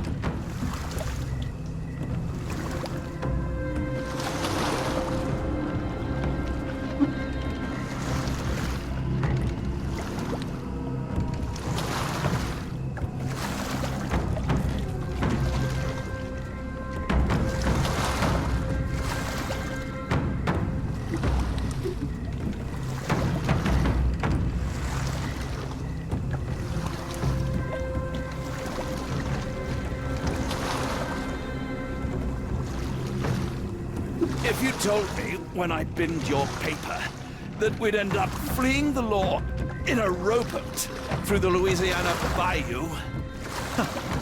I dare say you would have hardly been surprised.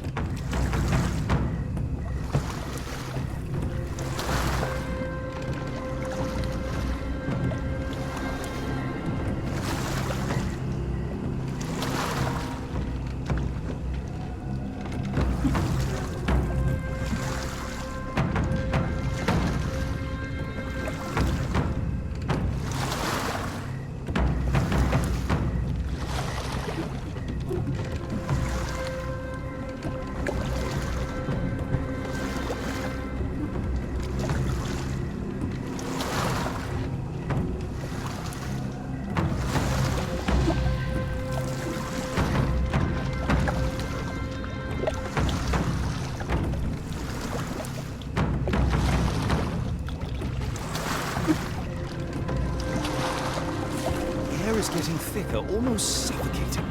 The stench of death. All too familiar now.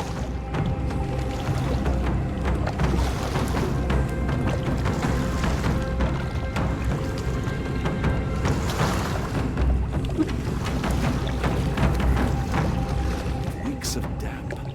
We're more likely to sink in there than on our boat. Let's go.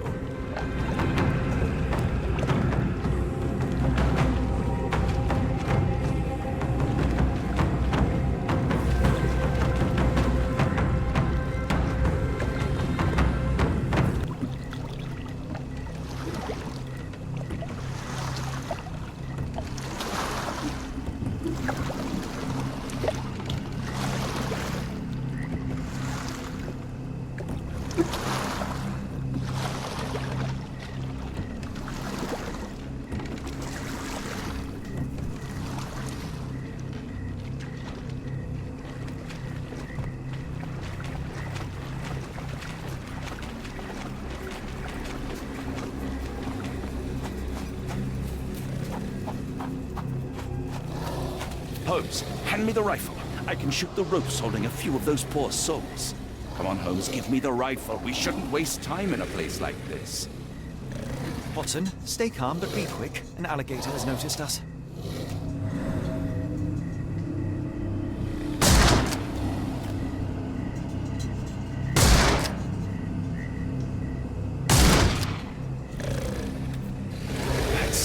That's vicious. That's nature, Watson. Let's try not to annoy them.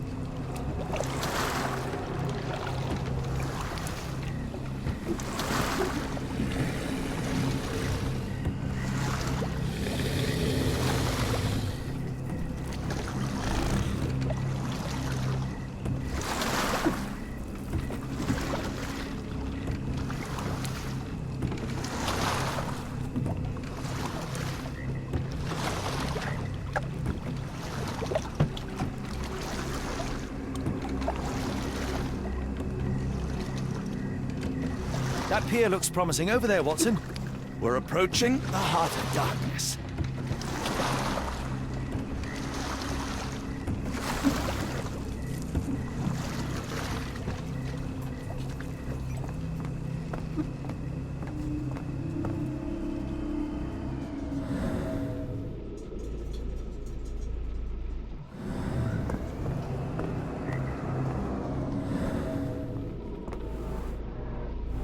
Footprints left by a crowd of shackled prisoners.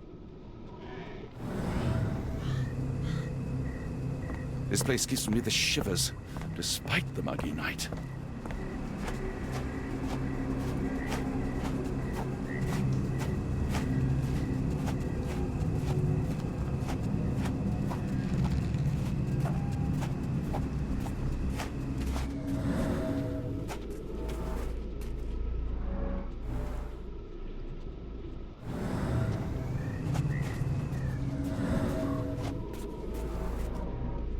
Ashmak dragged Arneson here.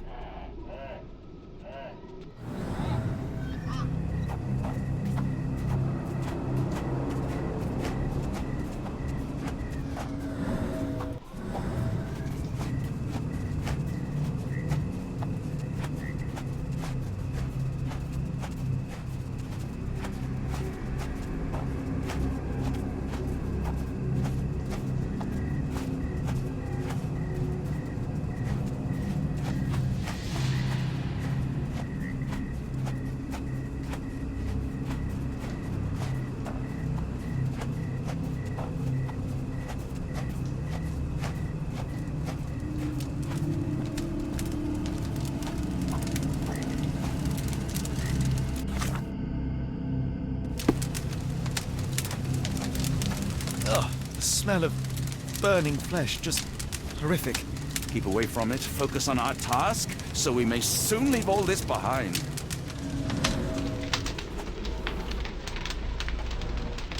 A fiery gathering of passions and deception.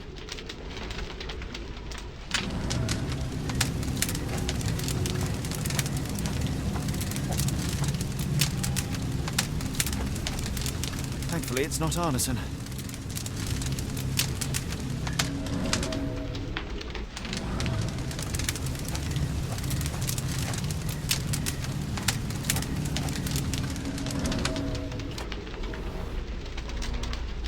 The hand tied here was bleeding in 4 places. This had to have been Arneson.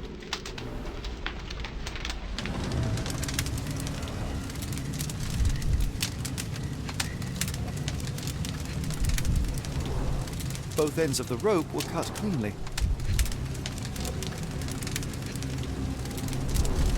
That's a lot of blood, but probably not enough to be fatal. The captive was dragged through hell.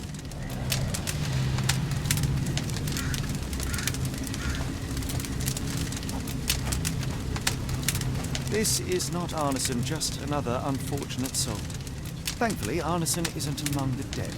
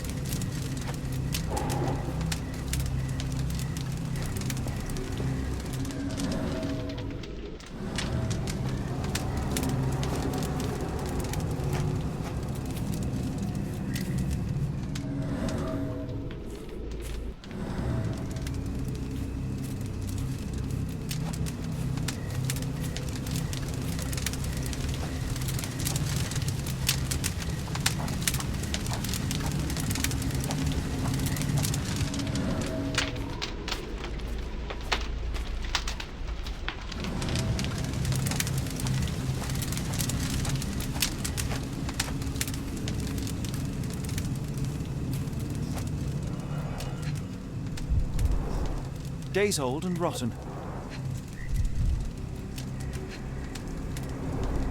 Damp and mouldy hay.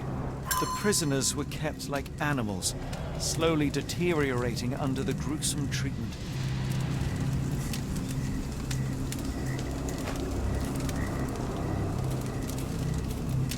A heavy weight scored impressions in the ground 1 inch deep.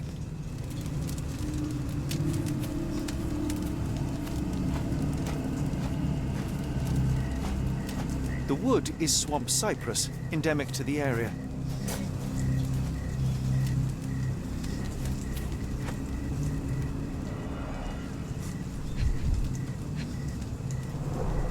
The blood is dry. The axe has not been used for some time.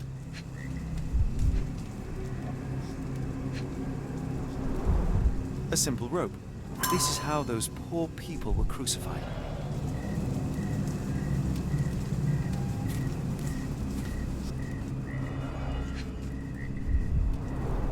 The initials EA are embroidered with silk thread. The prisoner's clothes tossed aside.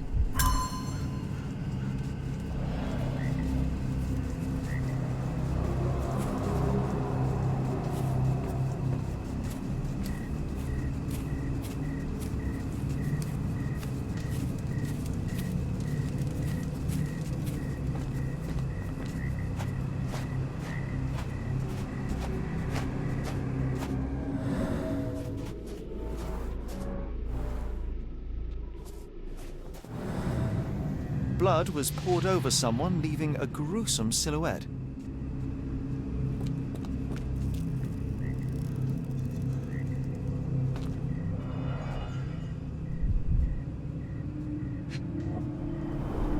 Bowls filled with blood.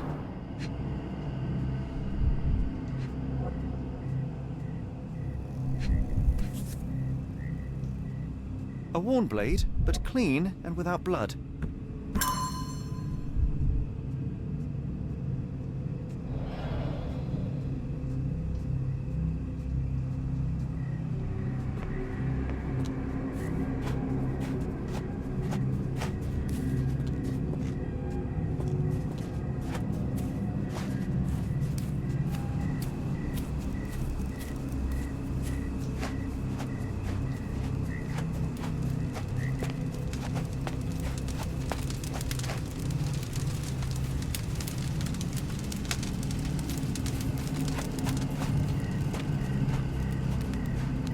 tracks lead behind the stone slab.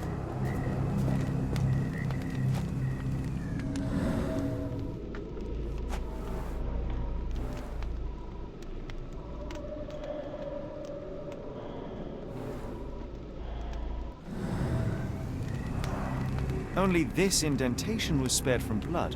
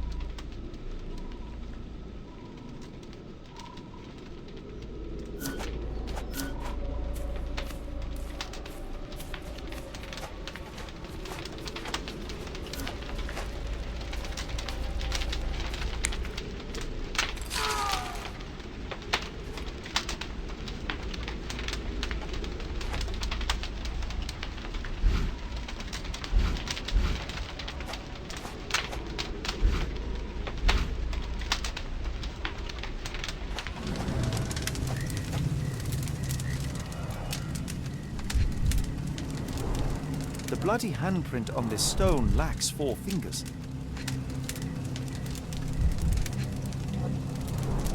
The victim's left hand clawed at the soil. Sunken heels, the result of dragging a heavy body.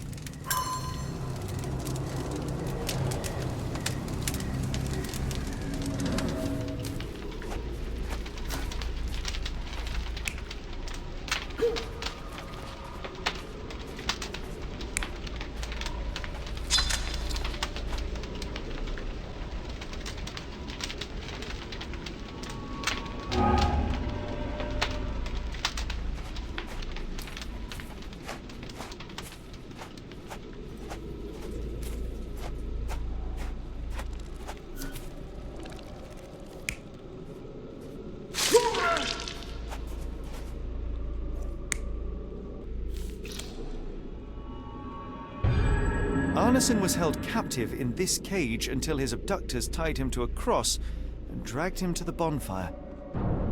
Arneson was left hanging here for a while before being freed and led to the altar. At the altar, Arneson's captors performed a ritual on him and poured blood over his head. With Arneson now prepared, he was escorted to the sealed entrance.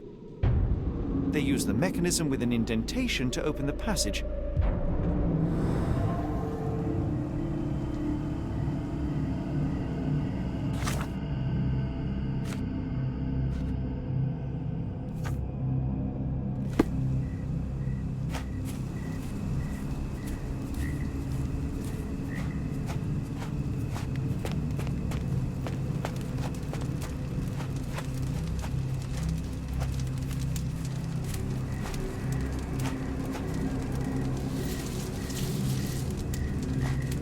heavy and covered in blood.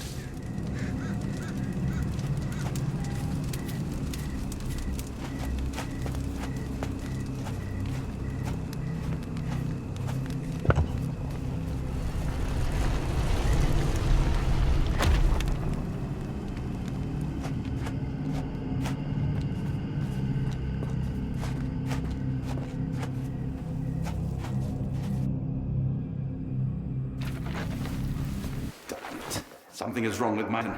Give me a minute. I won't wait for you. I'm going in.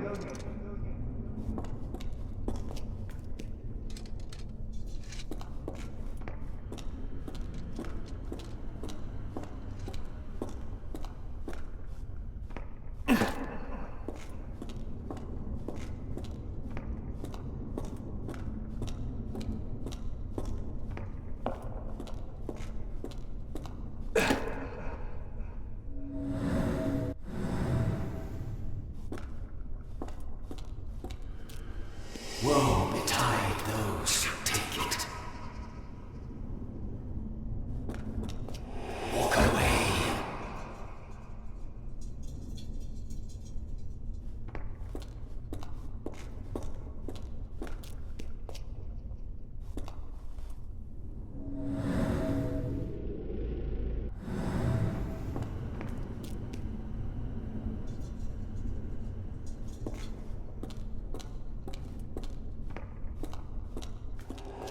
Unknown be.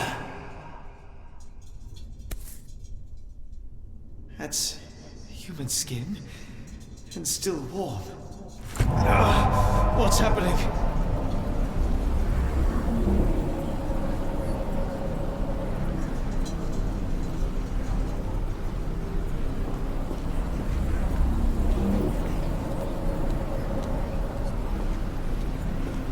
Deja vu, and not in a pleasant way.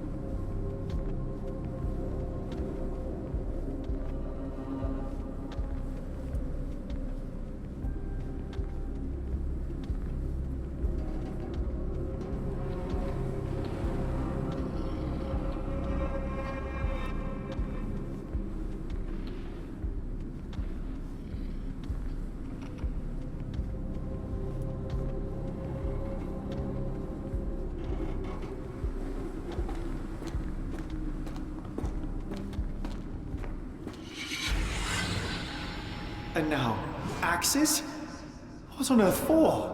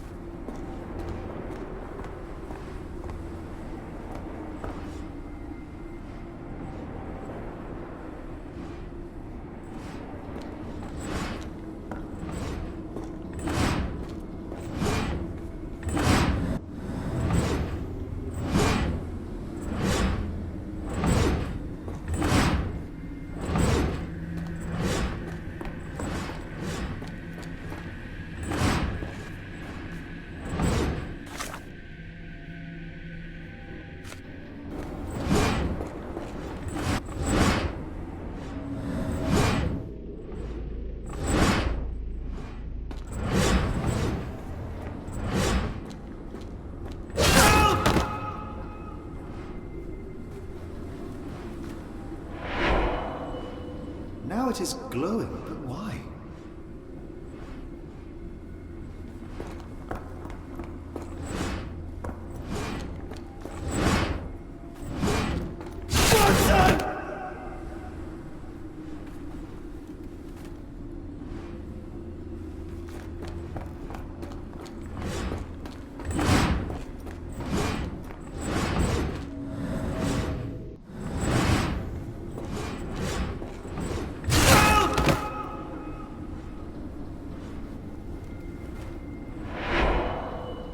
There's that glow again.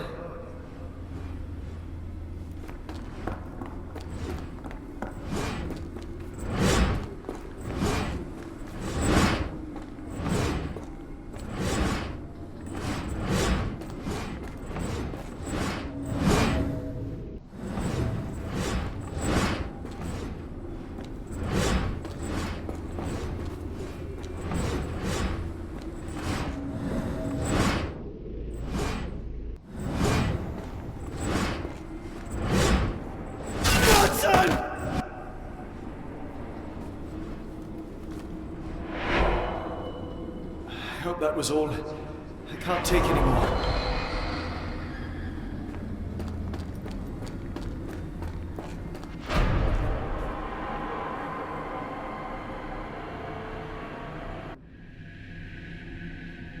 At last, the lantern's working again. Holmes, I'm coming.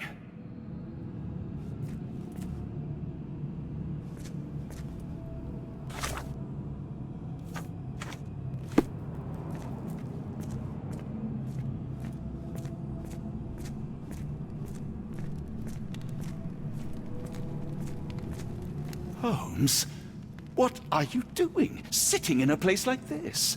How did you get here? How did you get through the maze? Tell me, Watson. What maze? I walked straight up to you. You saw me. Do not lie to me, John. How did you get out? Sherlock, what happened? Are you feeling all... Oh, heavens. Is that Arneson? Why didn't you mention him? Stay put. I must check if he is alive.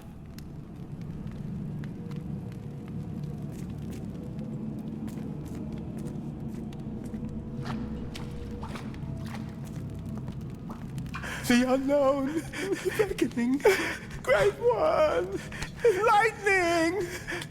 I should examine him before he has another seizure.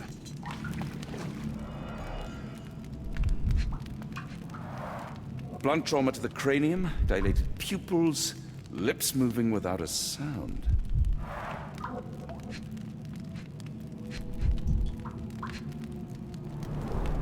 Cold sweat. 2, no, 3 ribs fractured.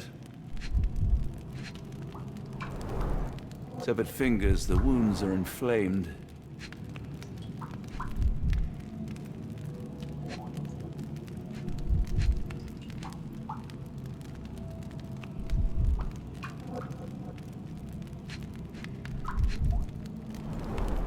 Pulse is racing, 110 beats a minute. Arneson is delirious after all he's endured. We can't get him to the boat in a state like that. It's dangerous to us and him.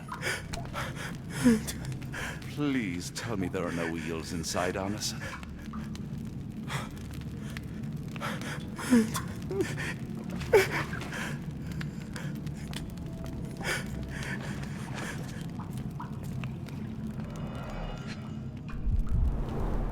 Pokeweed berries, though they appear harmless, the whole plant is lethal. Pharmacopoeia, listing drugs, effects, and directions for use.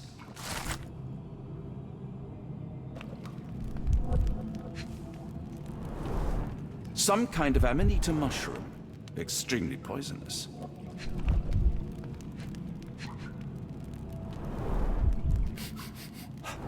Odorless, watery, and hard to identify.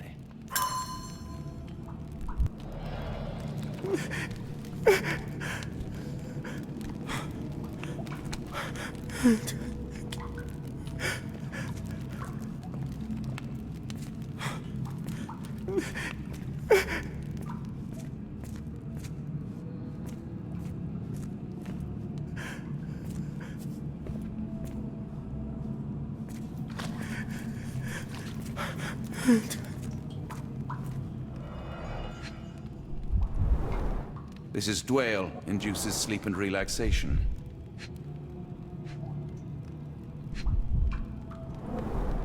A gluey decoction. The smell is herby but sharp. It appears burnt, judging by the color.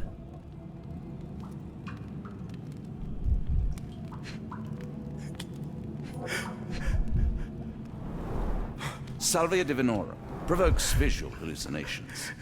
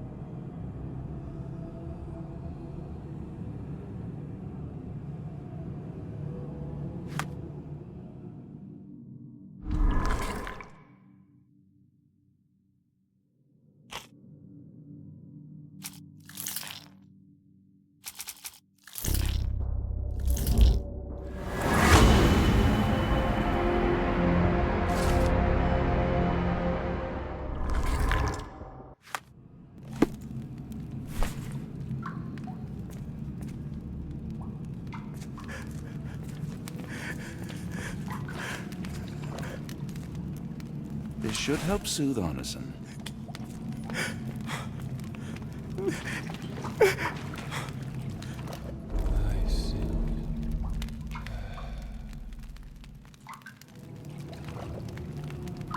I need some fresh air. Yes, please go. I'll be right behind you with Arneson. Perhaps you can prepare the boat.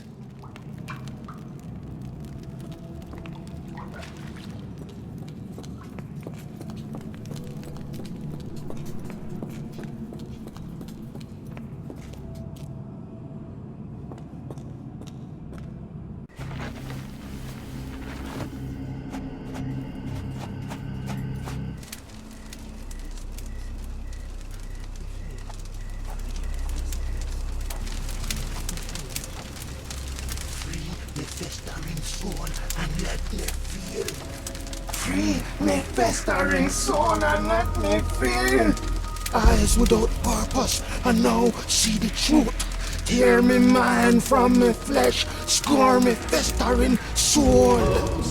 Phantoms of nothing, we are born to die. Filth in the eyes of our eldritch lord. Free my festering soul and let me feel. Oh, please, I wish to return. Free me, let me return. Free me and rejoice. Eyes without purpose, I now see the truth. Tear my mind from my flesh. Holmes? Are you all right? Here, let me help. I'm fine. Holmes? Sherlock! What the hell were you doing? He almost killed you. I don't... You're right. Let's go, Watson.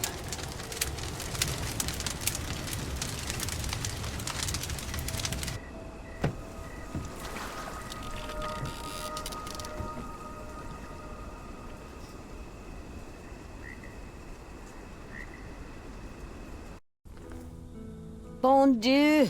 Still among the living. We are, though not for lack of trying by the sheriff. Well, he'd been telling people you died in the swamp despite his trying to save you. Crooked man. Through and through. Wait, is that Mr. Arneson? Yes, but he's not well. You know Lucy? Belle from the Nymph? That I do. Please bring her here. Mr. Arneson needs to see a familiar face if he's to have any chance of surviving. power of the heart. I get you. Wait here. Errol? Oh, Errol!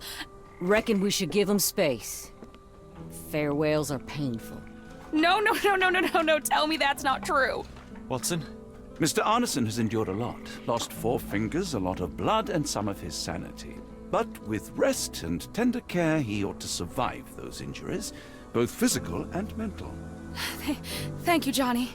I'll take care of him. Thank you for bringing him home to me. We'll be all right. Are you quite certain? Do you have the space? The resources? I will stay with him at the mansion. It is not a burden to take care of your love. His property is in quite a state. It may not be the best place for recuperation. Hush now. Champagne will see it sorted. Then it's settled. Hear that, Errol? Us living under one roof. Careful what you wish for. Oh, and champagne? I'm about sick of watching that sheriff run riot through New Orleans. We ought to talk. Funny. I was just thinking that grub did nothing to save your man. Together, I reckon you, me, and Errol have the sway to make some changes round here. I like the sound of that. Holmes, our boat. Oh, we must make haste. Farewell all. Take care.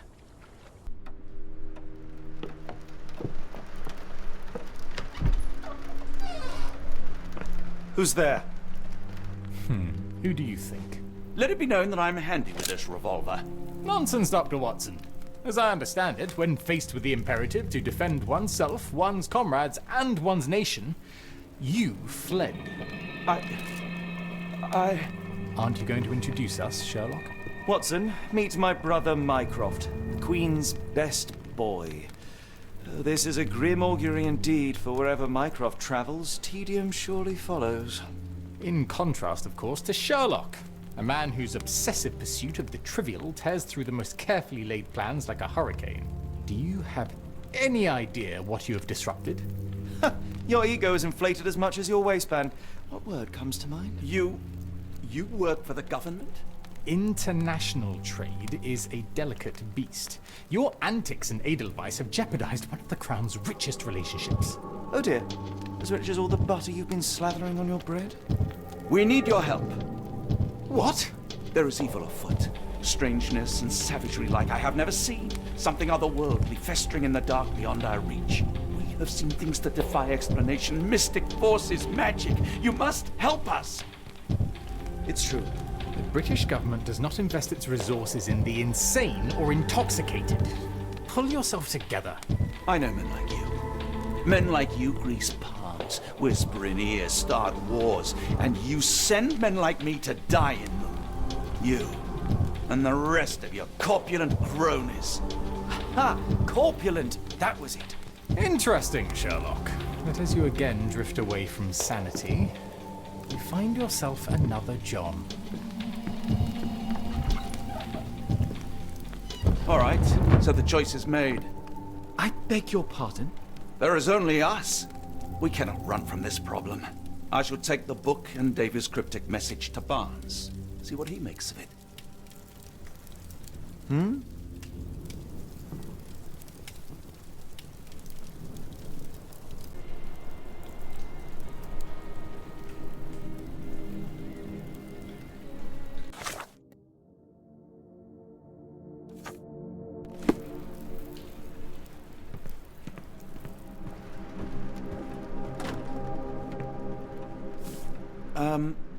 Am I mad? This painting wasn't here last time, was it?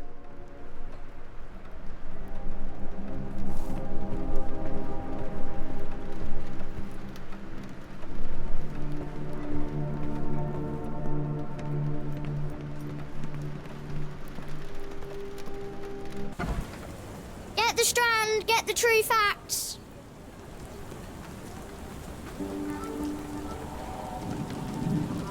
Cool, thank you, sir. Another sinking near Scotland. By the Strand for all the details.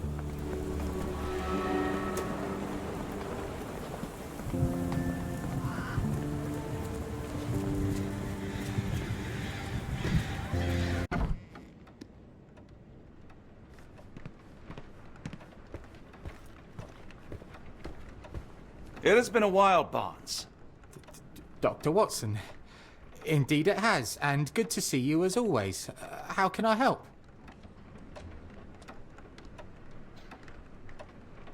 Barnes, does Stevenson's guiding light mean anything to you? Well, my mind first goes to Robert Louis Stevenson, an up-and-coming author. I've been following his work in the periodicals. Interesting man. I take it his literary pursuits are somewhat of a deviation from the family business. What makes you say that? He wrote a poem. Let me see if I have it still. Yes. Say not of me that weakly I declined the labours of my sires, and fled the sea, the towers we founded, and the lamps we lit. The labours of his sires. I wonder what they do. I have a book on great British families. If the Stevensons have achieved anything of note, they will be in there. Please, feel free to take a look. It should be on the shelves to the right. Much obliged. Last time we met, you mentioned your knack for translating occult texts. I was wondering if you could help me with this book. Certainly, Goodness. Where on earth did you procure this grimoire? That's a long story. What do you make of it? It seems to describe pagan rituals, ancient deities. Wow, what a marvel. I can try and translate it for you. Just the pages bearing that symbol. This section, really. Entity of ocean or time. Oh my. Oh, already on it, as you can tell. If you can have it done at your earliest convenience, that would be lovely. Someone is full of pep. Oh, yes. Mr. Holmes, he was quite the inspiration. Last time you were in town, he offered me some stirring advice, which I have since acted upon. Holmes is nothing if not provocative. Indeed, the thorny truth is often hard to hear. But it did the job. And now my heart is full. I'm glad to hear it. Much obliged, Doctor.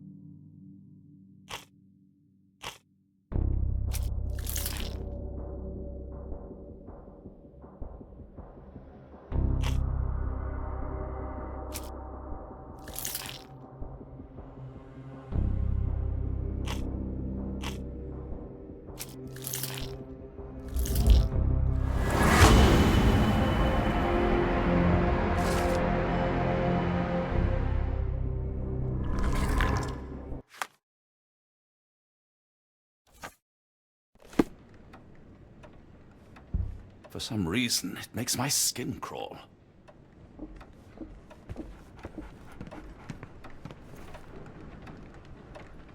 Say, do you possess coastal maps of Scotland? Indeed. Have you figured out what the Stevensons are known for? Feats of lighthouse engineering. You have my thanks for the book. My pleasure, Doctor.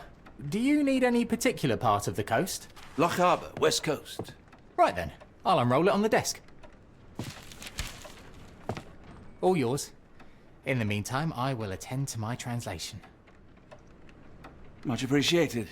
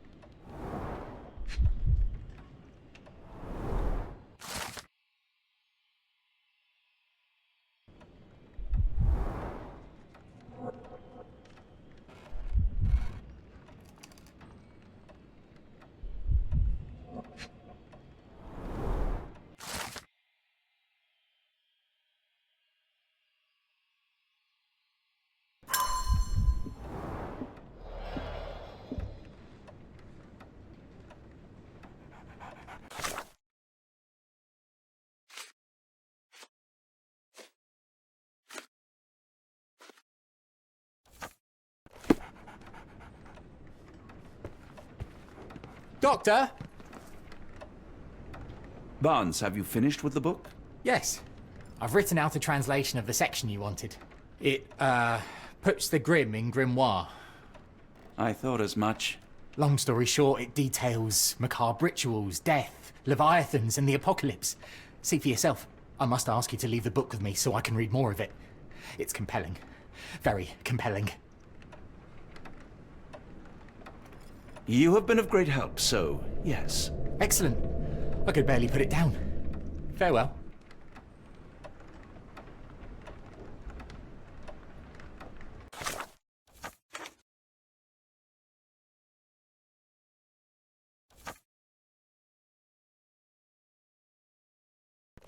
A fascinating book.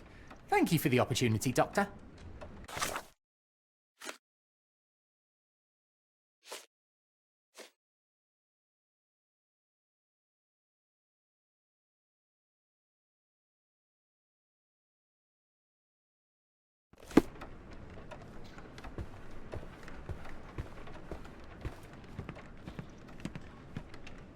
Mycroft, here to buy a book on fraternal dysfunction?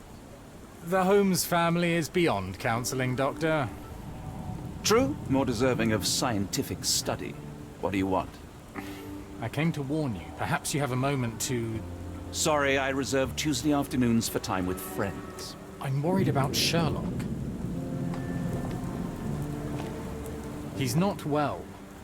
You should know that he has had episodes in the past. Detachment from reality. He will need your support. Such gall. First you crushed him under your boot heel, now you ask me to pick up the pieces. Your emotions are impeding your rationality. He needs to be distracted, diverted into something less harmful. Surely you jest. Only one thing shall truly bring him peace of mind, and that is solving his case. The last case he pursued so doggedly was Cordona. He came home a wreck, and this time I fear he may not return at all. You are not his father, Mycroft. Not anymore. He is a grown man, a brilliant man. I know you care for him. I just wish you also respected him. The Crown cannot help you. But I can. Give him this. What is it? A confidential note tied to his case. He may see value in it. Just do not tell him it came from me. Oh, speaking of the Crown, perhaps you can help us with another matter? It requires some local knowledge. I'm all ears. For your eyes only. Here is a folder with all the details.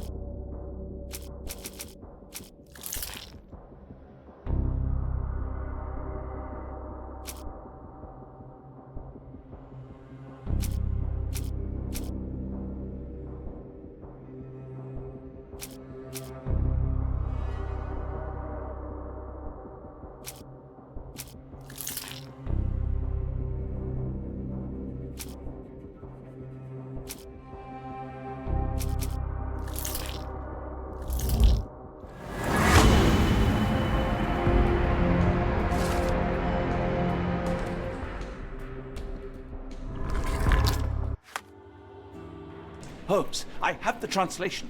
Barnes will keep researching. Holmes? Watson? Did you hear me? Barnes gave us a preliminary translation of the book.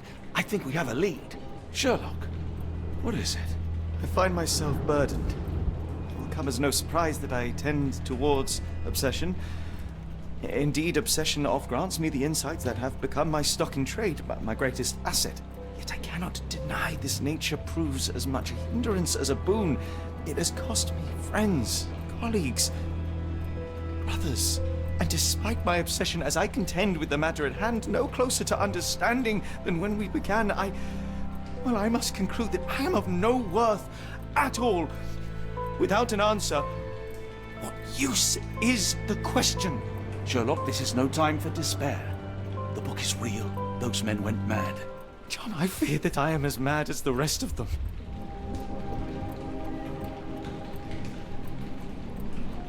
I bore witness to the same events that you did. I saw with my own eyes the inexplicable, the ghastly, and the unnatural.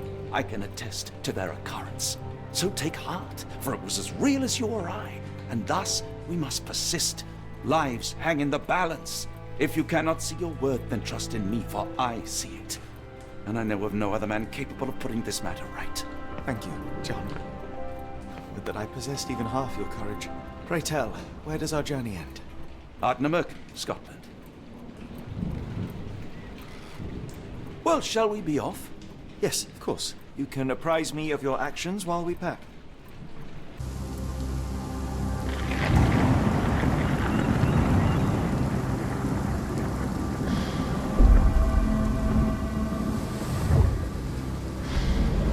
Holmes, if we don't make land soon, I fear we will join those missing souls.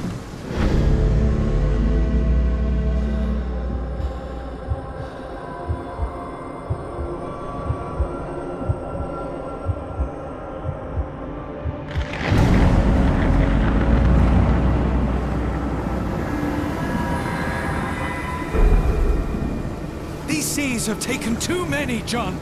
Let's stop them from taking more, then.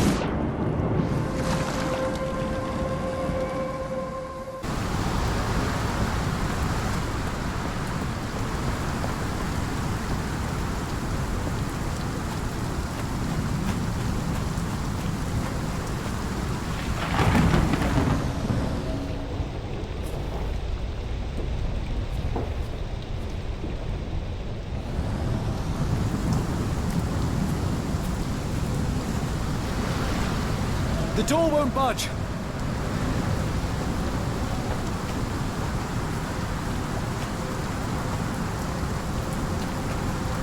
Barred and barricaded from the inside.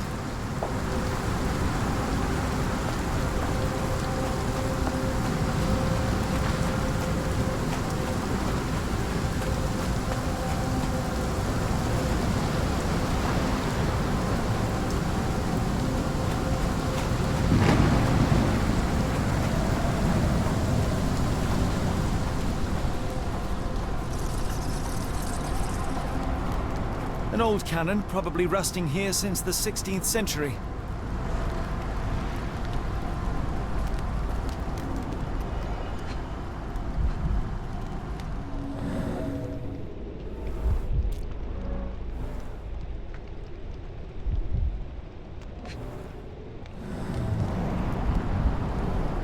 Ouroboros, a snake eating itself. An ancient symbol of eternal renewal.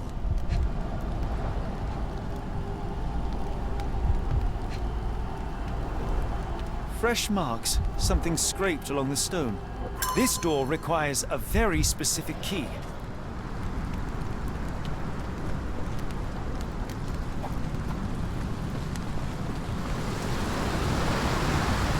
Holmes, look. There's a body here. Not just any body, it's Ashman. The body is still soft to the touch. He died recently. Scratches, bruises, and stabs, all self-inflicted.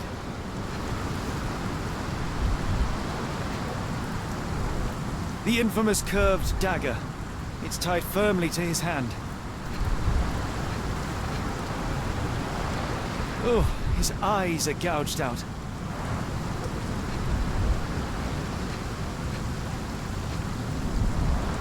A broken chain. Something was attached to the end.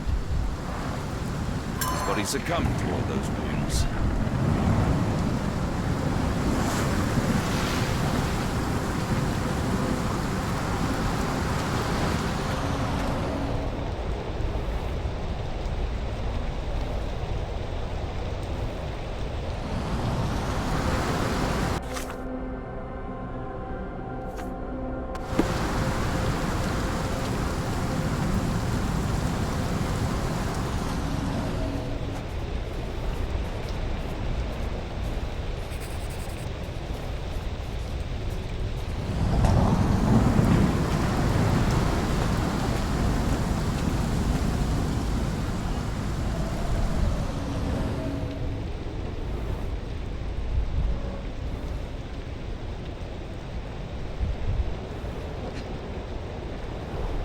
A human-sized imprint. Someone fell on their back.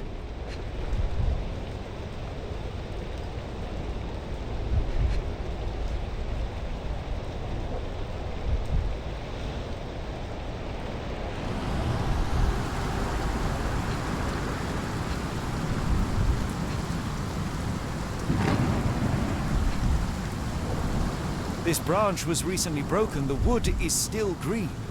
Whatever Ashmat had secured to his chain, he lost it here.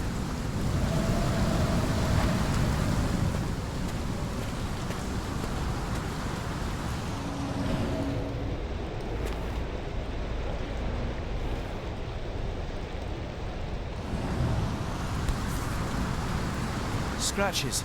This medallion saw frequent use. Interesting occult pattern.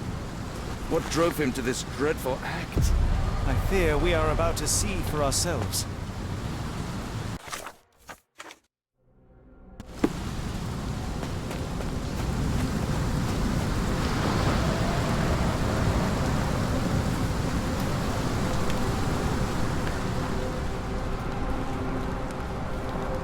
Where did the shirt come from?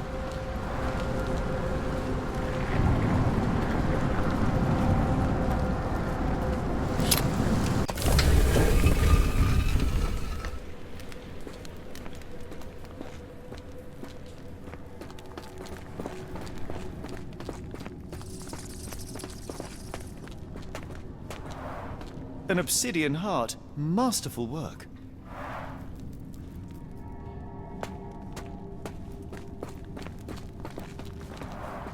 This vessel is covered in dried blood. Oh, I get it. We need fresh blood. And no, I'm not volunteering. Fear not. I think Ashmat can help.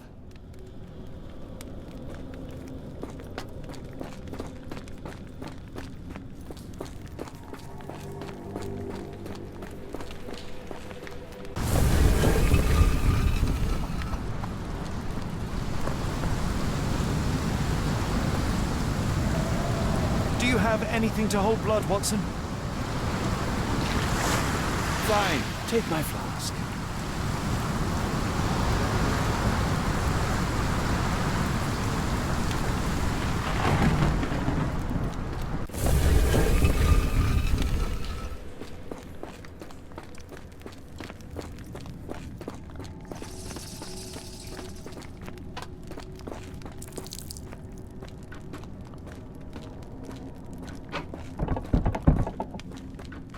The lever doesn't want to stay on its own.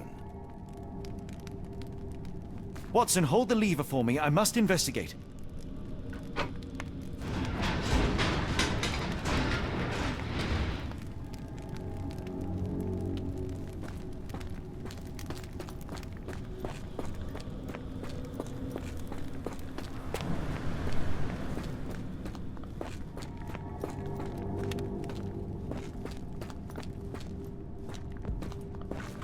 Holmes, watch out! My lever went back up.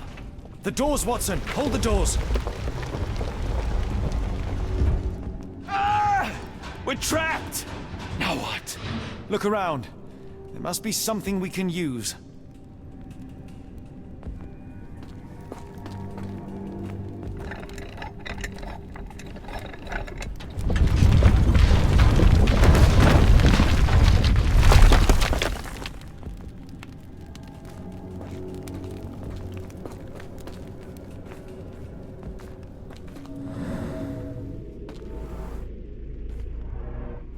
Those holes seem to have a purpose, but I won't risk my arm to find out what.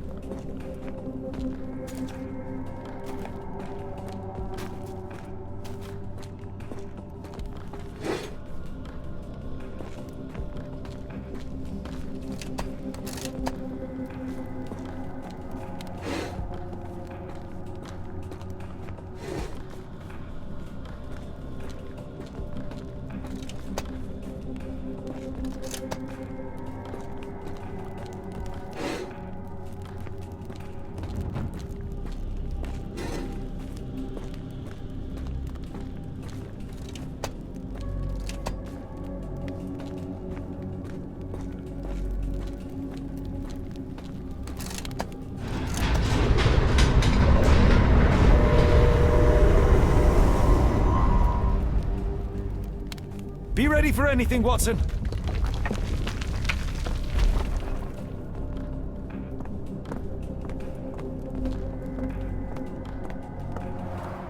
It's all right, Watson. It's merely a chest with coins and a dagger, made of obsidian by the looks of it.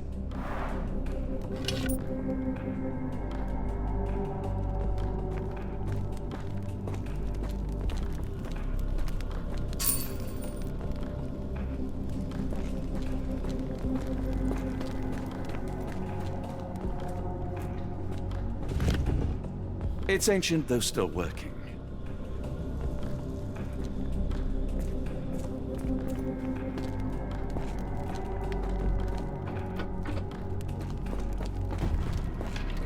Use these with care.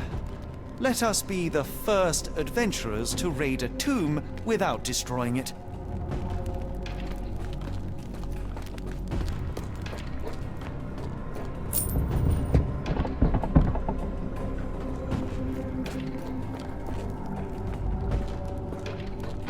Terrific. Now, onward before they close again. Let us hope our paths converge, Holmes.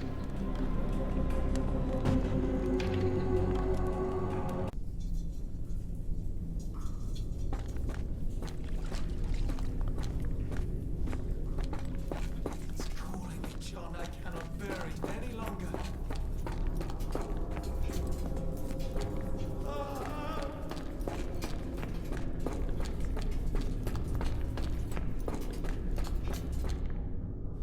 Holmes, speak up! Please, John.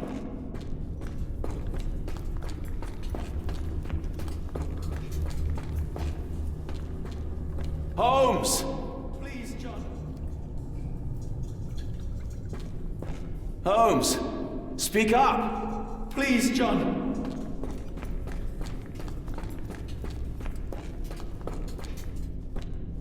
Holmes! Please, John.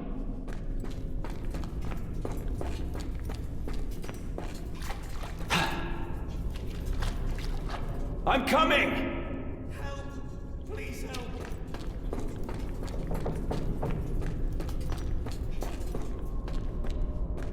Keep talking! Help! Please help! Sherlock? John, I'm falling!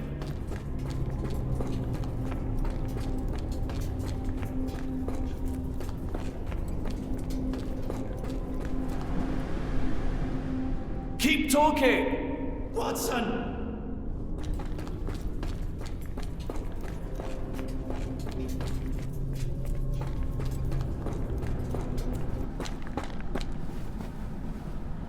Holmes! Holmes, come on, wake up! Thank heavens. What were you doing? What happened?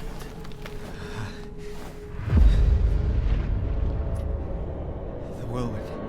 Stars so distant. The sun inverts the earth. It becomes transparent. Sherlock, snap out of it. Nothing is everything. We are so small, inconsequential. A shadow in the dark. I think we best go back. You are not well, Sherlock. No.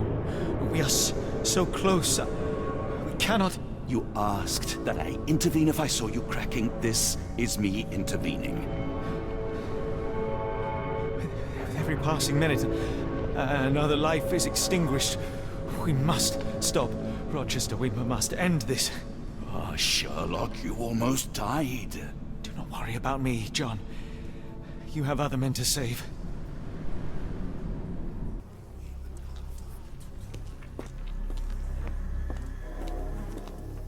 Careful, Holmes.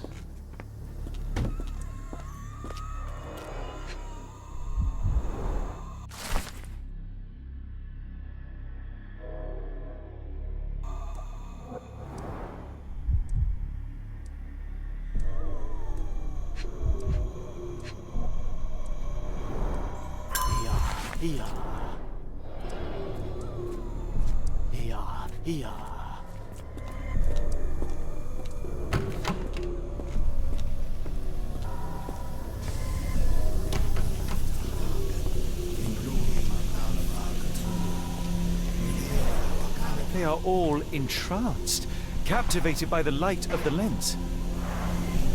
Sherlock, don't touch it. We still don't know what it is capable of.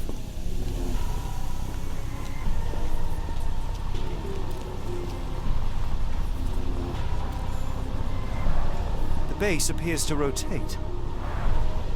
Hands off, Holmes. We have no idea of its purpose.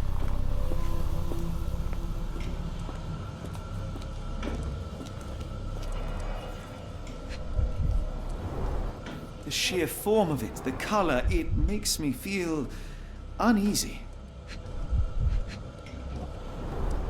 This material feels very sturdy. It would take an enormous effort to break like that.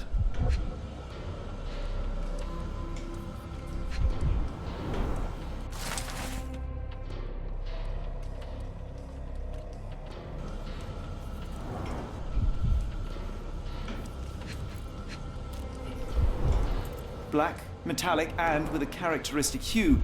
Obsidian yet again.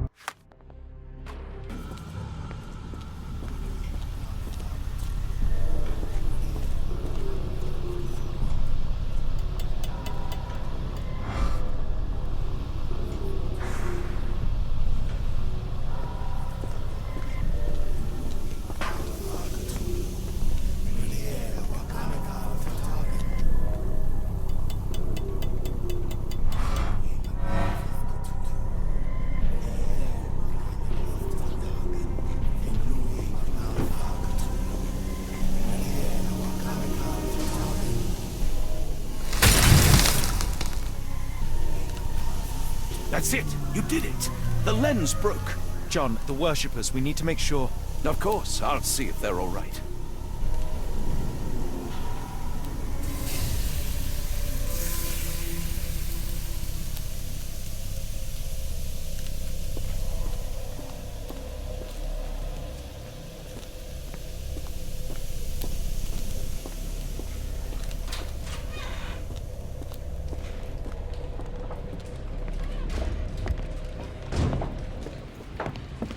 Stop there, shipmates! A storm awakens and we've battened down the hatches. Dirty summers, I presume. Nice to put a filthy, sweat-covered face to a name. That's no way to speak to a captain. Sherlock, get down!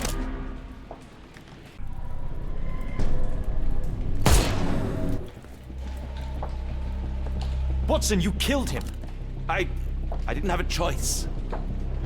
Well, what's done is done. If we do not stop Rochester, Summer's death will be but one of many.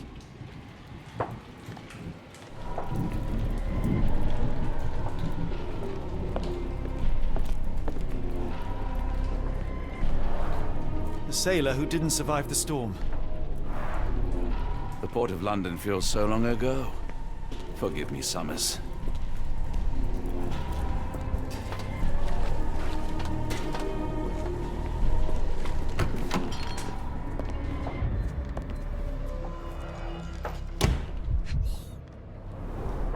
They modified the gallery and watchroom.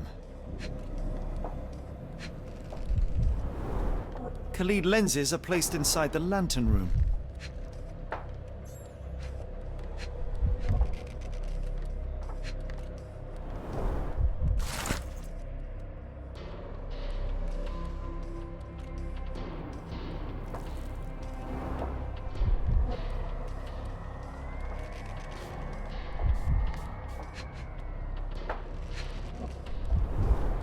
It seems they have placed beam emitters all over the main gallery. One moment, Watson. I'll redraw this blueprint.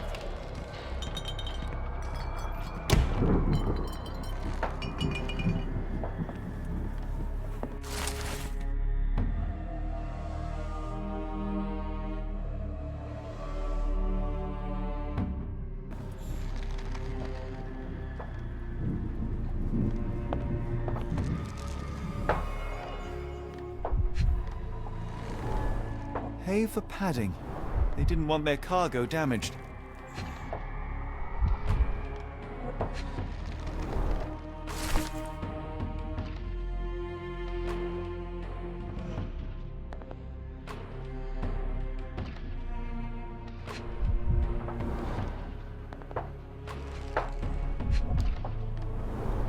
I know this company. They make Fresnel lenses, essential for any modern lighthouse lantern.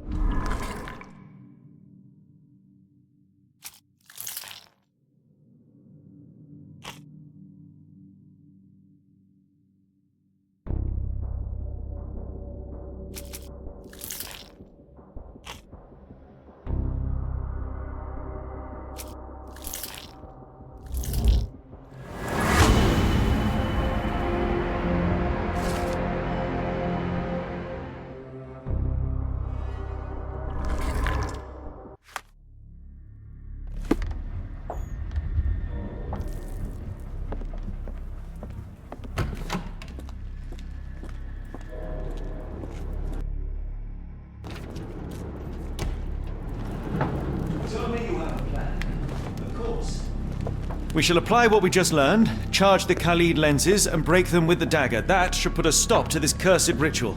All right, good. I confess, I worry about what awaits us. Is it too much to hope this will all come right? If our future is black, it is better surely to face it like a man than to attempt to brighten it by mere will-o'-the-wisps of the imagination. Come on. We'll go together.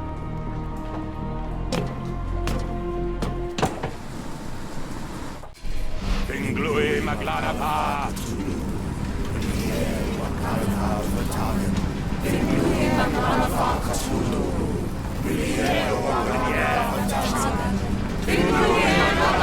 Look at them all. We have to help them. Watson, stop. Rochester will see you. What should we do? We get answers. Stay here, see to the lenses. I shall confront Rochester. He owes me the truth. Sherlock! Sherlock! Mr. Holmes, you are late. Was the path here not as you anticipated? You expected me? We've stood here before, Mr. Holmes. Another you, another me. Many years ago. I wonder what will happen this time. What? What are you talking about? Join me. Bear witness to the end.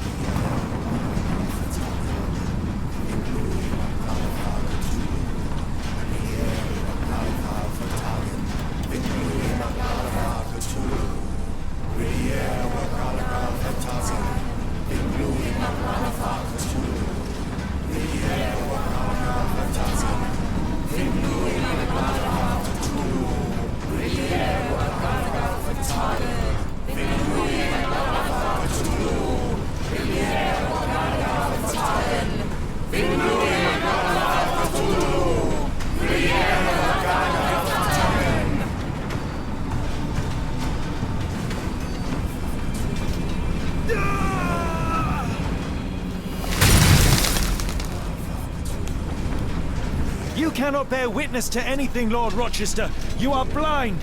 How could you... It is what I do. No. How could you be so ignorant? For I have never seen more clearly than in this moment. Never felt more than I feel right now. Every fiber of the earth, every molecule reverberates in anticipation of the awakening. The bile of madness rises in our throats just as our master rises below. I see moon beasts, night gaunts, a witch doctor in Arkham. I see what the stars themselves are dreaming. I know more than any man has ever known. You are delusional. How did you do it? The compulsions, the visions, was it some form of hypnosis or no? A drug, perhaps, tell me. Bah! There is no ruse. There is no big reveal. It is exactly what it seems. You still fight so desperately against this truth, but you feel it too. Yes? Yes? You are mad. You have mistaken hallucinations for reality. Are you really want to talk, Mr. Holmes? Speak truthfully now. In the port, in the swamp, what did you see?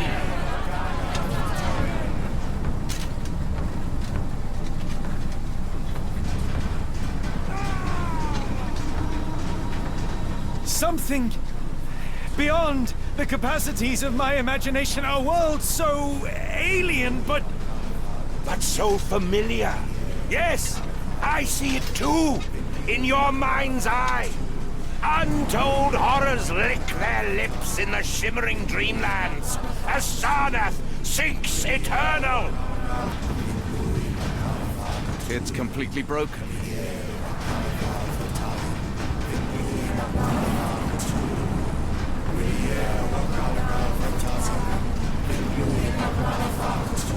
Something is missing.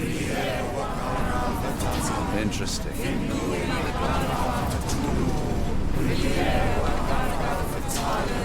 This could be useful.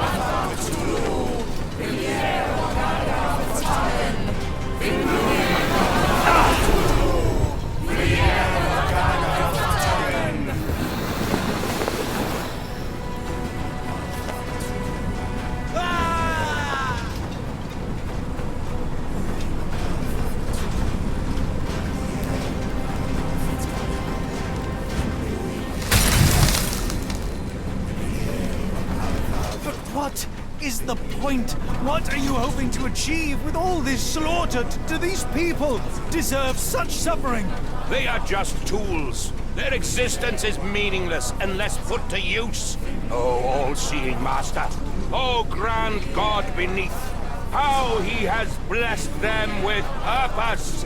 You use them for cruelty. I've seen a man eat his own flesh just to hear the whispers of lizards. I've seen a mother behead her newborn, that she might travel to another world. Galaxies swallow each other whole. Light folds in on itself until nothing remains.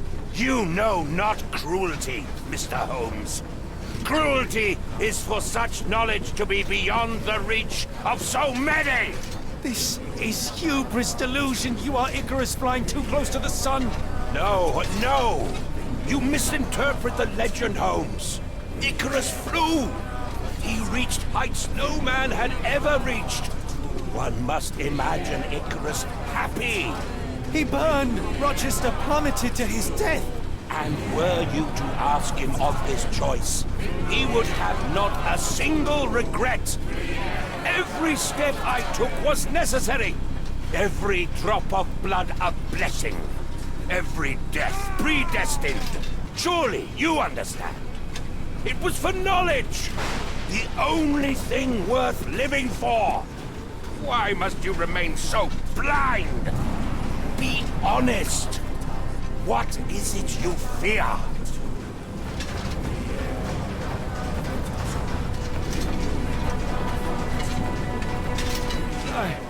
I'm afraid that it will cost me my sanity, much as it has cost you yours. There is no such thing as sanity. There is only the world as it is, and one's willingness to accept it.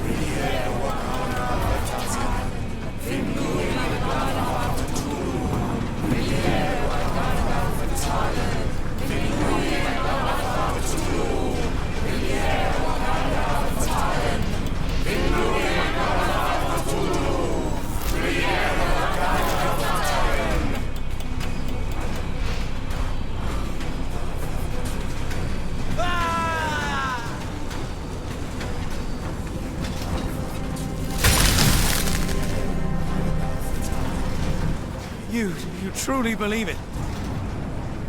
That a god arises from below that the world shall end? There is only nothingness. Only chaos and torture and endless time, stretching its wings, baring its teeth. It's preposterous. It's nonsense. It's... You drugged me.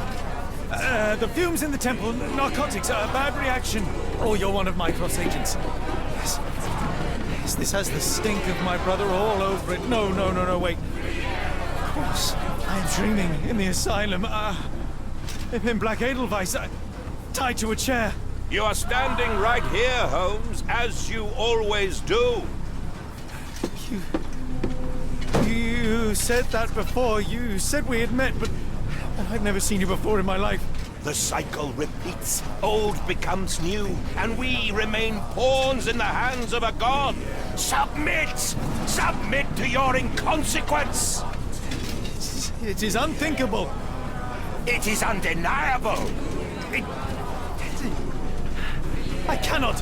When you have eliminated all which is impossible, then whatever remains, however improbable, must be the truth. Now, Holmes! Now is the moment! You know it in your heart! Say it! Say it! It's real. All of it, it's real.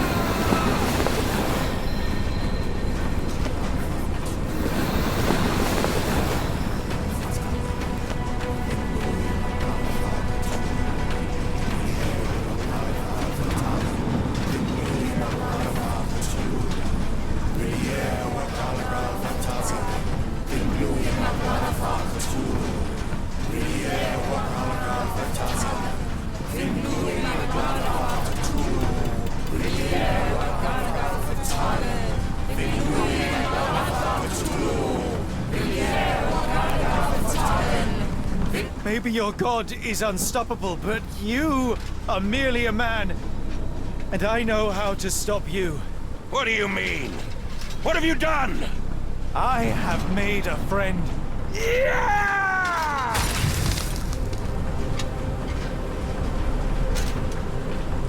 No! Curse you! Oh, Great One, forgive me! It is over, Rochester. I thought this time would be different. But the gods laugh at man's arrogance. Sherlock, come back down! The wave! Come with us! Turn yourself in, save yourself! The abyss calls for me, Mr. Holmes, as it does for you. The final problem approaches, and you too shall fall. Sherlock, please! Rochester, don't! Such heights we reach! No! God! Sherlock, we must get inside! I have to see it, John. I have to know.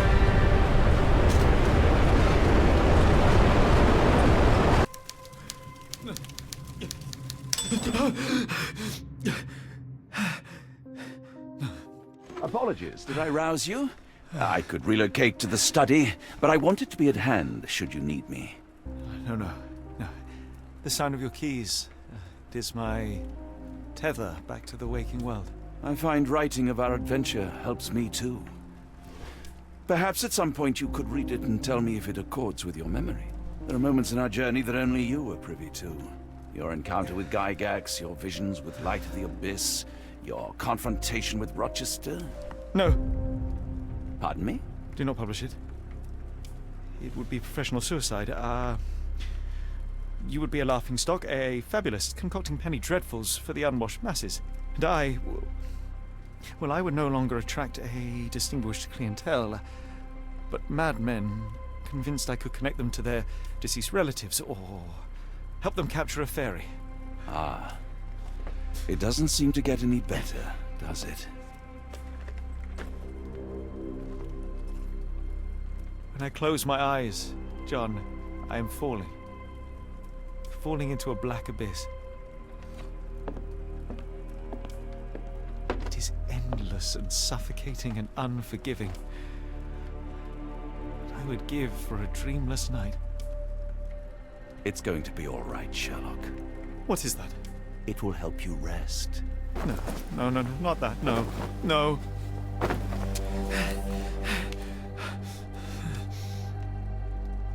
I say, Watson, would you be afraid to sleep in the same home as a lunatic, a man with softening of the brain, an idiot whose mind has lost its grip? Not in the least.